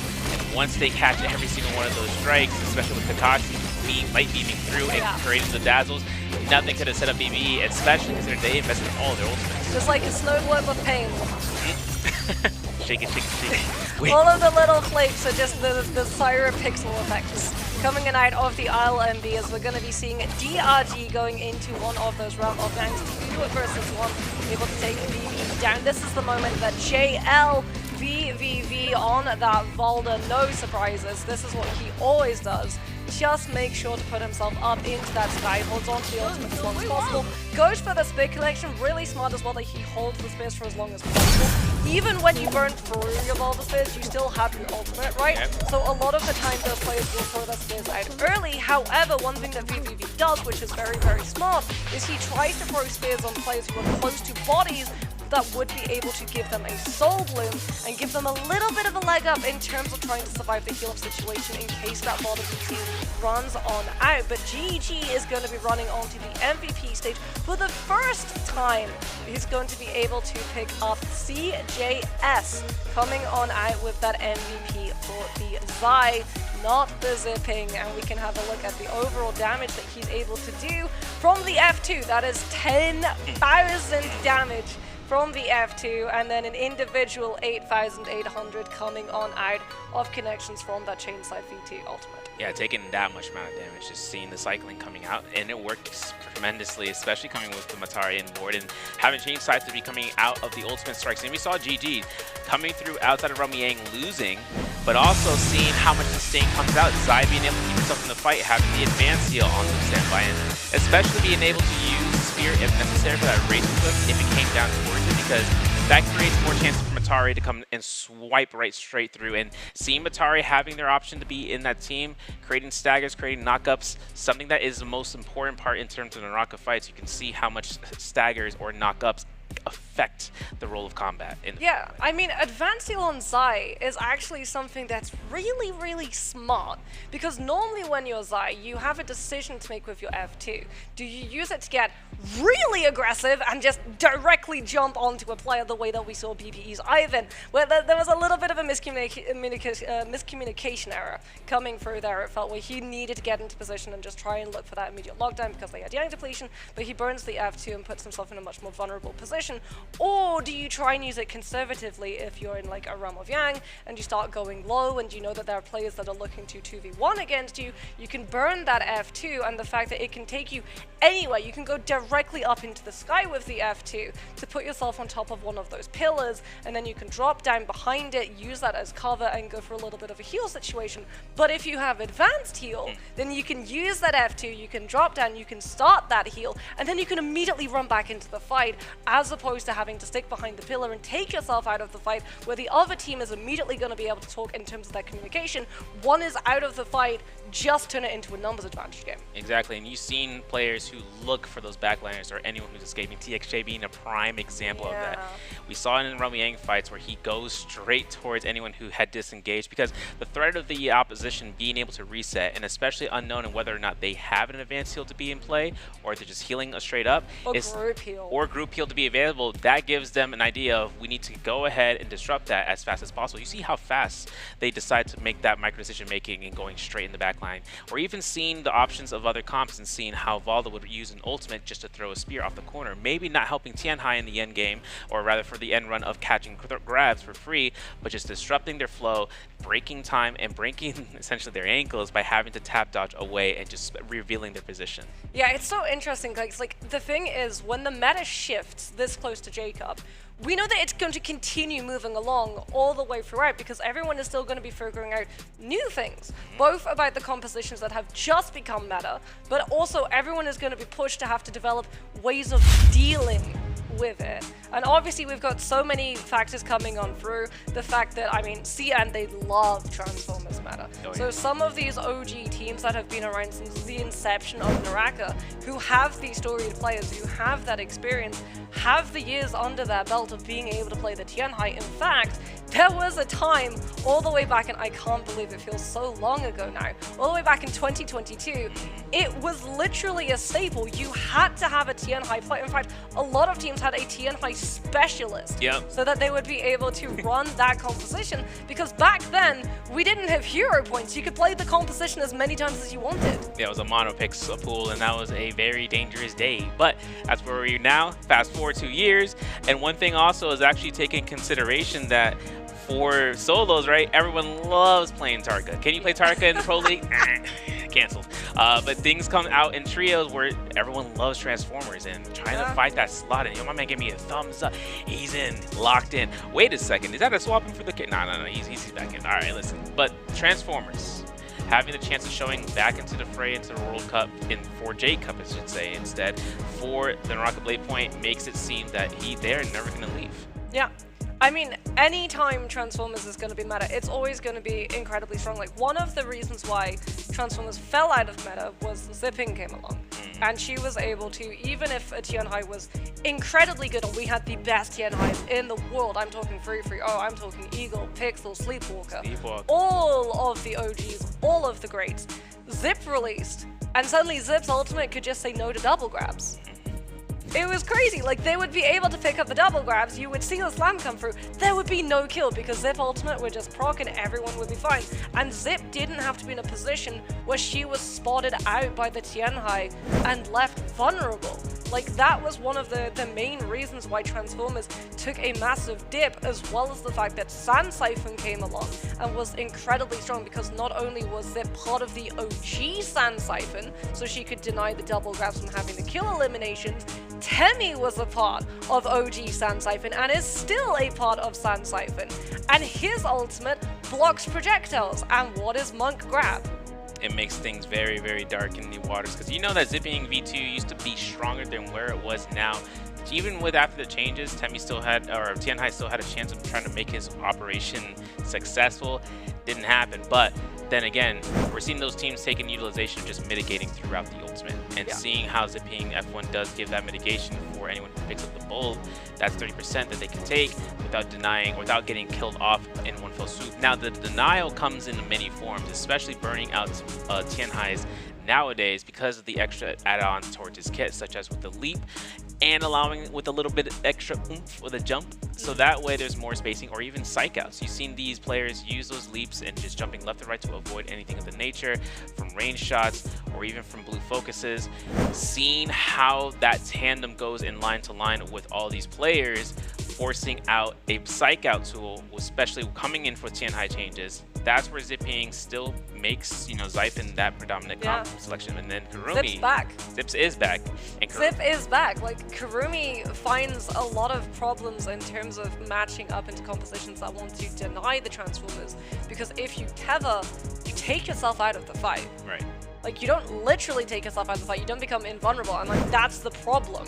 You're forced to basically take so much pressure coming through from these players because you tether onto someone. If you snap that tether, that's it. You can have 30 seconds duration of the tether as long as the Kurumi keeps it up, but the second that she does anything, the second that she goes for a grapple, the second that she tries to attack, heck, if she has to teleport herself because she's coming under pressure from other teams, that tether is gone and it's on a 30-second cooldown.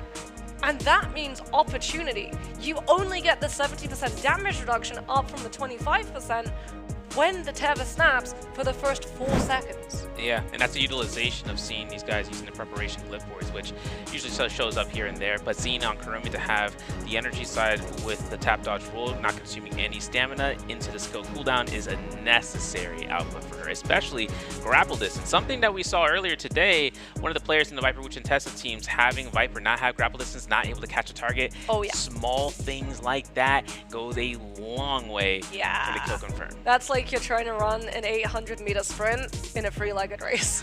If you don't have grapple speed, grapple distance at the moment, especially if you're trying to catch up to some of these really fast-moving teams. I mean, Cyrus mobility in her ultimate, the fact that we have Wu Chen who can just teleport his entire team meters ahead of you, even though it does give a signal flow of like, hey, this is where the Wu Chen teleported to, it still gives them the opportunity to reposition and take a fight where they actually want to take a fight, especially since now a lot of these Wu Chens have had to adapt to the changes that came out from that ultimate, where instead of waiting for one of these players to actually go down and need to be picked up when the teleport comes through, they'll pop it at 25% health just to make sure, because they understand with how easy it is to track down where a Wu Chen has gone and taken the entire team, they don't have the opportunity to just sit back and heal. They have to just immediately go for a full disengagement skill, and a lot of the time that means that they teleport towards things like Forbidden Seals. And I mean, Forbidden Seals, what a wonderful bit of macro in terms of decision making and how you kite over and how you utilize those Forbidden Seals. And if you're not using those Forbidden Seals at home, I beg of you, learn their locations. If there is one way to come back from a third-party situation and you've committed all of your ultimates to try and find any form of recovery, run to your nearest Forbidden Seal. Activate it. Yes, it gives away your position. It shows so many teams in the area that there's a fight going on, but if you play your positions correctly, you deter the other team from chasing down into you, and you also manage to stave off a lot of these other teams with the threat of a fight going through, and that mutual destruction, that means no one wants to take a fight because no one wants out of the lobby. Yeah, also another thing too is that we've seen teams use Forbidden Seals offensively in the manner of fashion speaking, pre-proccing their ultimate, snapshotting their ultimate before Forbidden Seal. Tammy. And then, yeah, and Kurumi too. She can't recast it into another position, but that means that she has an ultimate active for the field of play, where the opponents don't have their ultimate active whatsoever. So for right now, phasing is beginning. We got all of the teams to be selecting their heroes right now. Hero points have been used, haven't been used. We're going to see right now there's going to be a triple pick for a confident comp, such as KFL, playing it out. One of the key comps being the Transformer comp, and they are having first round selection. This might solidify their position for round 5 to hopefully see usage out of it. We are seeing Sand Siphon with the Kurumi after GG's backs, seeing that we have TWSS and BBE. BBE opting in for the Xiphon with Zipping as their support line. We're going to see TWSS with their Xiphon with Zyra for Polaris having that position slotted in. KFL still trying to think where this goes out. Viper, Wuch, and Tessa inside of this round. Okay, that makes sense for me, because KFL, they know that they need kills. Yeah. They don't know if they're going to be able to make it all the way to endgame, so you want to avoid compositions which find all of their points off of endgame. By going for the Viper Tessa Wuchen composition, a team that right off of the rip, if Tessa gets her hands on one singular Firefly, is going to be able to come on through with that first cast of the ultimate, as opposed to these other heroes who need two to be able to pick it up. Then you have a covered insurance in terms of that landing position, but also you're not super vulnerable when the ultimate is in play, like something like a Tiantai or a Takeda, where you're not fully scaled up until you have all of that weapon rarity push up. Something that we have to talk about, by the way, JL is still in experimental mode. That was Cannonball with a Matari coming on through. Yeah, but the Matari is going to mean a refresh of those abilities. So the thing is they've been using it, I feel, in the sense of proccing that ultimate from Matari for just pure anti-Viper Wuch and Tessa fights. Yeah. If you see Matari ult to come out, it's two reasons, right? For that 12-second silent or 12-second, stealth duration, so no one can get caught by the tether, for a stun off of Vipers.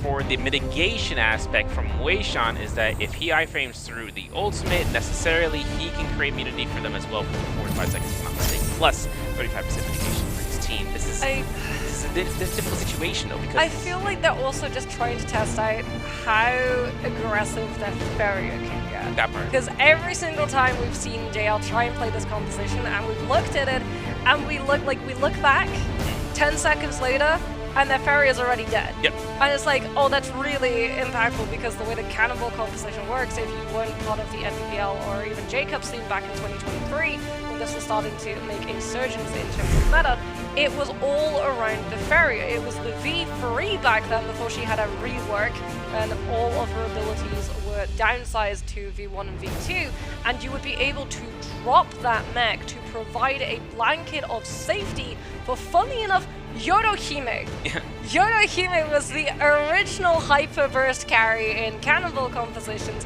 and Yodo out of her ultimate would be seen as vulnerable as something like a Tianhai, but Tianhai has the F1 to be able to cover himself, and Yodo did not, because her F3 got nerfed. It's a difficult situation. Rest in peace, man. Yodo may not make it showing up yet. Hopefully soon we can see if there's any changes. But a combo breaker for TWSS coming up from Polaris as the F1 skill for Syra, and then seeing all the chances in finding a Fairy Hishen. One comp that can really put her down is a Xiphon comp, and just see the automatic response time. The response time is when you see the F2 shot coming up from Faria, Zai will use her F to just deny you outright. But spawns are going to be dropping throughout here. Oh. Fireflies are looking spicy, Moxie. You know what's looking spicy? Secret Tunnel. Someone's actually going to be contesting GG. Can't wait. However, something else that's going to be spicy is our game at number 5. Question, do you think the top point scored in a single match is going to reach 25 or more? If you think yes, answer A. If you think no, answer B. Something to point out, by the way, GG are on Sand Siphon, which is their strongest composition. So they're definitely going to be gunning for a higher than 25 point scorer, as we can have a look and see where some of these other teams are going to be dropping. Wolves, no surprises, they always love to drop towards Sunwings. to be able to get their hands on Fireflies as well as that higher loot tier area. Some of these other teams probably going to be prioritizing places like Monies, but actually no. Artisans is entirely abandoned. OUG definitely going to be fighting. I believe that's EWG for control of those Fireflies just west of Celestra though. We're going to have Victims Haven to be our start on drop spawn. TWSS Snack kind of walk away from this. Vibin finding a parry off the rip, having blue armor and common dual blaze. This is going to be where the F comes out here. I can see whether or not BBE has this in their bag because even without ultimates right now, they have gear necessary to hold their ground and find a retreat position. Meanwhile, TWSS Polaris finds blue armor and a blue staff. Let's try to see the engagement. There are Fireflies along that ridgeline. The EWG are already on the count and getting every single one of those. Yeah, TWS going to be a little bit behind in terms of picking those up. Snack does have his Matari ultimate. Polaris looking to try and set in to the Skirmish. The Matari ultimate does come through, and EWG's Cookie is actually going to fall. The lunge off of that staff forces the combo breaker. The Zai utilizing the F2 to chase the mid-air Temi down though, and TWS managing to find the turnaround that they were looking for, as it does look like JL also find the opening that they were looking for. We didn't get to see, but they're up to 3. They're up to 3 right now, and looking at the kill feed, OUG killing off KFL off of that hot drop spawn at Crow's Nest, hoping to see what that lines up because we still have fights in the east. OUG looking at their loot, looking at their bodies. Purple Fan had been picked up, but this is actually over towards the Sun Cave, matter of fact, which is around west side of the Sigma Mine. This not being too far away from Shadow J Mine, this is where CYN, who have hot dropped inside of the Shadow J Mine, are looting up as we speak. Blue Armor's picked up though. The King has himself to have the mitigation, dropping money, making sure maybe potentially finding the Moonbane purchase if they haven't gotten one already. Yeah, they're definitely wanting to try and pick up some of those Moonbane charms. Having that Tianhai, wanting to have that Moonbane as just insurance for the early fights can be absolutely monumental in terms of making sure that you don't go out of this lobby early, as 521 are going to be very close to their location with the Siphon composition, have that Zai V2 ready to go, and as opposed to the Tianhai going to be a lot less vulnerable in terms of that mobility afforded to them. It does look like OUG were able to pick up a purple weapon, but unfortunately for them, it's currently in the hands of their Valda, so even if the King utilizes this ultimate, it's not going to be epic scaling. We are going to see that OUG were able to pick up a movement. They're going to actually drop it onto the location, but CYN covering their backs, kited over towards that ballista, and they're not going to be able to try and chase them down until CYN have the opportunity of backing on off. OUG now trying to contest control of that ballista. CYN doing a very good job of just making sure that that pressure continues, and with that Zip ultimate, they're going to be able to fully heal that Takeda practically up, as with the King now coming on out onto the field with that Tianhai V2. He finds the grab, he goes for the jump. He actually tried to jump CYN's B into the Moonbane, and Jinyu gets the Valda Reverb Spear grab, and the King is able to find another slam into another Valda Spear, and then he just walks them into a Moonbane! And is going to the fires of hell and making sure he goes down with him. But since it's a Vajra, he's got a little bit more cooling packs in his hands. Kamoka, the only one throughout this fight, been able to go ahead and try to keep her cool in the front lines because Big is on that ballista to try to force it out. There is bow shots, and there's 5-2-1. They catching themselves elimination. They themselves actually taking 61.5, and they themselves qualifying out for this round, knocking Ares from NA. This is going to be where 5-2-1 have been able to accrue themselves the points necessary, and for them, this is just the beginning of today. They still have OUG Jingyu, who is hiding under the stairwell like he's from a they saw him. They saw him. Valda F2 is going to come on through. OUG trying to do absolutely everything that they could to try and hold on to that purple weapon, but they're going to lose it to 5-2-1, who's going to snap that up, more than happy to absorb that loot and give it to the hands of their Zai. It was so strange when we looked at OUG, the fact that they did not have the purple tier weapon on the one who scales damage off the ultimate of the weapon, the Valda V2, the spear damage that you do. It doesn't mean anything in comparison to what a Tianhai is able to do in terms of the difference between a blue scale hit and a purple. Yeah, now Ben, though, taking blue weapon, having Zai ultimate in that stead, is going to go ahead and invest his F skill. As a result, there's purple weapons on the opponents, but there's a Viper ult to come out through here, and there's Matari. Nothing can be done for the Viper right now. The blue import is necessary. Oh, it's not good! No, wait a second. Hold on, bro. Wait. Oh, wait. it's too close. Oh, it's too close. Ivan still has the V2. And now HQ, she's got to just try and play interception. The Matari F is going to be able to close up the distance. Ivan is going to be out of that Zai ultimate. Wolves might try and turn this around. They are going to have the Tesla ultimate to try and throw back into this reset of a fight. Fat Milk now with the Zip ultimate invested as well is going to heal BBE up so they can get aggressive. But there it is. The Tesla ultimate comes on through. Ivan with the F2 goes for the reposition, pushing the players away from that Stolen, but it's not enough to be able to interact with it. The 3-second stun window comes on out. Ivan eats the uppercut from that fan and has to try and back on off. The Zip is going to try and keep him active, but Wolves XEM spot that the Zai is going to be trying to disengage, find the stagger with the vertical swing of that longsword to set up the players coming on through for the 1-2, and Wolves are able to find a kill, but they might lose out the overall long term to BBE, as it is Fat Milk still alive on this Zip, still having the ability of keeping these players sustained when we go out of the ultimate bursts and back into the neutral abilities. Oh, man, tap dodge the F3 like it was nothing. And getting elimination, BBE are going to come through. Hypercube up against DRG over by the Noble Cave. Kong Hai in that Vajra state right now, looking for the grab. Oh, Kakaxi's going to have all the insurance policy in the roll with that V1, spacing this out and looking to tap dodge the Titan. There goes down Chili.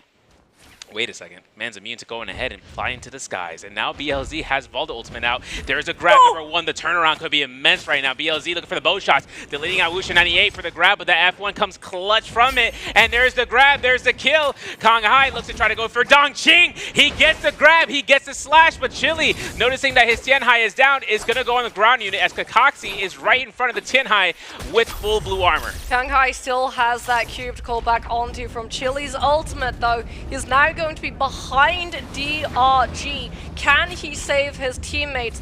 Kaishi on that Viper does have the purple scaled F3 if he can close up the distance. The team are doing everything that he can to try and put a stop to it. Comes on through with the charger RMB on his fan, letting his low health teammate try to break off into the buildings, but Chili does go down. It means that Biz is able to come through with the Dragon Slayers into that Nezhaz, throws out that horizontal, and Kakashi now coming under pressure because of the spacing from that Valda F2, shutting down the spacing. Tesla ultimate comes on out, but Kanghai gets parried. Unfortunately for the other team, Biz was already in the Dragon Slayer's gold frame Nezhaz, and he doesn't get stopped. And it's going to be Hypercube off of an absolutely clutch gold frame Nezhaz, managing to stop any punishment of the Tianhai. Just gets to cut directly through that last player and scoop up the elimination. Crazy, tearing it up out there, boys. And Hypercube, not only the EU team, KFL still in the round, hiding around here towards Lake Yellowleaf. As you can see, BBE are approaching towards this area for that Rummy 3 eliminations for the team so far. TWSS near towards that Rummy portal. Look at the Jades coming out here. A Rupture Killer for Ivan. And look at Roy Heat having Blistering Edge and jabbing in a slow Jade. This is a perfect setup for BBE right now. Especially they can reproc burns and they have a 1.0 blue focus that's just quick and it's concise and it has extended range because of the staff. They're going to definitely try and go for Rumble. They try to grief out some of those teams entering into it with the connection of that Zai F2 to make sure that they were able to get themselves into one of those portals. GG's CJS. Wait, LXM? Oh, he got trapped. He got trapped? No. Oh, no. Was it the BBE F2 from the Zai? It potentially could have been. It's now a 3 versus 2. BBE have a huge advantage. Frufro will go down almost immediately as BBE spotted out the numbers discrepancy and absolutely blitzed down that player of support, throwing in both the Matari ultimate and the Zai at the exact same time so that they had that hyper burst while that Zip was distracting the Takeda and wasn't in position to utilize the Fury and stuff to try and find a turnaround. Is now looking at a 3 versus 3, a more traditional lineup of this realm of Yang. We're going to get to see another Zyphon composition, but Akame we might not get to see for long. In fact, he's already down. Pampy with that F2 tries to come on through, trying to keep himself in this Karumi armor circle for as long as possible, but he gets baseball batted out of it by the RMB from that pole sword. Does have the fire tick, will be able to connect onto that Takeda, tries to stop the F1 from coming on out, but the Dragon Slayers yet again from the spear is too strong, and we're seeing why this weapon is such a staple in the trios meta. Making things more difficult, and now even more difficult. EWG picking up an Assassin's Lunge, gold halberds, purple nunchucks to be earned, and getting that Vermilion Bird Smite. KFL getting the Spirit Well, having it to be still burning around for time for 2 minutes, but since EWG and JL both monstrous feats in terms of being able to go through the field to play with the Vermilions, means they're not afraid for shying away and taking the fight. Especially that Liu Wei has been opting in and using that pulse sword earlier, is definitely going to be having dual blades in mind as a majority, and it really does blow seeing how when your teammate doesn't make it through that Realm of Yang portal. That loot that he had was he had focus slide as well. That was a crazy thing I saw. Yeah. And it blipped like it got snapped. That's the problem. Like when those Realm of Yang portals come on through, it's not just that IF2 that you have to worry about. I mean, when we had the Tesla Viper Wuchen compositions, they would camp. They would wait for that entrance to open on up, and they would come on through with a grave. This is probably the replay moment. Was it actually a camp? It was. Riemann with the Viper V1, potentially finding that stun connection.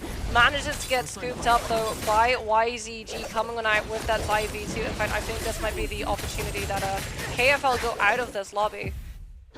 Dang. So it wasn't the clarification on why GG were not able to have that semi coming into play, but unfortunately that is going to be one of our foreigner teams knocked out before they can try and pick up any more of those points, and they are needing as many points as possible to be able to make it into that top 12, especially since after this we only have one game left for them to be able to qualify, and you can see the amount of points that they have picked up at the moment. They really needed to score high. Yeah, in one game, I mean, dependency on seeing 521, who are on Realm of Yang depletion mode, right? 62.5 points. That's around 12 points or so that they will need to catch in terms of last game, not including 521's prominence into next round. But we still have other teams in this match that also have Realm of Yang depletion, such as with CYN. Now, Sam Siphon pick with the Kramoka on zipping optioned out for, you know, just going and taking the mobile fight, but they're all on blue armor right now, and having purple weapons is great. That's more damage dealt out. They still have to find players, or rather take teams that may or may not be Realm of Yang winners, but also opting in for a team that they have full confidence of going up against. In 521, Jade Spawn, EWG spotting them out, and this is another team with that remaining depletion that we were mentioning prior to that one, just to go ahead and see if they can come out. Early snap from the Karumi Teva so that they can keep that 3 versus 3. Pamping out with that Zai will be able to pick up both of 2 players in the middle of that Tumult Ultimate, and 521 capitalizing on a missed position from EWG. Those 2 players stacking just a little bit too close to that Zai. The second that the gold frame of that fire tick cone came on out, it scooped both of them up into the middle. Impeccable. 521, they're getting all the situations going through before second round, because now that they have 5 eliminations and all the Dark Tide coins earned from each kill, yeah, that's great news for them. They're going to pick up gold or purple weapons or purple armor if the nature, and that's just going to give them more options on the table. CGS, though, Force GG not having any sort of soul bloom coming through. LXM actually getting rest, so the team's going to be able to have him on standby, but 330 is also in terms of the same boat. For GG, though, they're chilling out for today. I mean, qualified out throughout the whole entire sphere of the fight is really that. Also, don't count them out. Like, they've MVP'd rounds where they've lost their hot drop fight. Yep. They've had 5 seconds to be able to cleanse Yang depletion, and they've been able to do it. They've walked into those end games and they've come out from going from 2 kills to 20. As we're going to be having a look at them taking a fight inside Celestial. This is going to make it a lot harder for them to try and stick the landing in terms of that recovery point, as CJS inside the Tumult Ultimate coming on through from LXM, trying to capitalize on some of these players whose positions is going to be forced. The Wuchen teleport, though, fully ignoring the Sandstorm. The blue signal flare is clear for GG, as Wolves, they're not kiting towards the Forbidden Seal. No, they're not. And this is going to be where they go straight in terms of the river, actually. Straight in towards Lake Yellowleaf, padding up to Eventide Temple. They're really just going to go straight to the zone. If it comes down towards a GG, couldn't have taken the fight even if they wanted to. But Kakashi might make things a little bit more easier. There's the tail strike coming out. Pow! There's going to be 1 strike to the next, and then the Tessin champ, but 1 second left. CGS can't do anything with this, and so can't 330. Both of them getting wiped out immediately. The good news is they acted as a distraction. Yeah. Look at the minimap and see a distinct absence of LXM. That Tumult is gone. He understands the win condition. He's the one that can potentially get his players back, but he had to survive being in the middle of all of those teams who saw that fight go down into the last round, knew the timings of it, that it would be teams with Yang depletion who were getting incredibly desperate and were under that 1-minute 45-second timer, and they all grouped to try and figure out whether they could take an advantage on teams that you don't even need to find a 100-0 on. You just need to get the last hit of before they go down to that Yang depletion debuff. Now that we have the second realm of Yang portal coming on through, there is an opportunity for LXM to try and find some of those rebuff charms if there are any left, as JL are going to be going head-to-head against BBE. Ivan with this legendary staff goes for an early F2 connection, finds the isolation onto JL's VVV, forcing him to back on off, but the peel in the form of Dreadful Whale. BBE's advantage just went up in smoke with the reveal of that Soul Jade. Oh, and the Furious shot comes out. Oh, the connection against Ivan. His save, though. There's the saving grace coming out from Weishishi, making sure the F2 comes out into the Skybound. Having ultimate still available, going for one heal. We talked about how the disengagement comes out for Azai, getting a heal, and this might have a chance. He has jabbing. He can go for quick hits. Goes for his hit on the neutral. Ooh, 2-1-1 confirm up against one peg, but he gets saved. 2 to TXJ's Tenacity with the F2. Coming strikes through, and now Ivan proccing ultimate as the Wei shot and the Fairy Shed mech is invested from JL's side. Yep, Fairy mech is out on the field. One Feng is going to be out on that Yushan ultimate as well, VVV with the cannon. Unfortunately for BBE, they've already lost one of their players. The activation of that cannon form from VVV is also going to be able to find the knockback stun to secure an isolation target onto BBE's Ivan, as Familk is doing absolutely everything that he can to try and help his player, but if he stacks on top of them, he just gets staggered by the Yushan ultimate as well, and JL walk away with a Realm of Yang win with a Matari, Feria, and Yuasian. And you know the interesting thing, we don't know whether this is a composition that JL think is strong or if this is the meta break of them trying to make other teams think that they think it's strong, and they waste time in scrims trying to learn how to play it, as there's going to be absolutely no time wasted. JL out of that portal, immediately going to be enveloped by OUG, who see that JL opted for Draco Storm and very wisely back on off and say, hey, you want that Rift Dealers? We don't want to fight, you can have it. Just don't come after us. I don't want no trouble, man. I don't want trouble, man. I'm just gonna go the other direction. All right, see you, pimpin'. But one thing too is to note is that they had picked up one of the legendary Jades of Destiny, the Lockdown Jades for the dual halberds, such as Martial Art, Will Form, Hook. That on top of having Matari or even having that Weishan and just charging out is a detriment for anyone who comes up against it. Plus, considering that they are going to be outwards with having Matari, right, and that option coming through, it will have to see a sense in terms of the notion for the players to see the comp going out. We have a replay. Second Realm Yang fight, EWG taken up against OUG, and this is where EWG are just going ahead and toying around with the Tianhai in the play. Yeah, we know that OUG wins this, so that Smolch ultimate being invested is good for Lue on that Takeda. It means that he doesn't have to worry about getting grabbed. His other players on the outskirts of it, though, do not have that same level of luxury. Cookie on that Karumi is trying to go for the Tether activation, but again, it's just been forced out early from the side of OUG, and now it's not going to be coming into play. Both the Armor Circle and the Tether have already been invested, so when the Tianhai and the Valda are late, there's absolutely no defensive option. The EWG have to be able to keep themselves safe. Lue in that flop state is going to eat the charged RMB from that fan, has the Fury and Shove, will be able to try and find the spacing to keep himself alive after it's fallen on out, and now he's just trying to peel for these players, looking to stop any form of stagger with the shoves, but it's just Cookie left alive. In EWG, that was how they lost their Realm of Yang, and now have to try and cleanse this debuff over towards Eventide, taking a fight against BBE, finding the parry! The Zai loses the legendary weapon scaling for the V2! Now wait a second, Li Wei is now stacked out of his mind here, looking for the RMB, releases it, Shoichi gets that F1 from Zip, Ivan's out to reset. This is going to be coming dangerously close right now, and losing that weapon was nothing worse to wear it. They had a jabbing, they lost the staff. For Ben, though, he's going on cannon duty. He dodges that Tesla enchant. He gets a chance of getting the elimination with Roishishi picking up the Soul Bloom, HQ going down from Team Wolves. And now for the blue focus ban. You know, Li Wei has F2.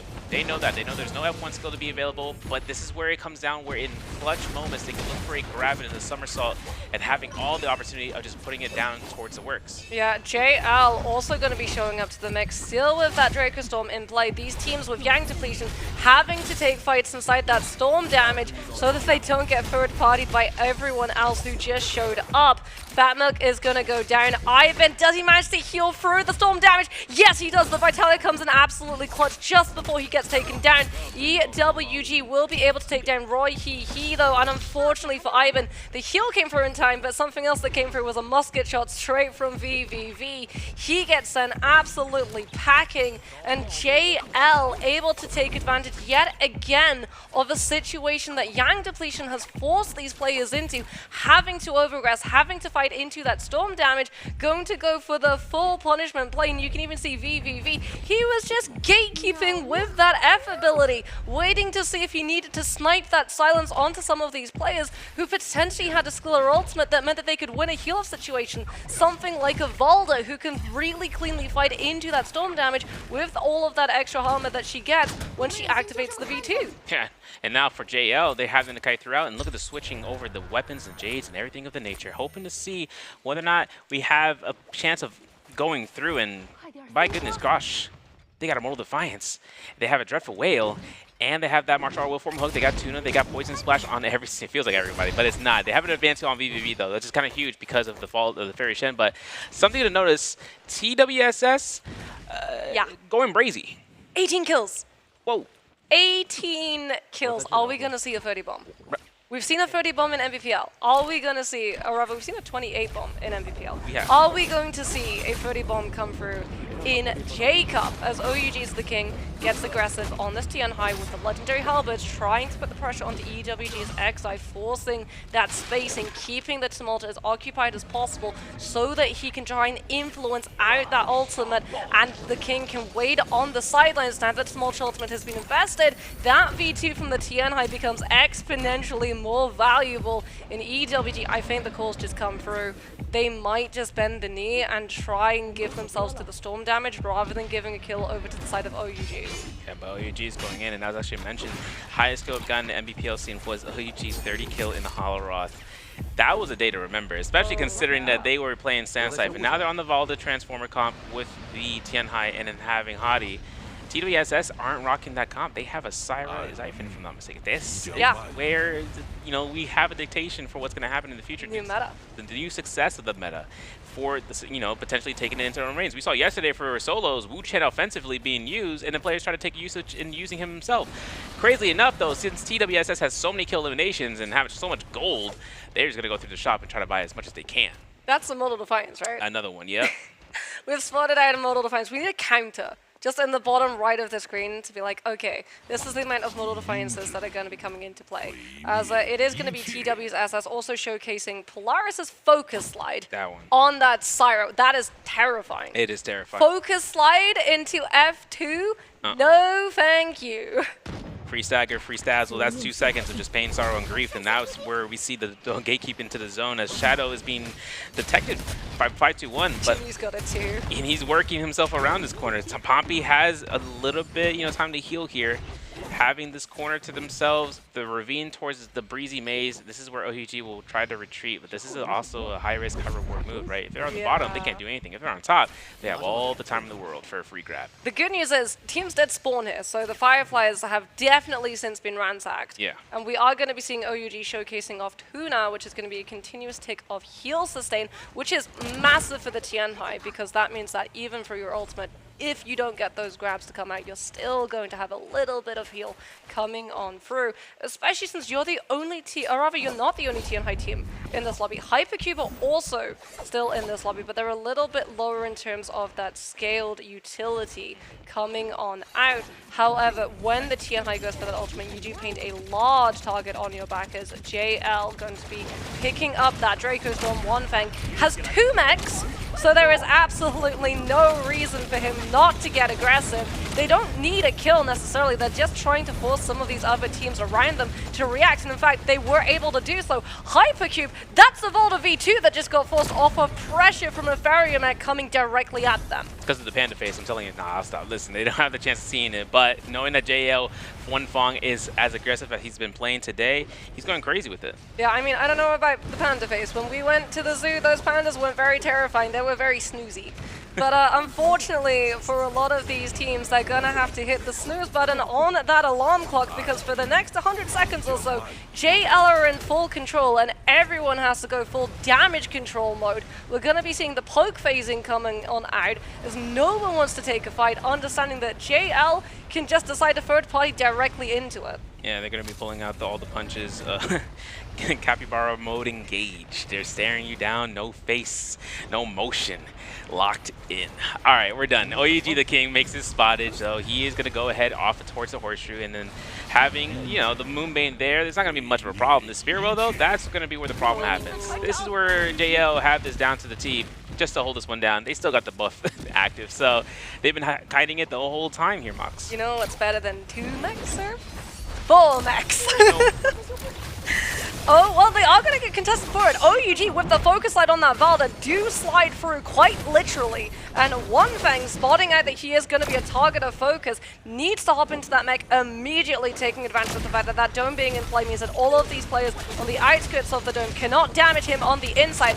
Venom tip from that repeating crossbow goes directly through the mech's health through to the Farrier, though. And JL's Wonfang is going to have to be very cognizant. Kanghai just manages to time the transformation of that Vajra, and because that Tianhai can grab the Farrier out of the mech, JL have to back off and bend the knee. Suddenly, Hypercube are the ones in control of the Spirit World, but the teams on the outskirts, they can see the progress bar coming on through to understand when they have to give token amounts of contest to stop Hypercube from securing this. Unfortunately, they go a little bit too close. Hubris comes to haunt them, but no! He doesn't manage to find the double slam because OUG's SS takes him down for the fan first. And also, we have to keep in mind that JL had a silence, meaning he couldn't even do anything about this. This is the knockback situation. The King takes it instead, standing right in the center of this area. Oh, we're still fighting this. TXJ comes through with another mech drop from VVV again, going to be free to go for that silence opportunity with the F ability.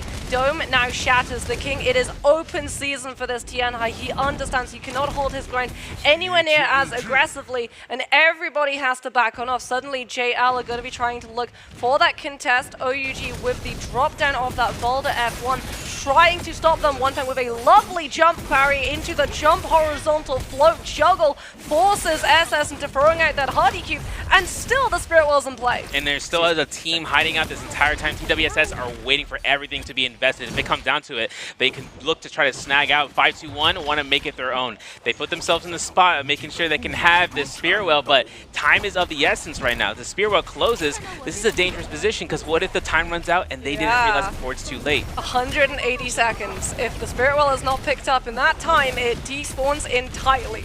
521's Pampy goes for the connection of that F2, will be able to find it. Kurumi Armor Circle is going to be invested. All of the overholds on the focus as 521 try and utilize the Hyper Armor to live the duration of all of this damage coming that way, but the Storm is closing away from the Spirit Well. They're able to hold their ground, will be able to pick up that buff and all of the loot as well as the armor swap, and they breathe a huge sigh of relief and get to aggressing onto the rest of the lobby. And Pompey is finding himself in a bit of a hurt place because he's ending up on where a team is hiding out, but he gets that Kurumi tether to be active from Yin, having the F to be wholly burned out, which means that the players may realize that the Kurumi has no F skill, no refresh. So for right now, last 2 minutes on the clock for the final circle inside of round 5 for TWSS. Polaris holding onto the ground, but Hypercube having not a lot of HP to work with, and there's going to be the cast for his ultimate. Nothing he's looking for. He finds 2, he gets the R&B, but the F2 from the Tari puts him out.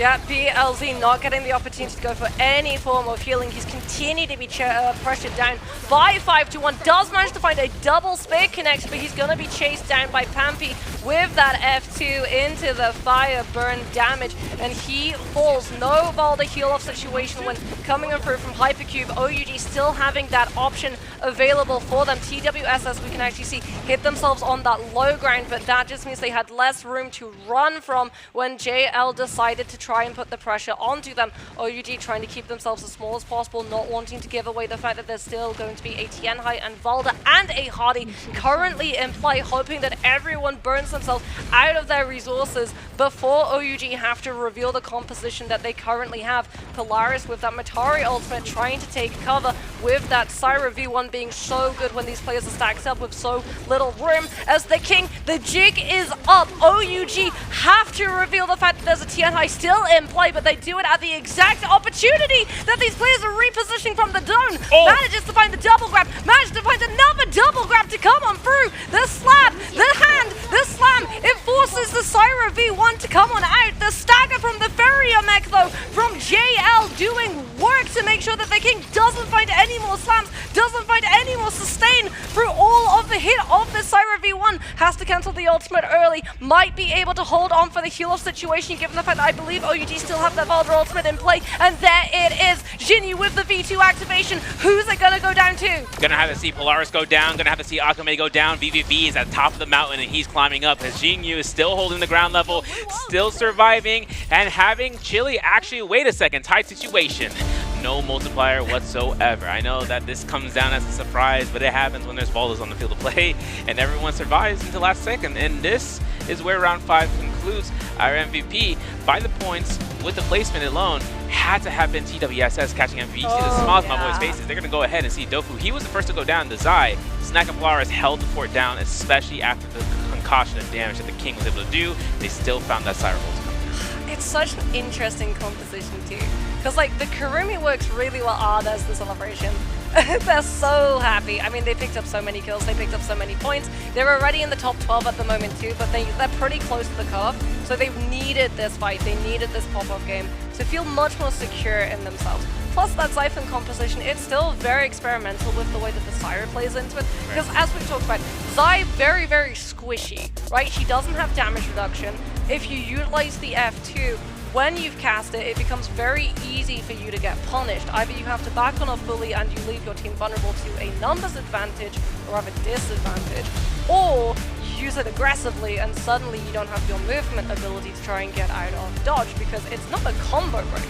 Right. You don't immediately, if you get pushed up into an extension, you don't get to pop that F2 and just back on off entirely. It's not something like a Syra F1. Right. So the fact that that Zai, who is incredibly squishy, gets to play off of the aggression that Syra provides, as opposed to getting to bank on the fact that Kurumi can minimize a lot of the limitations that Zai feels when she is looking to go aggressive, is really interesting because it's the first time that we're really getting to see not just a support meta composition coming on out, but more a CC, a utility composition coming on through.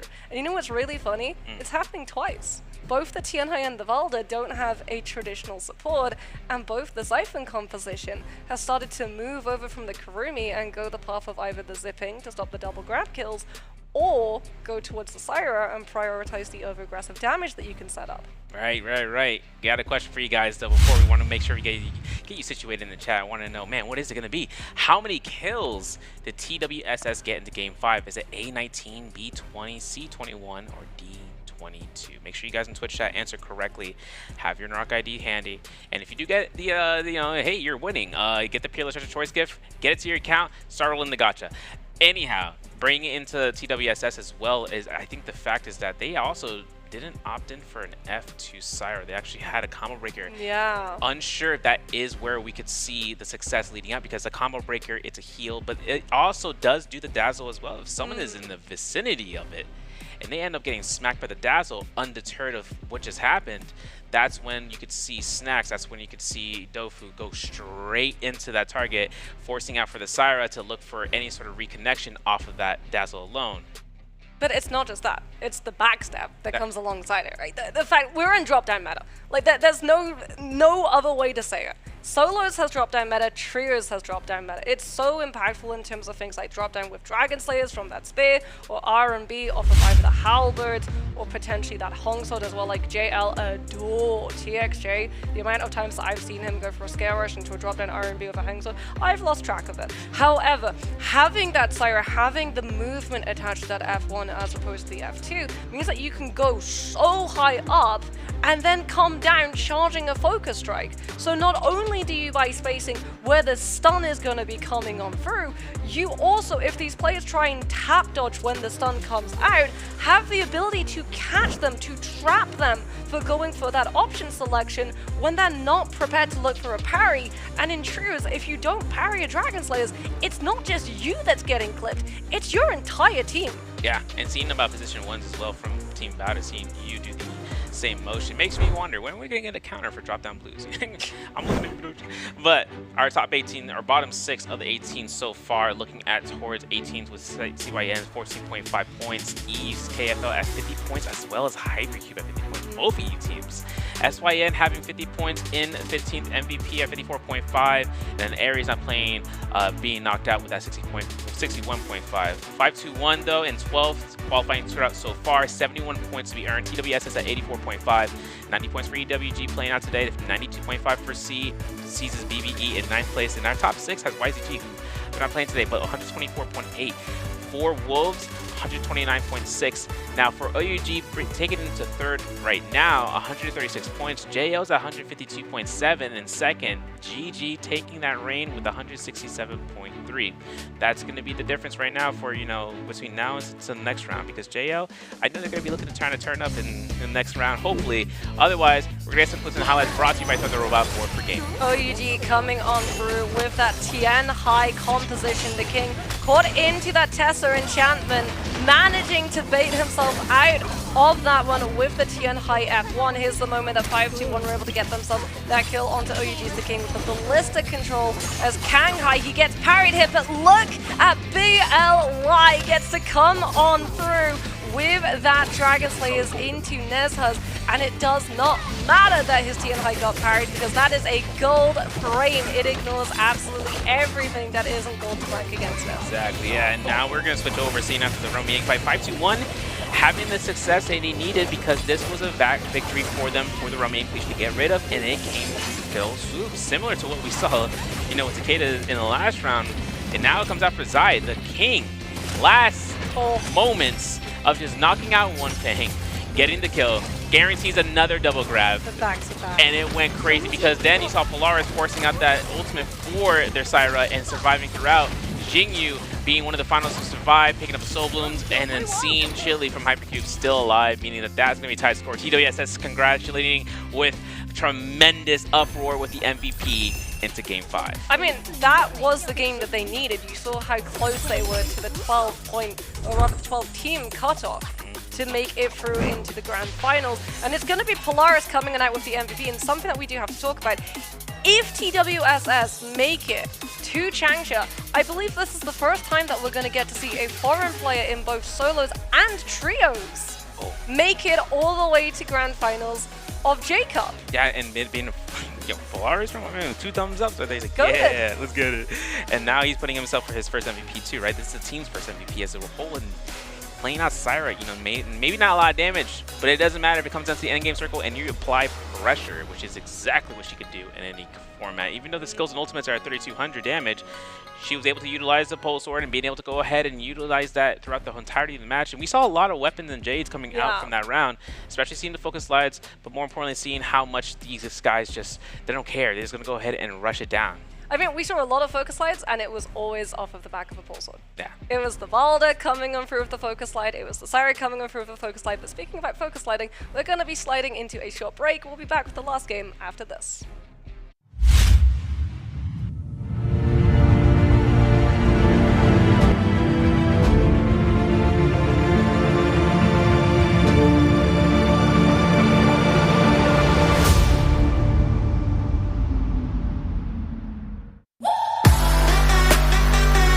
Xin chào mọi người, mình là Snack đến từ đội tuyển TWS. Chào tất cả mọi người, mình là DMQ đến từ team TWS. Tất cả mọi người, mình là Đậu, đến đội tuyển BLADEPOINT.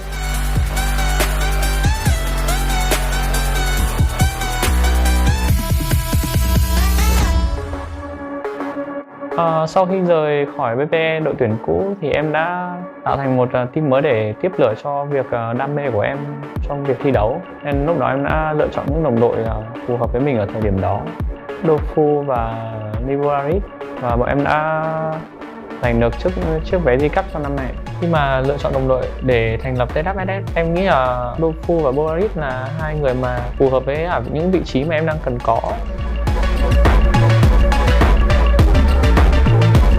Anh đã chơi với Khánh, chơi với Snack khá là lâu và anh cũng có hỗ trợ về tinh thần và cũng nhiều thứ về trong game. Anh có đưa ra một số gợi ý cho Khánh để chọn người. Lần đầu tiên mà Snack tìm đến em và để gọi em về để lập một cái team mới. Lúc đầu Snack đang ở TWS, đang ở BBE, và khi biết thông tin đấy thì em khá là bất ngờ và em quyết định là sẽ thành lập team cùng với Snack. Thật ra trong thời gian đội tuyển em thành lập nó đã gặp rất nhiều khó khăn. Thời điểm đó em chơi online, khi mà bọn em phải chơi online là bọn em khá khó để hiểu nhau, nhưng mà một cách nào đấy thì ba đứa bọn em lại có thể hiểu nhau, hiểu cách bọn em thi đấu.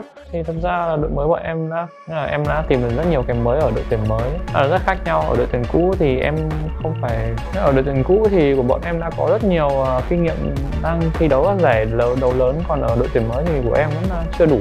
Em cảm thấy rất vui khi có thể chỉ dạy của kinh nghiệm từ mình cho các bạn. Mặc dù không có nhiều kinh nghiệm thi đấu như ở đội tuyển cũ BBE, nhưng mà ở đội tuyển mới này của bọn em, từng cá nhân họ đang rất cố gắng để phát triển.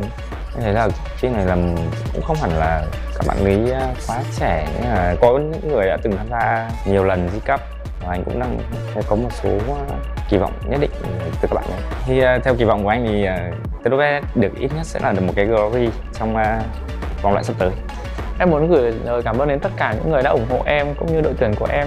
Em mong mọi người sẽ theo dõi vào những trận đấu mà bọn em ra sân. Em hy vọng là đây là năm G Cup đầu tiên của cá nhân em và cũng là năm G Cup đầu tiên tham gia tryout của Polaris. Thì em hy vọng là năm nay bọn em sẽ làm hết sức để vào được final và thi đấu một cách thật là trọn vẹn, thật là tốt để tự hào khi về Việt Nam. Bọn mình đã luyện tập đủ rồi, đây là lúc bọn mình thể hiện.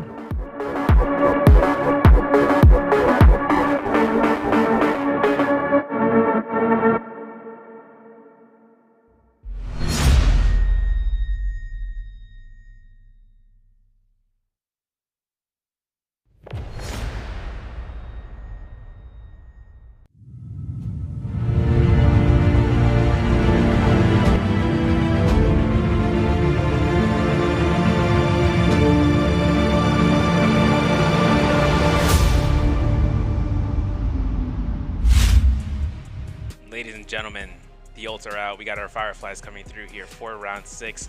Before then, though, I want to introduce ourselves. My name is Severia, alongside with got Moxie, who is playing as Tessa, as it comes out. I would hope that it would be obvious. If you guys are watching, or if you're playing by audio, you know. No, this is Temmie. You know. The purple. That skin. He's got the purple fit, the J team. Yeah. How could I forget? Everything comes out here this year. And this year is where we can see, even with J-Team to be mentioned, right? Champions in the past. New players on the block, seeing TWSS qualifying out for the trios teams, seeing Polaris make it to solos, having a hybrid option for either side, and making it for the world stage. Yeah, I mean, I think that's the first time for both foreign teams and CN teams. Maybe Chishang from JDG being able to go through solos last year and having to be hybrid pick. Very true. And it is going to be very impactful to see whether or not some of these other teams are going to be able to make the cut, because Serve, you have one more game. One more game, and then the qualifying, the group stages for the 2024 NARAKA BLADEPOINT J-Cup, they're done. That's it. That's all you get. And I mean, that pressure is so extreme. It's going to be felt. Like, we saw some teams buckle under that pressure, right? We followed along with BBE when they were under Yang depletion and they had that Zai and they had like been able to have that legendary staff, and it got parried out of their hands. And the one player that you cannot afford to lose the weapon for is your Zai, because that scales your ultimate. So the second that you lose the legendary staff, you lose so much damage with that V2. And not only that, like you said, they had the Soul Jade set up for the staff. Jabbing being one of the best soul jades in the game because of how fast it comes out, but not only that, it doesn't change the weapon animation. That's the crucial thing. That's why jabbing, even though it's only purple rarity, should be yellow. It should be legendary because it has legendary levels of impact. Every single time we see a jabbing, it's always going to have impact because you have to have that 50-50. Do they have a jabbing? Do they not have a jabbing? Do I parry timing jabbing? If they don't have jabbing, I parry wrong. If they do have jabbing, I parry wrong. Either way, jabbing has an impact. It's like playing a game of tic-tac-toe on a table at your favorite restaurant, you know, and say, hey, let me get some wings. But before that, can you give me one of those mini games? The thing that comes out to the issue as well is seeing the hands they went to a Takeda, and the Takeda takes full priority listing on Oh, yeah. And for Takeda's having a staff to be earned out of gold rarity, especially post Roma Yang loss, now is like, oh, we just won our Roma Yang theoretically, taking out a team with the gear that comes out from taking victory in one. Yeah, I mean, we even saw it. Like, it ticked directly over. It went from purple scaling to yellow scaling the second that he was able to get his hands on that legendary staff. Because if you do not know, one of the reasons why we always talk about the Zai composition being the budget composition, even though we call it Siphon, is because Zai is the only one, right? Zai just individually, she impacts how much damage her ultimate is able to do, just like Tianhai.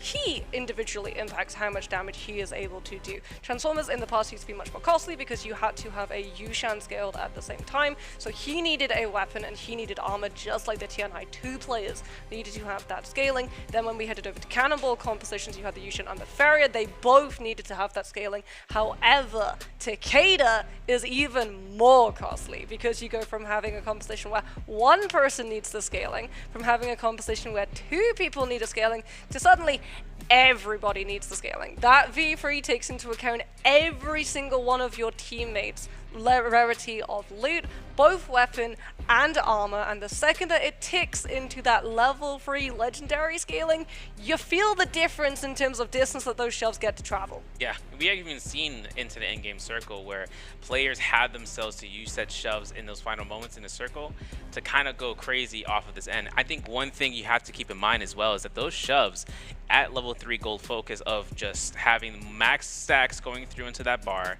can just disrupt anyone in the sky, something that players utilize as often as they can for those heal off situations, just avoiding any ground unit whatsoever. And him having the hybrid option of also using it for the peel off, meaning that he can use it from a certain range, if he's able to stack up early post first Roma Yang, go into the second one, not only will he have every single bit of pressure that comes out of the victory from that first victory of the first realm, he brings out more into the second realm with the help of picking up a gold weapon, and then ending into the end game, having the option of being able to wield it himself or even give it to the teammate. It wouldn't matter, just dependency on those jades. And then we said jabbing, there's Kabloom, and there's so many more that just make it Aurora Burst, bro. Havoc. I mean, we saw the Dragon's Roar coming on out from JL. That's right. Back when we had that final zone just around Jin's armory coming into play. And I mean, that's something that I do really want to quickly, like, just roundabout cycle back into, because JL, they changed something else up in terms of that Hardy Tianhai Vada composition. And it's something that I've been seeing a lot of these teams actually doing when they do try and take those Spirit Wells. They want to try and take advantage of the fact that they're going to cap the Spirit Well. And the Tianhai stays in the dome because the Tianhai is using it as a shield so that he can come on through with those grabs. But speaking about grabs, you're going to want to make sure that you grab the QR code in the bottom right of the screen so that you're keeping up to date with all of the official NARAKA BLADEPOINT action. We have so many wonderful events. You can manage to connect with lots of players so that you can group up in terms of your duos and trios. There's custom QR codes as well for all of the characterizations that you can find. In fact, I know a lot of people spend a lot of hours doing specific customizations for their heroes so that they can look as pretty as possible, because we all know cosmetics, yeah, Spirit Well, buffs, getting your legendary weapons, that's not true endgame. Cosmetics serve. That's the end game that we all know and love. Where's the cosmetic tourney, huh? Where's the cosmetic tourney where people's like are going into a round robin bracket? It's like, okay, who's got the best thing? Technically, there is a tournament for cosmetics because we do have the ranking leaderboard for collection points. Ah, okay, you know what? I ain't beating out potato for that one, but I know that when it came down towards seeing people's customizations and everything of the nature, I'm always like, man, I wonder how much time it took to go through that. and it takes hours. How do I know? I'm a result of that, you know, that tenacity. But just like how I went to the dream house and started customizing, these players are gonna have to customize out their last phase rollout game for game 6. What's gonna work best? Seeing the success of seeing other team comps being introduced these past couple of days, now it's like, wait a second, this works better. Hold on, a Zyphon with a Syra just did how many kills in the game? And it's a team from okay, wait, hold on, we're gonna run this out. But more importantly, seeing the success only comes down towards the skill set of players, and there are some key components inside of these guys' minds of where can who and what can slot to play said character. Because today is this round is the last round before everything goes out, and I know some of the teams in the bottom 6, it's just a Wild West position that they're going to find themselves in. I mean, speaking about Wild West, it's going to be Wild West in terms of the hero point situation. Yeah. Last game of the day, some of these teams investing big in being able to secure some of these compositions, because like that's the thing. I think that was one of the reasons why Kurumi being the best support meant that a lot of these teams would have to rotate through so many different compositions because they just couldn't afford to like just buy Kurumi every single time. She was a part of traditional Transformers, she was a part of Sand Siphon, she became a part of Zyphon. Coming on through, like Kurumi was just absolutely the premier support pick because Zipping was just nerfed and no one really wanted to be able to pick her up. She was sort of a scrap that you had to settle for if you weren't able to afford the Kurumi points as the day progressed later and later and later. But Syra coming into the mix gives a little bit of alleviation in terms of the pressure felt on those hero points. And not just that, the fact that some of these teams are still experimenting with compositions and that a lot of these compositions don't have overlap. Looking at the Veldrin, Tianhai, and Hardy composition, Hardy used to have a different composition that he was a part of, the Kylan and the Zipping. But when's the last time you saw Kylan in either both solos or trios? You know, it's funny too, and that conversation with the Tianhai and Volta, where is the Zais, bro, out here? I haven't seen any Zais to be mixed in. Zyphon's still too strong. Zyphon's still too strong. That's why I was thinking when we see the Mataris being slotted in for the Wei Shan with Fairy Shen, taking Matari out of the Zyphon collection, or rather the usage of Matari to enhance your gameplay inside of that comp, is it better than your Zyphon comp? For them, that's the decisions to be made and just experimenting. Our first round, though, selection has OUG, having the Sand Siphon available, Wolves, taking Transformers throughout, JL and DRG. If JL is wanting to experiment, they got no points to earn themselves out. So it's up to them to just play something considerably, you know, we know it's going to happen, or it's not. Now, DRG have Syra for a Sand Siphon. My boys are going to be rocking out here for their first round selection. Yeah, DRG and Bida were the two names that a lot of people were floating when it came to those Scrim bucks. Coming on out with that Syra, JL going to be opting for a Syra Takeda Kurumi. That is, do you know what? That's the hopes and dreams of every single Takeda main. Bro. You're gonna have Kurumi Teva, you're probably gonna have Syra F2 to connect onto you. It's literally gonna be your Teva, your Takeda, you give him the F2 from the Syra, and you send him out into the open world and see what he picks up for you. I'm confused too because for the first time, Syra's banned. No, more than BBE, not BBE, 521 opting in for a Syra in a comp that you wouldn't necessarily see. I need to go back to that page because we still got Everyone's hiding strats. Oh, in the last round, I know they ace up their sleeves, but Everyone's still. hiding strats. Yeah, it's funny with that. It's funny with the JL comp is that it reminded me of the Zippy and Kurumi into the rank point grind comp that just goes absolutely like you can't kill the Takeda. Yeah. Right? The Mortal War is different, but having them to fight out in the MVPL stage is a whole different story, where we're going to see a double Transformer coming out for TWSS, having Fairy Shen, having Tianhai, playing with Valda. I need to see 521's come again. That's another thing I'm like, whoa. Okay, so this is going to be a really strange round, if we're going to be honest, because teams that are below the 12-point cutoff, they need the kills, they need the eliminations. They're picking compositions which they think is going to give them the best opportunity for that. KFL are running the Transformers composition.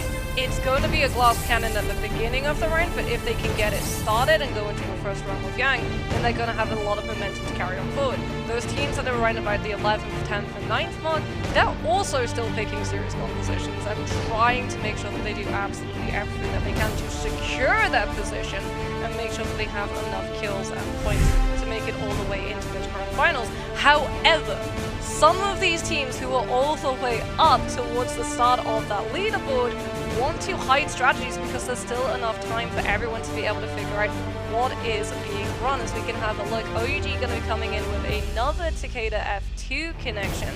coming on out. Ideally, we're going to be seeing the F2 come out from DRG's Kakaishi Syra. We're both waiting to see what it's going to be for JL. It's the combo break. It's not going to be the F2 on the Syra. In fact, the F2 is going to be picked up from BBB. As we talked about earlier in the broadcast, he was the one that started pushing the meta in terms of that F2. 5-2-1 going to be opting for the Syra F2 extension, as well as that F2 silence effect on that Feria for this Syra variant of Cannonball composition coming on out. And I really want to see how these teams are going to be dropping, because for a lot of them, they need to pick up these kills and quickly. Yeah, it's going to be a hot drop for the Arcadia, but just like drops in terms of questions for the site, which of the following teams will score the highest this match, or if they score the same, who will rank higher overall? It's going to be BBE or TWSS, both C teams putting the brothers up against each other, but more like putting up against each other. Skygaze Cove, 5 teams here. There's a lot of Fireflies to rotate throughout this area into Skygaze. So if they want to go to the Crimson Cave, they'll pick up the 2 and go straight in. But Wolves and GG opting in for Twilight's Pass, and the Misty Glade for GG gives them full scale rage to be earned out. Arcadia is going to be seeing 3 teams. It's going to be OUG and another team behind them going directly for those Thunder Coins. OUG going to be landing a little bit towards the outskirts of it to look for some loot before pushing on through to the fight that has already been started to go for that timing attack play third party style. So we're going to be going right into game, looking at that Celestial Barge over towards Skygaze. TWSS managing to put themselves on the top layer of the boat. Dofu coming on through with that slap, immediately stopping any advance EWG could have found with finding that weapon early off of the rip. Balder F1, as it is going to be Snack putting under the pressure, is EWG's Xi wanting to try and find that lunge opportunity with the staff and denied it entirely off of the Valda combo breaker. Does pull out the F3, finds the connection onto the Farrier, but he just gets grouped up on by KFL, who come in onto the spine. That spear just managing to find the hit that it was looking for to confirm off of the Dragon Slayers. Riemann now tanking all of that aggressive positions with the F1. Does get hit into that Tessa V1 coming out into that enchantment stand, but the Valda has the ultimate. Windy was able to get his hands on one of those Fireflies, and KFL have all of the CC to play around with. Viper V1 does come on through. KFL trying to put themselves over the cliffside to break LOS from it.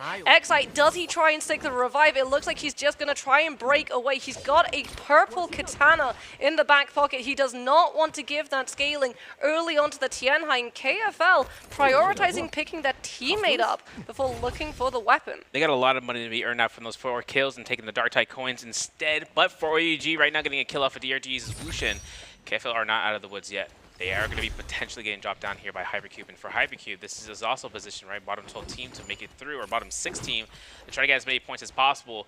While they are just scouting around here, Hypercube being on the bottom, on top of the ship, are going to charge up that bow. Ryomen might be the targeted selection for KFL, though. This is a good game so far at the start. 4 eliminations, slowly having a Tianhai ultimate is good enough as ready. You have to be careful that that's a forbidden seal. And they just passed by it, so they just high-fived it and walked away from it. Now 5-2-1 at the Verdant Chasm and picking up gear as part of that reset route. Hopefully to see what they can try to pick up from this point on. Yeah, 5-2-1 with this Syra Feria Uation. I'm so interested to see if they try and take a run with Yang and how it plays out. OUG, this is over towards Arcadia, have actually picked themselves up Volpine Essence, even though there were 2 teams that dropped directly into Arcadia. OUG are going to be the ones managing to pick up both the Soul Jade and those kills with that successful timing attack. 5 kills, so they were able to almost fully wipe both of the 2 teams when that fight had taken place. Bale's TXJ now with the chase down on the LMB from that Heng Sword, managing to find the isolation onto CYNB. Karumi Teva comes on through. TXJ spacing out with that Syra combo breaker to take a back step, drawing the attention of that Zai.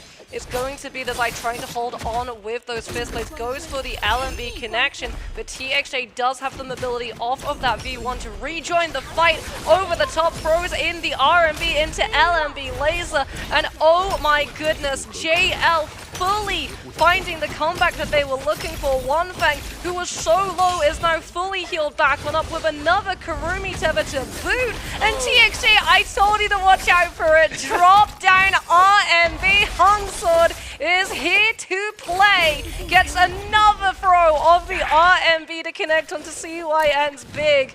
And JL with the double support, managing to find the kills. Crazy, he did a 2-1-1-2. He's styled out for us, but TWSS are going for that Vajra state. They got one grab. They're going for the slam down against SS. The cannon shot to go ahead and re-stagger. Looks like DNQ is going to go down from the ground units as SS finds a spear connection. Has one Furin left in his kit. They're going towards the Black Tortoise Gate in north of the Imperium region, but trying to find that last Furin use as the escape pattern comes out. I'm not sure if Dofu has a way of escaping this. The F2 to try to lock down gets denied, but getting parry like that, Dofu gets RB'd. That's the elimination for that OUG gets. Yeah, that vertical spear slam is pretty nasty stuff.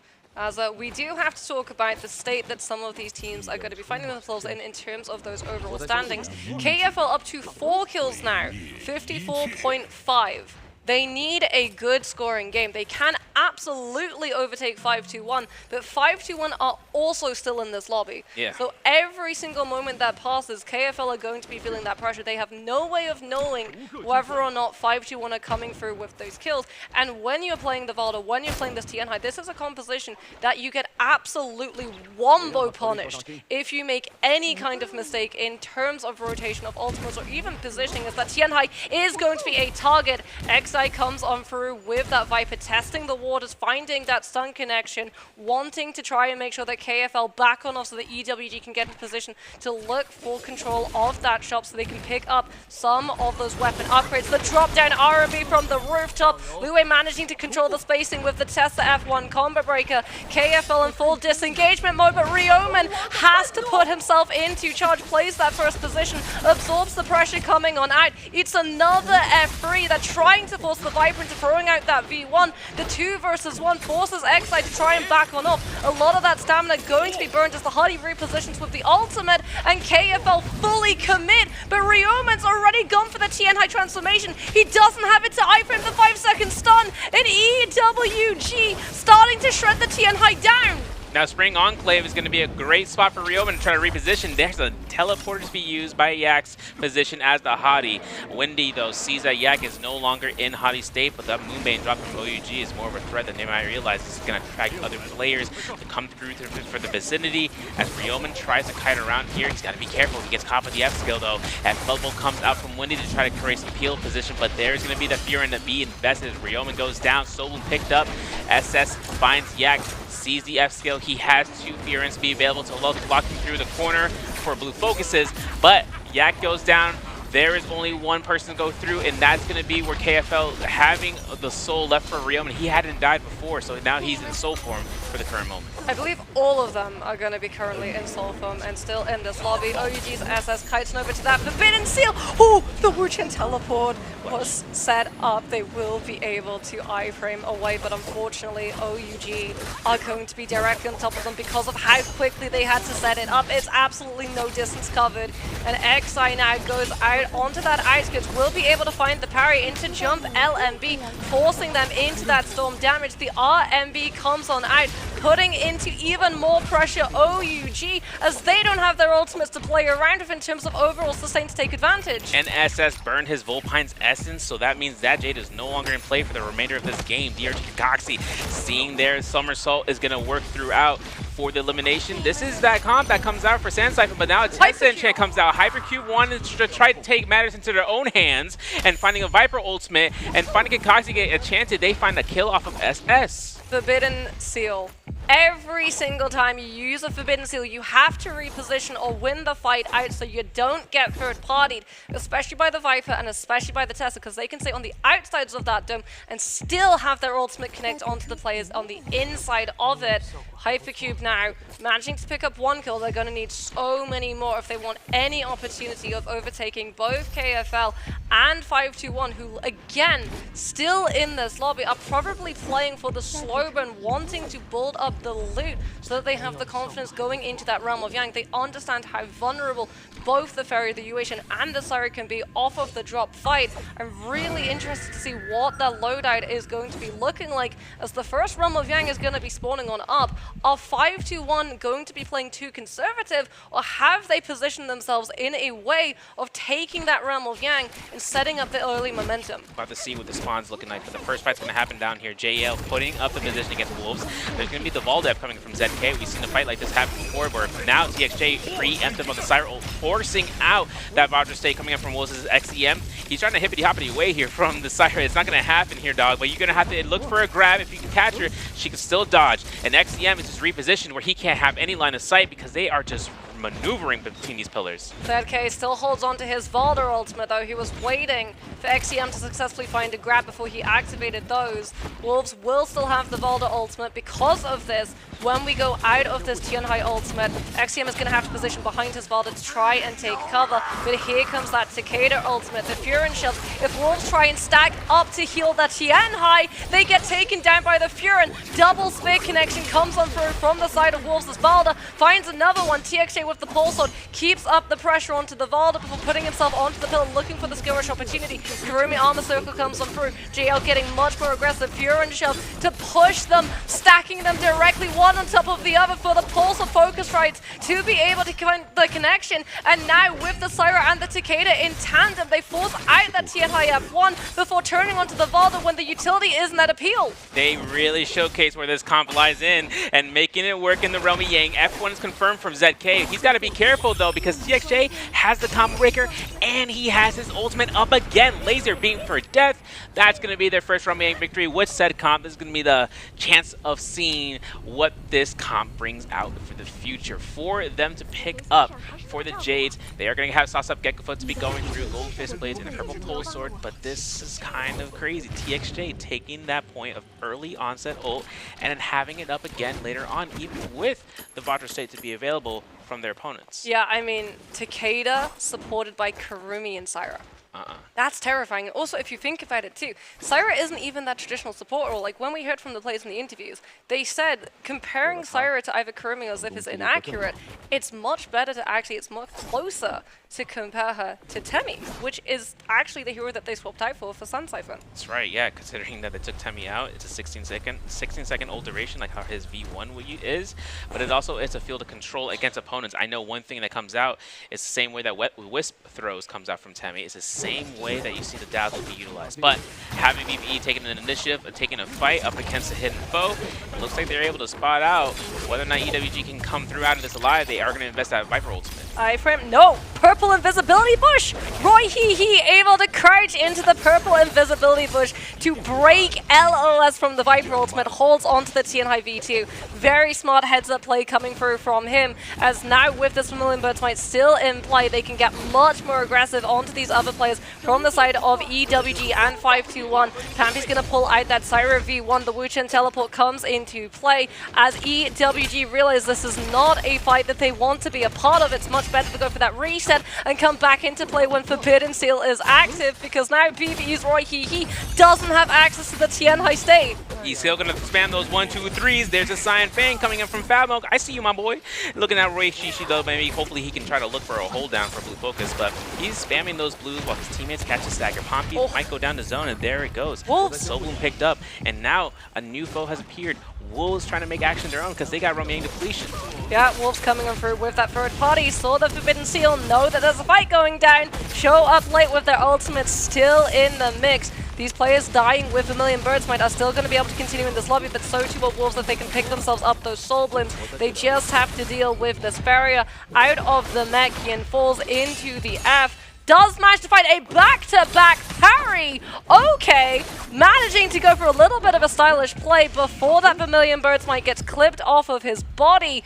Massive stuff coming on through from the Farrier. Wolves, however, able to capitalize on the ongoing fight, will be able to find the cleanse, and crucially, it's out of sight of some of these other teams, because we can just see that DRG spotted out that Forbidden Seal and are now showing up late to the mix, but Wolves, having already been trying to disengage, have actually been able to sandwich EWG's players between themselves and this new team instead. Kakaxi getting hit the Popio, he lost his chance of actually going to the back line because of that parry. Now he is cemented to make sure he has eyes on the zone, but also locking throughout PWG Liwei, who is going to get eliminated. Even with that last second test that ultimate, that 300 heal, everything comes down to this moment. So picked up, there it goes, straight towards Wuxia 98. Now for that semicircle on the outside of our field of view, but we can still see that. Hypercube and OUG are taking massive strides against one another. OUG's SS goes for that Takeda activation. Furin shoves one player away so he can turn on the second with the R&B on that fan. Might be able to find the elimination. Does manage to get away from that Tesla ultimate, and the Wuchen teleport is going to be utilized from Hypercube instead. Viper V1 from BLZ is going to be strong. Unfortunately, that Tumult ultimate means he can only capitalize onto OUG Shinyu and goes directly into the Cavalry Bloom from WX98, who opened the door and unfortunately had a very nasty surprise waiting in store. Cavalry Bloom into a Tumult window, there's nothing you can do. Nothing you can do, absolutely not. DRG are really opting in to stay in the zone as often as possible, even though weakness escalation is kicking in slowly but surely, because we are still at Shadow 2. They're going to make their way towards the southwestern end of the Imperium in making sure they can just kite around, but other fights are happening on the other side of the map. JL and KFL. Now, KFL, 55.5. They got a placement point to come through here so far. They still need a lot of points, and they take a frame 1 run with Yang. They're up against JL. And they're up against JL. They're up against JL. The only thing in their kit that can make a difference is that Sapjay and Ryoma gets a double parry. I mean, they've got the Tianhai. If they can find the double slam, they're up against the Karumi. There's no zipping. They're up against Focus Light, though.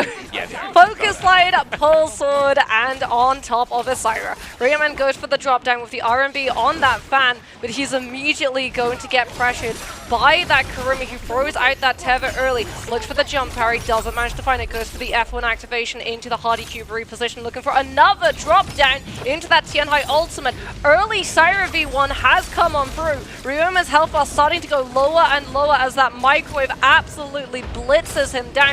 So far, no grab, which means absolutely zero heals coming on through from this Tianhai. JL doing a very good job of hiding behind all of those pillars. He finds a grab onto VVV. Windy goes for the activation of the Volda V2, but it's not going to be enough as Tianhai goes down. JL saved the Karumi on the circle, and now that the Tianhai isn't there to reposition them, they can hold themselves fully through the middle of it. And then his Genjutsu as it comes out here, there's going to be the blue focuses, there's going to be the slide, and there goes down Windy for one strike to the next. It's a second win from this team. Now, obviously, they were stacked out from the first Ranmo Yang win, but this is the second time we've seen this comp specifically earn victory, and they picked up themselves up a Cloud Weaver.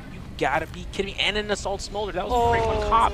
The spear is going to be held onto that longsword. Now JL are a behemoth in terms of their gear. I mean, that Assault Smolder, that's the bane of every zip. Literally. If all of these teams start moving away from the Kurumi because they're worried about getting countered by the Tianhai double grabs and they return to the zip, you know what makes a comeback? Firebrand damage, although it's never left because Rupture Gale and Flame Breath, that combined Soul Jade, every single MVP in Trios has it. And they also have the Cloud Weaver, so if they find those fist plates come out, man, they literally connect. Cloud Weaver interference shove? I don't want to think about it. I don't want to think about it. It's going to happen, though. We're going to have to see it. You know, even though we're saying, oh, your guys are cursed. No. Nah, that's not so much a vacuum anymore as a blender.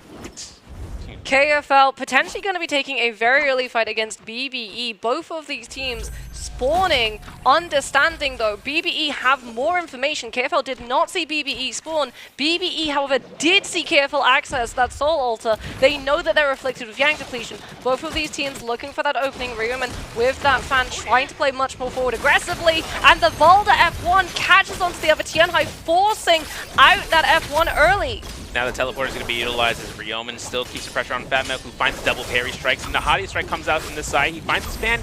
He takes the teleporter as Yak has been able to set up. Now it's up to the determination of when to use the Vajra State, because now he's going to try to use it to counteract Roihi. Now Roihi is first on the line. He's going to melee push. We see Ivan in the background. Doesn't get grabbed. He takes a teleporter just in case, but dangerous situation.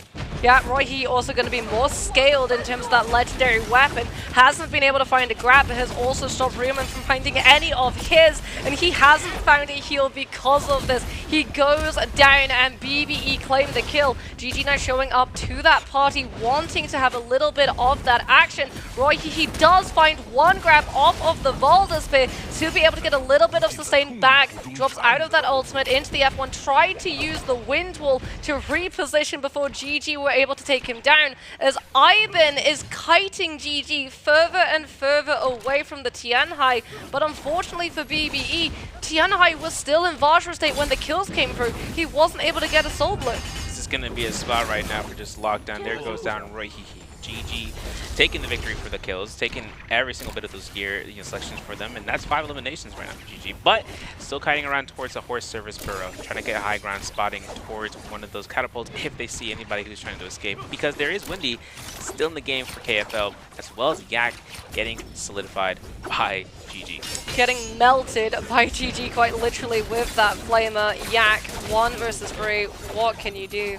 Absolutely nothing except try and give your Valda a little bit of presence, a safe sense of mind to break away from GG's chase down. He doesn't have anywhere near the amount of coins needed to be able to pick up a Rube of Charm from one of those shops. He's on the Yang depletion. This is KFL's last hope. They needed this game to go well. So we're going to see a replay, as it looks like it was actually GG who took BBE down. Free-Frio coming on through with this blue staff. Does get hit into so much damage coming out from BBE's Royhe with that legendary scaling home shot. But look at LXM. Triple connection on the Valda V2 Spear, trying to find the turnaround for his team. Will be able to buy himself the spacing to go for one on the powder. Backs off with the F2. Does get clipped into that cavalry blimp, but looks for the clank. Doesn't manage to go for the double jump over BBE's Ivan's head, but CJS, the absolute clutch. Back-to-back blues with the RMV on the fan. First rule of fighting, don't let them know your next step, which is second blue focus. They didn't put that in the books. Another thing to kind of look into is seeing whether or not 330 puts himself in a spot with that gold pole sword. The scaling is immaculate. The meteor is gained. The rupture gale orb is on 330 as well. But another thing too is a scene towards LXL. Now he's got fire arrows and target lock, and I'm pretty sure that's going to be a burst arrow to be picked up with a scatter shot. So right now LXM is the threat of the lobby. GG as a whole are the range gamers right now. Yeah, I mean, target lock is terrifying. If you think about not being able to access your mobility, trying to dodge around the Tianhai's ultimate grabs. Yeah. And target lock just says no. As it is going to unfortunately be KFL's Windy trying to find any kill that he can with the overheads on this spear. He needs to get one of these bodies. He needs to get one of those blooms, but he's going to be the body instead. And that is going to be an end to KFL's hopes of being able to continue in J-Cup. 5-2-1 going to be breathing a big sigh of relief. Not that they know. They have no idea that KFL just got fully eliminated. They have to just keep going for the MVP, as we can see JL focus slide on that Syra, and it is going to be them having to contest GG's 3-3-0. The grab attempts coming on out from one of our premier Tianhais, trying to hold his position. Does see that all of these players are getting the Kurumi Tether, will be able to find one grab onto JL. However, that Kurumi holds their cool and doesn't snap the tether, and they're able to keep it up. Keeping the mitigation alive, keeping the heal in focus, but that Spear Whale is still being contested, and now Wolves want to take their turn. XEM inside of the timing circle as it comes through. Even though there's range shots, he ain't worried. He goes for the grab. He's like, no, you go back out here. The F skill is invested though from the timing that he just grabbed. So now for right now, XEM goes right back towards the Spear Whale, gets another grab. Looking to try to go for a double grab potential. It doesn't get it, but that Valda Coil will definitely guarantee it. There is a slam down. Having that Forbidden Seal right next door as well for any active ultimate would have been a great sense of the motion, but Dongqing having to go straight throughout that into the Spear Whale. We'll see the moment the strike as XEM deforms. Yeah, he's got to go for that real defensive reaction. Syra V1, and you can see that Kakashi has actually been able to fully heal Dongqing right back on up with the RMV spam. Now out of that 16-second duration though, DRG back on off. They understand that down those ultimates, other teams are just too strong for them to be able to contest. teams like 521 who bid their time, waited for the Tianhai teams to run out of those ultimates to overcommit in anticipation of picking up that Spirit Wall and having the double ultimate cycle, and they pick it up late instead. 521's Pampy able to find a kill onto JL's VVV, who got left behind and went down to that Syra LMB from that laser. Some of these teams had since kited over towards the Ballista Tower to deter 521 from chasing onto them, but it's not going to be the team of JL who lose One Fang to OUG. Now One Fang being the last remaining teammate to go down for JL, meaning OUG locking it down for the final 15 players alive. Wolves having their stead off this end. Now Pompey, you know, seeing how he has ult again after we just saw him cycle throughout the entirety of the zone, is going to find himself with the gold fist blades. This weapon scaling and with fist blades, meaning that if the Wei Shan goes in ult, he can help chase it down with free blues, and he's still not stopping any shot pressure because he sees how many of these teams are separated out. He has DRG on his left, he doesn't know that, but he does see GG and he sees gold armors. If he catches a grapple stacker or any cannon shot, they'll make their way towards the shop just to see about the supply game. Yeah, GG having 2 sets of legendary armor are going to be starting to chunk through some of the resources that DRG have available to them, coming on through with all of those ranged weaponry. Moonbane is also in play, and it looks like DRG took their chances against the RNG, and it works against them. Moonbane AoE into GG follow through. This is the bread and butter of this team. WX98 is down. DRG now having Dongqing, having Kakaishi. That's Syra going to be trying to go for a little bit of a heal up situation inside that purple invisibility bush. There is a Moonbane between themselves and GG, and there is now a new body in the field, and this is why GG were getting as poke heavy in the range sustain as they were. They wanted the positioning that DRG had available, because that is where Draco Storm on that Spirit Well is going to be spawning on up, and if they can position before that dome hits, the Tianhai teams do not have the foothold that they're looking for to have the staying power with the V2. Yeah, and I'm also looking at the Jades as well. Seeing that CJS has that soul release, would it also help LXM even more so? You see, what happens is that if LXM is in ultimate form, if he gets a kill, he can reset a water spear. If that goes to his teammate, that would be the benefit of it all. But then again, if you could see a kill potential coming in for CGS and he had to burn his combo breaker the first time, he'll get a second one ready to go. Yeah, potentially they swap it when we get to the heal-up situation. Most likely. Well, we're going to be seeing GG more than likely pick this one up. We can see all of these other teams in anticipation of GG having picked it up. It is Draco Storm, which means additional AoE damage coming out from all of your damages. And everybody is just like, yeah, okay, it's a Tianhai team, it's a Valda team, it's a Hardy team. We're just going to back on off entirely. And you can actually see that GG are doing a very good job of just keeping everybody together underneath that dome. They understand that some of these other teams with this composition have been going a little bit too aggressive, especially with that Hardy, and they have been punished for it. And GG are not going to be making that same level of mistake. No, they're locked in towards that Spirit Well. The dome is still up. That means that if anything happens, they won't get any sort of outside pressure unless someone wants to take a risky play. For the other side of the screen, though, you can see Wolves is taking spottage over towards 521, looking to try to utilize blue focuses to deny the range shots. This is usually how the method goes out, and GG still has eyes on towards the Wolves with those cannon shots. The repair chests are going down slowly for GG. So right now, we know that the last time we had a chance to look at the supplies, I saw 2. Now we're down to 1 repair chest, and you can see LXM is not afraid of this, burning that quiver with all those arrows. Oh, they're burning the ultimates, which means the Spirit Well is about to be capped. Wolves, though, late contest, actually going to try and call GG out on it. Was able to find 1 grab peripheral with the shove, staggers the Tianhai out into the follow-up. Valdespay coming on through from LXM, trying to keep their players safe. Hardy ultimates also coming into play. All of these players trying to play above that Tianhai's head so that they cannot get grabbed out. NiHQ almost doing a very good job, but CJS also doing a good job spacing out his Hardy triple charges and chasing that other carry away from his Tianhai so that he doesn't get pressured. GG will be able to pick up Draco Storm. That dome does pop, and all of the ultimates for GG come back into play, and we get absolute chaos as everyone scrambles to try and find any kill that they possibly can before GG start to make their presence known. Pampy with that Syra V1 goes for the RMB, is looking for the LMB opportunity, but here comes GG. 3-3-0 with the potential horizontal off of that grapple connection, finds the kill onto Wolves' Nai HQ, and that was a Hardy removed. Wolves do not have the reposition availability, nor do they have the Valda to win the heal-off situation. GG very much with the only composition left to win a heal-off situation if they go uncontested. Yeah, and 3-3-0, even though he doesn't have ult, he is going crazy into the ground unit format. He still has all the pressure necessary, finding himself up against another Wolves member, gets him out. Soulbloom is picked up. Now he's going to have enough rage by the time of the 10-second timer. For the Fearens in the background, you can see OUG are trying to lock down Dongqing from Team DRG. There's going to be one to LMBs, one to the horizontals, one to the RMBs, and a bow shot from Rico from OUG to get the kill confirmed. This is going to be where the cycling of Soulblooms are most important. Pompey goes down from 5-2-1.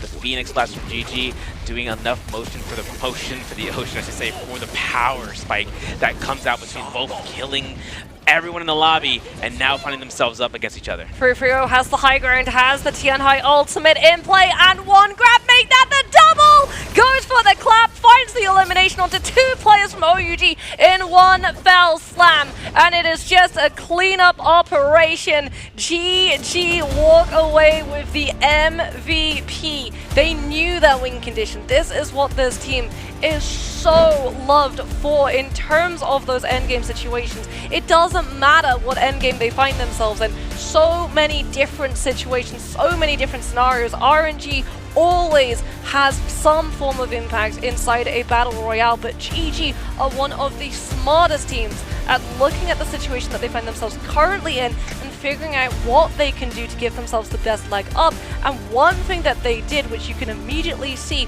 when they went for that Spirit Well, they were trying to camp it out for as long as possible for a number of reasons.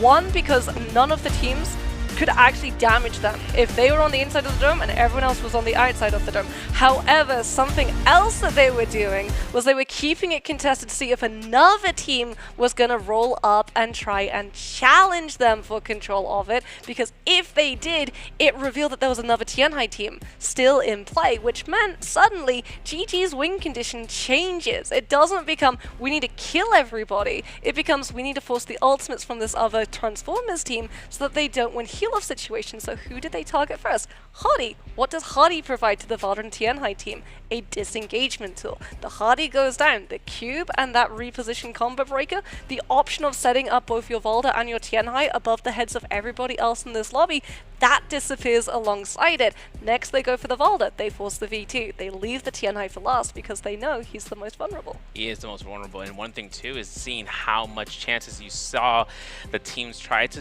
recontest it. Wolves had an option of trying to do it themselves, but GG just always comes out with a plan in the back of their hand. They had everything going through that, yeah, we know you're going to try to push us back, we're going to try to reaggress. Then the Wolves had an opportunity of just noticing there is that Forbidden Seal nearby. They can't take any opportunity of walking in that direction, meaning that they just walked into their own trap, forcing points in a spot that it makes a lump sum of 0 for them. Yeah, like we said, GG incredibly smart in terms of those endgame situations, and I mean, they didn't even utilize things like the Flamer, which is their usual strategy. Normally it's, okay, we're gonna find some form of Soldier of Destiny, or we're gonna utilize Takeda ultimate, and then we're gonna utilize Flamer, and we're gonna just wombo combo you, so that you take Storm Corruption damage, you take Flamer Fire Tick damage, that cuts your heal effectiveness by 50%. Like, it's really smart in terms of all of the different layers that they set up. That time around, they just understand, like, all of those other teams in the area, they were more than happy to just let that Spirit Wall get camped. The only team that contested it was the team that needed it for the win condition, was Wolves, because they wanted the double ultimate cycle to set up for the heal-off situation. Everybody else pushed themselves to the other side of the zone, which meant that when that Takeda came, or rather that Pole Sword came on through, threatening that space, managing to push those players into the storm damage, it essentially did the job of the Flamer without GG actually needing to pick one up. Yeah, and we saw it just recently in terms of what you saw. CYN, KFL walking off stage, playing throughout the past 3 days in their own separate days, having tremendous efforts in making it not only to J-Cup, but playing in the big leagues of the world stage. And we're going to congratulate them in terms of making that chances of playing against. And this is a lot of practice that they earn, and this is practice that you don't get anywhere else. So for that experience, that alone is invaluable for what it comes out inside of the Trio Sphere. Yeah, but speaking about trios, I mean, we're going to be able to see in a matter of moments who our 12 teams are going to be making it all the way through to grand finals. We can have a look, however, at the overall scoreboard for that last game of the group stages. It's been a continuous sort of seesaw, a battle of power, a tug of war between the likes of GG and JL, but GG have very much shown their dominance. When they won MVPL summer season, they did that winners interview and they lifted that trophy. They said that they were going to be the first trios team to win everything, and they are very much on the correct road to be able to walk away with that objective complete. Yeah, and you know, we saw some variable success coming out, 12 eliminations for JL, coming through the comp never before seen, and seeing that could create some disruption for pre-finals. But for sure. We have our, you know, top 3 coming through here. That 3-3-0 buff, man. My man playing that TNI. He's got that deadpan face there, but I know behind those eyes, my man is like, I'm locked in for every single double grab I can get. I'm just saying, English interview buff. Every single time we talk to a CM player, boom. Instant MVP afterwards. As we are unfortunately going to be having a look at our fallen teams who are not going to be able to make it to that cut-off point.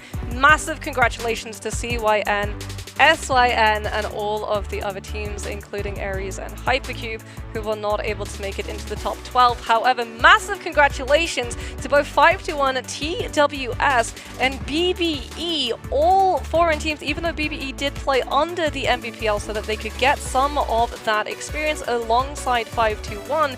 We can see that it has since showed off. They are still representing their region. They are still going to be able to make it to the grand finals yet again. But I mean, TWSS coming on through, trios and solos. Polaris, the first foreign player to be able to make it through to both. But GG, not going to be the first time that they find themselves at the top of an overall standings leaderboard, because like we said, they are the current defending champions of everything except that J-Cup title. And now we're going to see some clips and highlights from this final round. Crossed by Thunder Robot, born for gaming, where JL having a look at TXJ. Look at this man. See uppercut 2-1, delayed it out, got the blue focus for free. But OUG still taking fights up against KFL later on into that round, into the first minutes. Finding that success was using the Moonbane over by the Spring Enclave. Still finding the connection from Fury Bolt to see how SS just goes ahead and backs up straight towards the Yap. JL now coming on through with that Syra replacing the Temi. TXJ on that pole sword, keeping the Volda occupied, spaced fully away so that the F2 combo breaker can't come on through and peel for those players. As we can see, it actually was the F1 rather than the F2. TXJ then with that Syra ultimate able to come on out with the LMB, turning it into just an absolute massive chunk of damage off of all of the Takeda being supported and popped up by the team. Yeah, the pressure still comes out here into the final 8 minutes of the match. You see GG now with 3-3-0 in the Vajra state off that corner for that final 1v1 against the team. And OUG just couldn't stand a chance. Double grab was consumed, double kill was confirmed.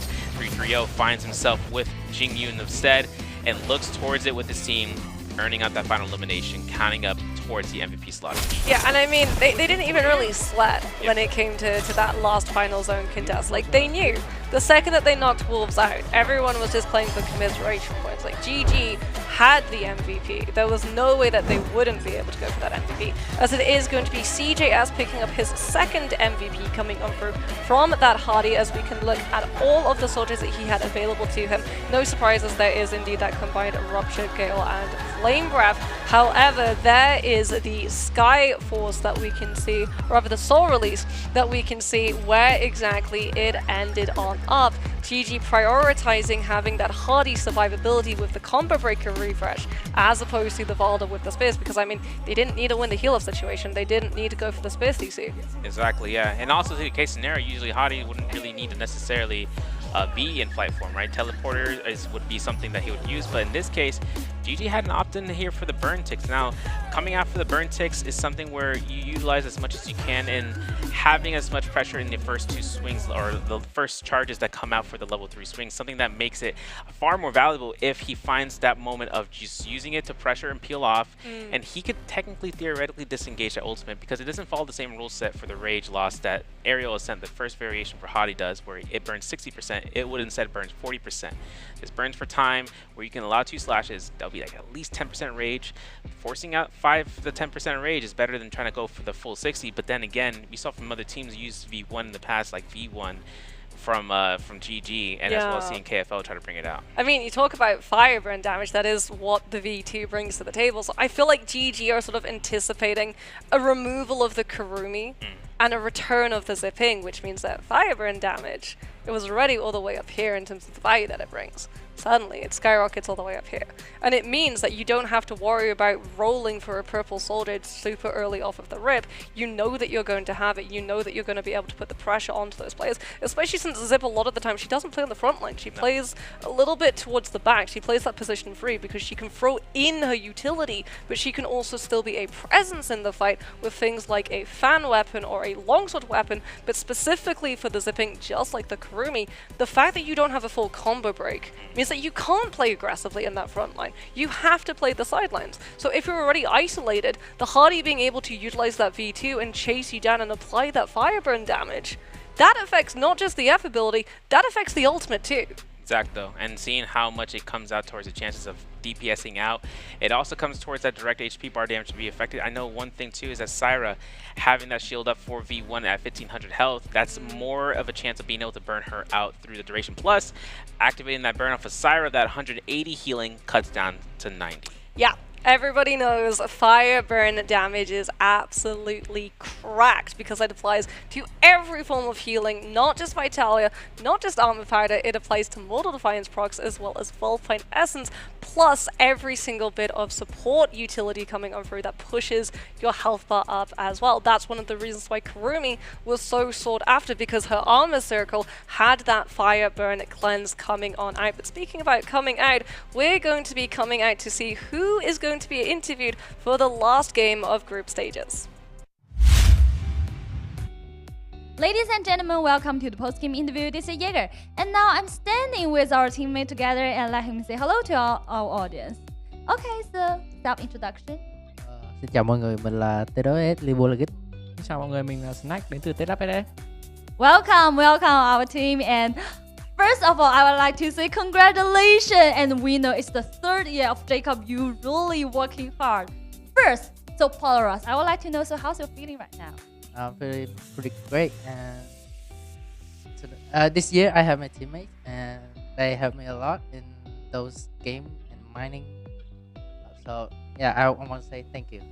Yeah, I would like to see like this year for you is really different because like last year you just fight by yourself only as a solo game player, but this year you have the teammate, you both qualify for the solo game and also trolls game. So anything you think is really difficult for you like this journey in Jacob? I think maybe it's because of me having to play two modes at the same time.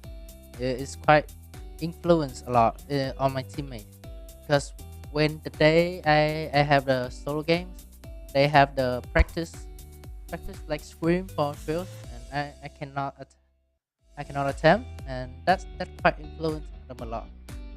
I kind of feel sorry for them. But today we performed very great at game 5. We got the glory, we got the winner, and we got the money. That's it. Yeah, you got the dollar, right? Yeah. I see your smile on your face. Okay, and we would like to know Snack, so how he's feeling. Yeah. Cảm giác của ông thì cảm Đây là team em dẫn dắt, em cảm giác rất là vui tại vì em có thể được mọi người tin tưởng và cũng như là mọi người đều rất lắng nghe những lời mà từ em. He said like this is the team, he's the lead and he's like the guider for our team. And he's being happy right now and being like thankful for the team. What I can say is just well done guys, really good. And let's move on to the next part, answer for treasure. Okay, so let's see the question for this turn, which is which regions does TWSS represent? And I think everyone know the answer, but before the answer, I would like to know, because we just mentioned about the game 5, and congratulations, you guys get the MVP. And so first of all, for Polaris as the MVP, so how's your feeling? Because you know, like yesterday qualified for the grand final of solo game, and today got the MVP. I don't know what to say. Like, this is the first time ever I've got the MVP, so yeah, I'm pretty good with that. Okay, Polaris, I think you are ready to give the present, right? And we're going to counting. 3, 2, 1. Screenshot. Okay, and also that we would like to say congratulations, and at the same time, game 6 for you. Although you guys qualify for the J Cup Grand Final, right? But it's like game 6 finished really fast. I would like to know why. Is it because not nervous about the Grand Final? Nó hỏi ông là sao game 6 đi sớm thế? Xong rồi có phải là tại vì không có quá lo lắng về việc mình đã chắc suất vào final rồi hay không? Em nghĩ là lúc đấy tâm lý của team em đã quá thoải mái rồi. Em muốn game 6 đánh như nào cũng được. Kiểu em sẽ tri ân game đó cho người anh của em là DNQ ạ. Is that like we like pretty sure about our qualify for the finals?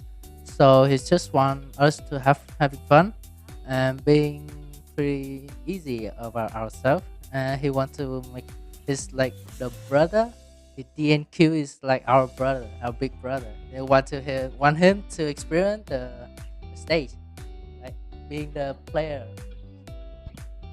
Okay, got it, and really good. And I would like to know, because we are going to the grand final, so what's your guys' expectation? Maybe played for a sec.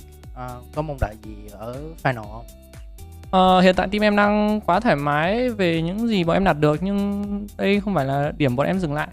Trong final bọn em sẽ đánh với một tâm lý khác. Em nghĩ là team em sẽ mạnh hơn bao giờ hết ở final. He think like our team are being very comfortable for everything we've got, but he think in the final we will perform at the very different performance like now. He think we like TWS team will be strongest ever. Wow, really looking forward to. And what about you, Polaris? What's your expectation? Because you both have the solo game and trials game. First of all, I want to say like maybe I am the biggest pressure man in this team because having to play 2 modes at the same time. I wanted to do great at both modes, like solo and trials, but I don't think that will be too greedy.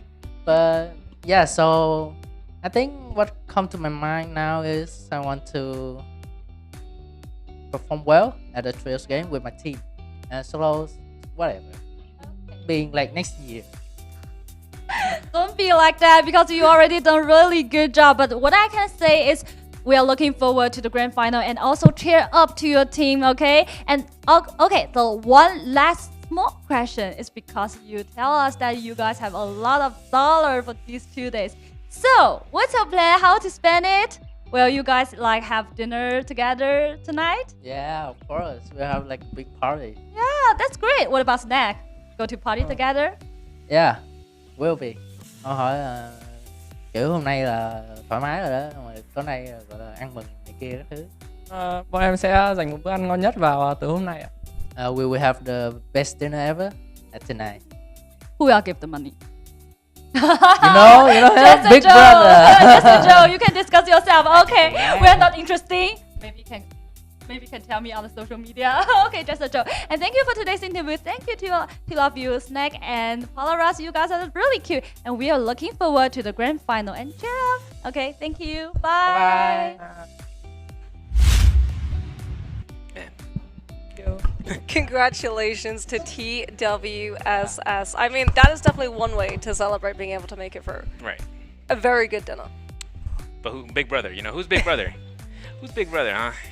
But another thing too is that they mentioned about BBE, right? And it's just like it's like a brother team, just to make it through. Especially you can see him coming out from the interview from there. That's so happy. It's so good to see the celebration. Every single moment that we saw, the moment they got MVP, we saw the celebration. Oh yeah. The moment we saw the moment the MVP showed up and Polaris is there, I heard someone yell, "Yeah!" in the background. Yeah, they're always celebrating. Like you get to see them in the player rooms. You always know when the SEA teams are doing well because they are the loudest cheers ever. I walk through the hallway and I'm like, yeah, that's an SEA team popping off, and you can tell like there's so much passion from this region coming on through. And it's lovely to see because SE have been very impactful in terms of overall meta. For trios, they were one of the originals who came up with the concept of cannonball composition, and it was actually one of the first times that we got to see the overall meta in trios being pushed by a region that wasn't CN, and that was one of the standouts at last year's J-Cup, getting to see all of the different regions having that level of impact and getting to showcase that all of these different regions, all of these different individual playstyle identities that everybody had a place in that tier 1 meta. Yeah, and now taking a look in terms of the standings, as mentioned, for the players who aren't going to go through for Changsha for finals, but had played admirably, seen CYN in 18th with 14.5, sees Sin, SYN, for 50 points in 17th, Hypercube with 52.5, MVP, as well as KFL and Team Ares. Now for 12th place, 521, having 79 points in 12th, guaranteeing the top 12 spot in the bottom 6. Now the top 6, classical, behavior from the CN teams, as YZG is in 6th, Bout is in 5th, Wolves is in 4th, OUG in 3rd, JL in 2nd, and GG in 1st. Now we transition over and seeing the graphic. That's our 12 teams. Oh, I wonder what is going to be in store for Grand Finals, because you know, these teams are hiding stuff. Oh yeah. JL, they understand. They know that they have this reputation for being the sort of innovators, that everyone looks to see their strategies, and you can see in the way that they're actually showcasing. Like the second that they knew that they'd scored high enough to be able to guarantee qualification, they brought out these really weird compositions that these teams are going to have to think about. Is this actually JL's game plan? Do we have to spend time looking at how to play into this? And that's big, because pre-finals, they start tomorrow for solos and the day after for trios. You have less than 3 days to look at the VODs of what these teams have played and figure out whether or not it's an actual strategy or whether or not it's all according to a game plan of making you waste your time. Yeah, and also taking into consideration, they walked into round 6 with a comp that no one may or may not have ever seen before, whether it's scrims or even in the group stages. That right there is a study session for its own. I know that everyone's kind of formulating how well it didn't turn out for endgame circle, but they know that they got the 12 eliminations from and the Realm of Yang win. Like that's the big one. Like being able to win that Realm of Yang, not having to worry about Yang depletion, even if you don't make it all the way to endgame, even if you don't MVP, if you make it to endgame, you don't have to worry about the amount of points that you can pick up, because kill score multiplier is only for the last team standing now. Even if you pick up many kills at the beginning of these rounds, in fact that's why the Viper Tessa Wuchen composition is going to be as strong as it is, you don't have to worry about living all the way to be able to push that into a high scoring game. But speaking about making sure that you are doing something, push the QR code right here. Get your phone out, scan that one through your camera. It will take you automatically to the official NARAKA BLADEPOINT Discord.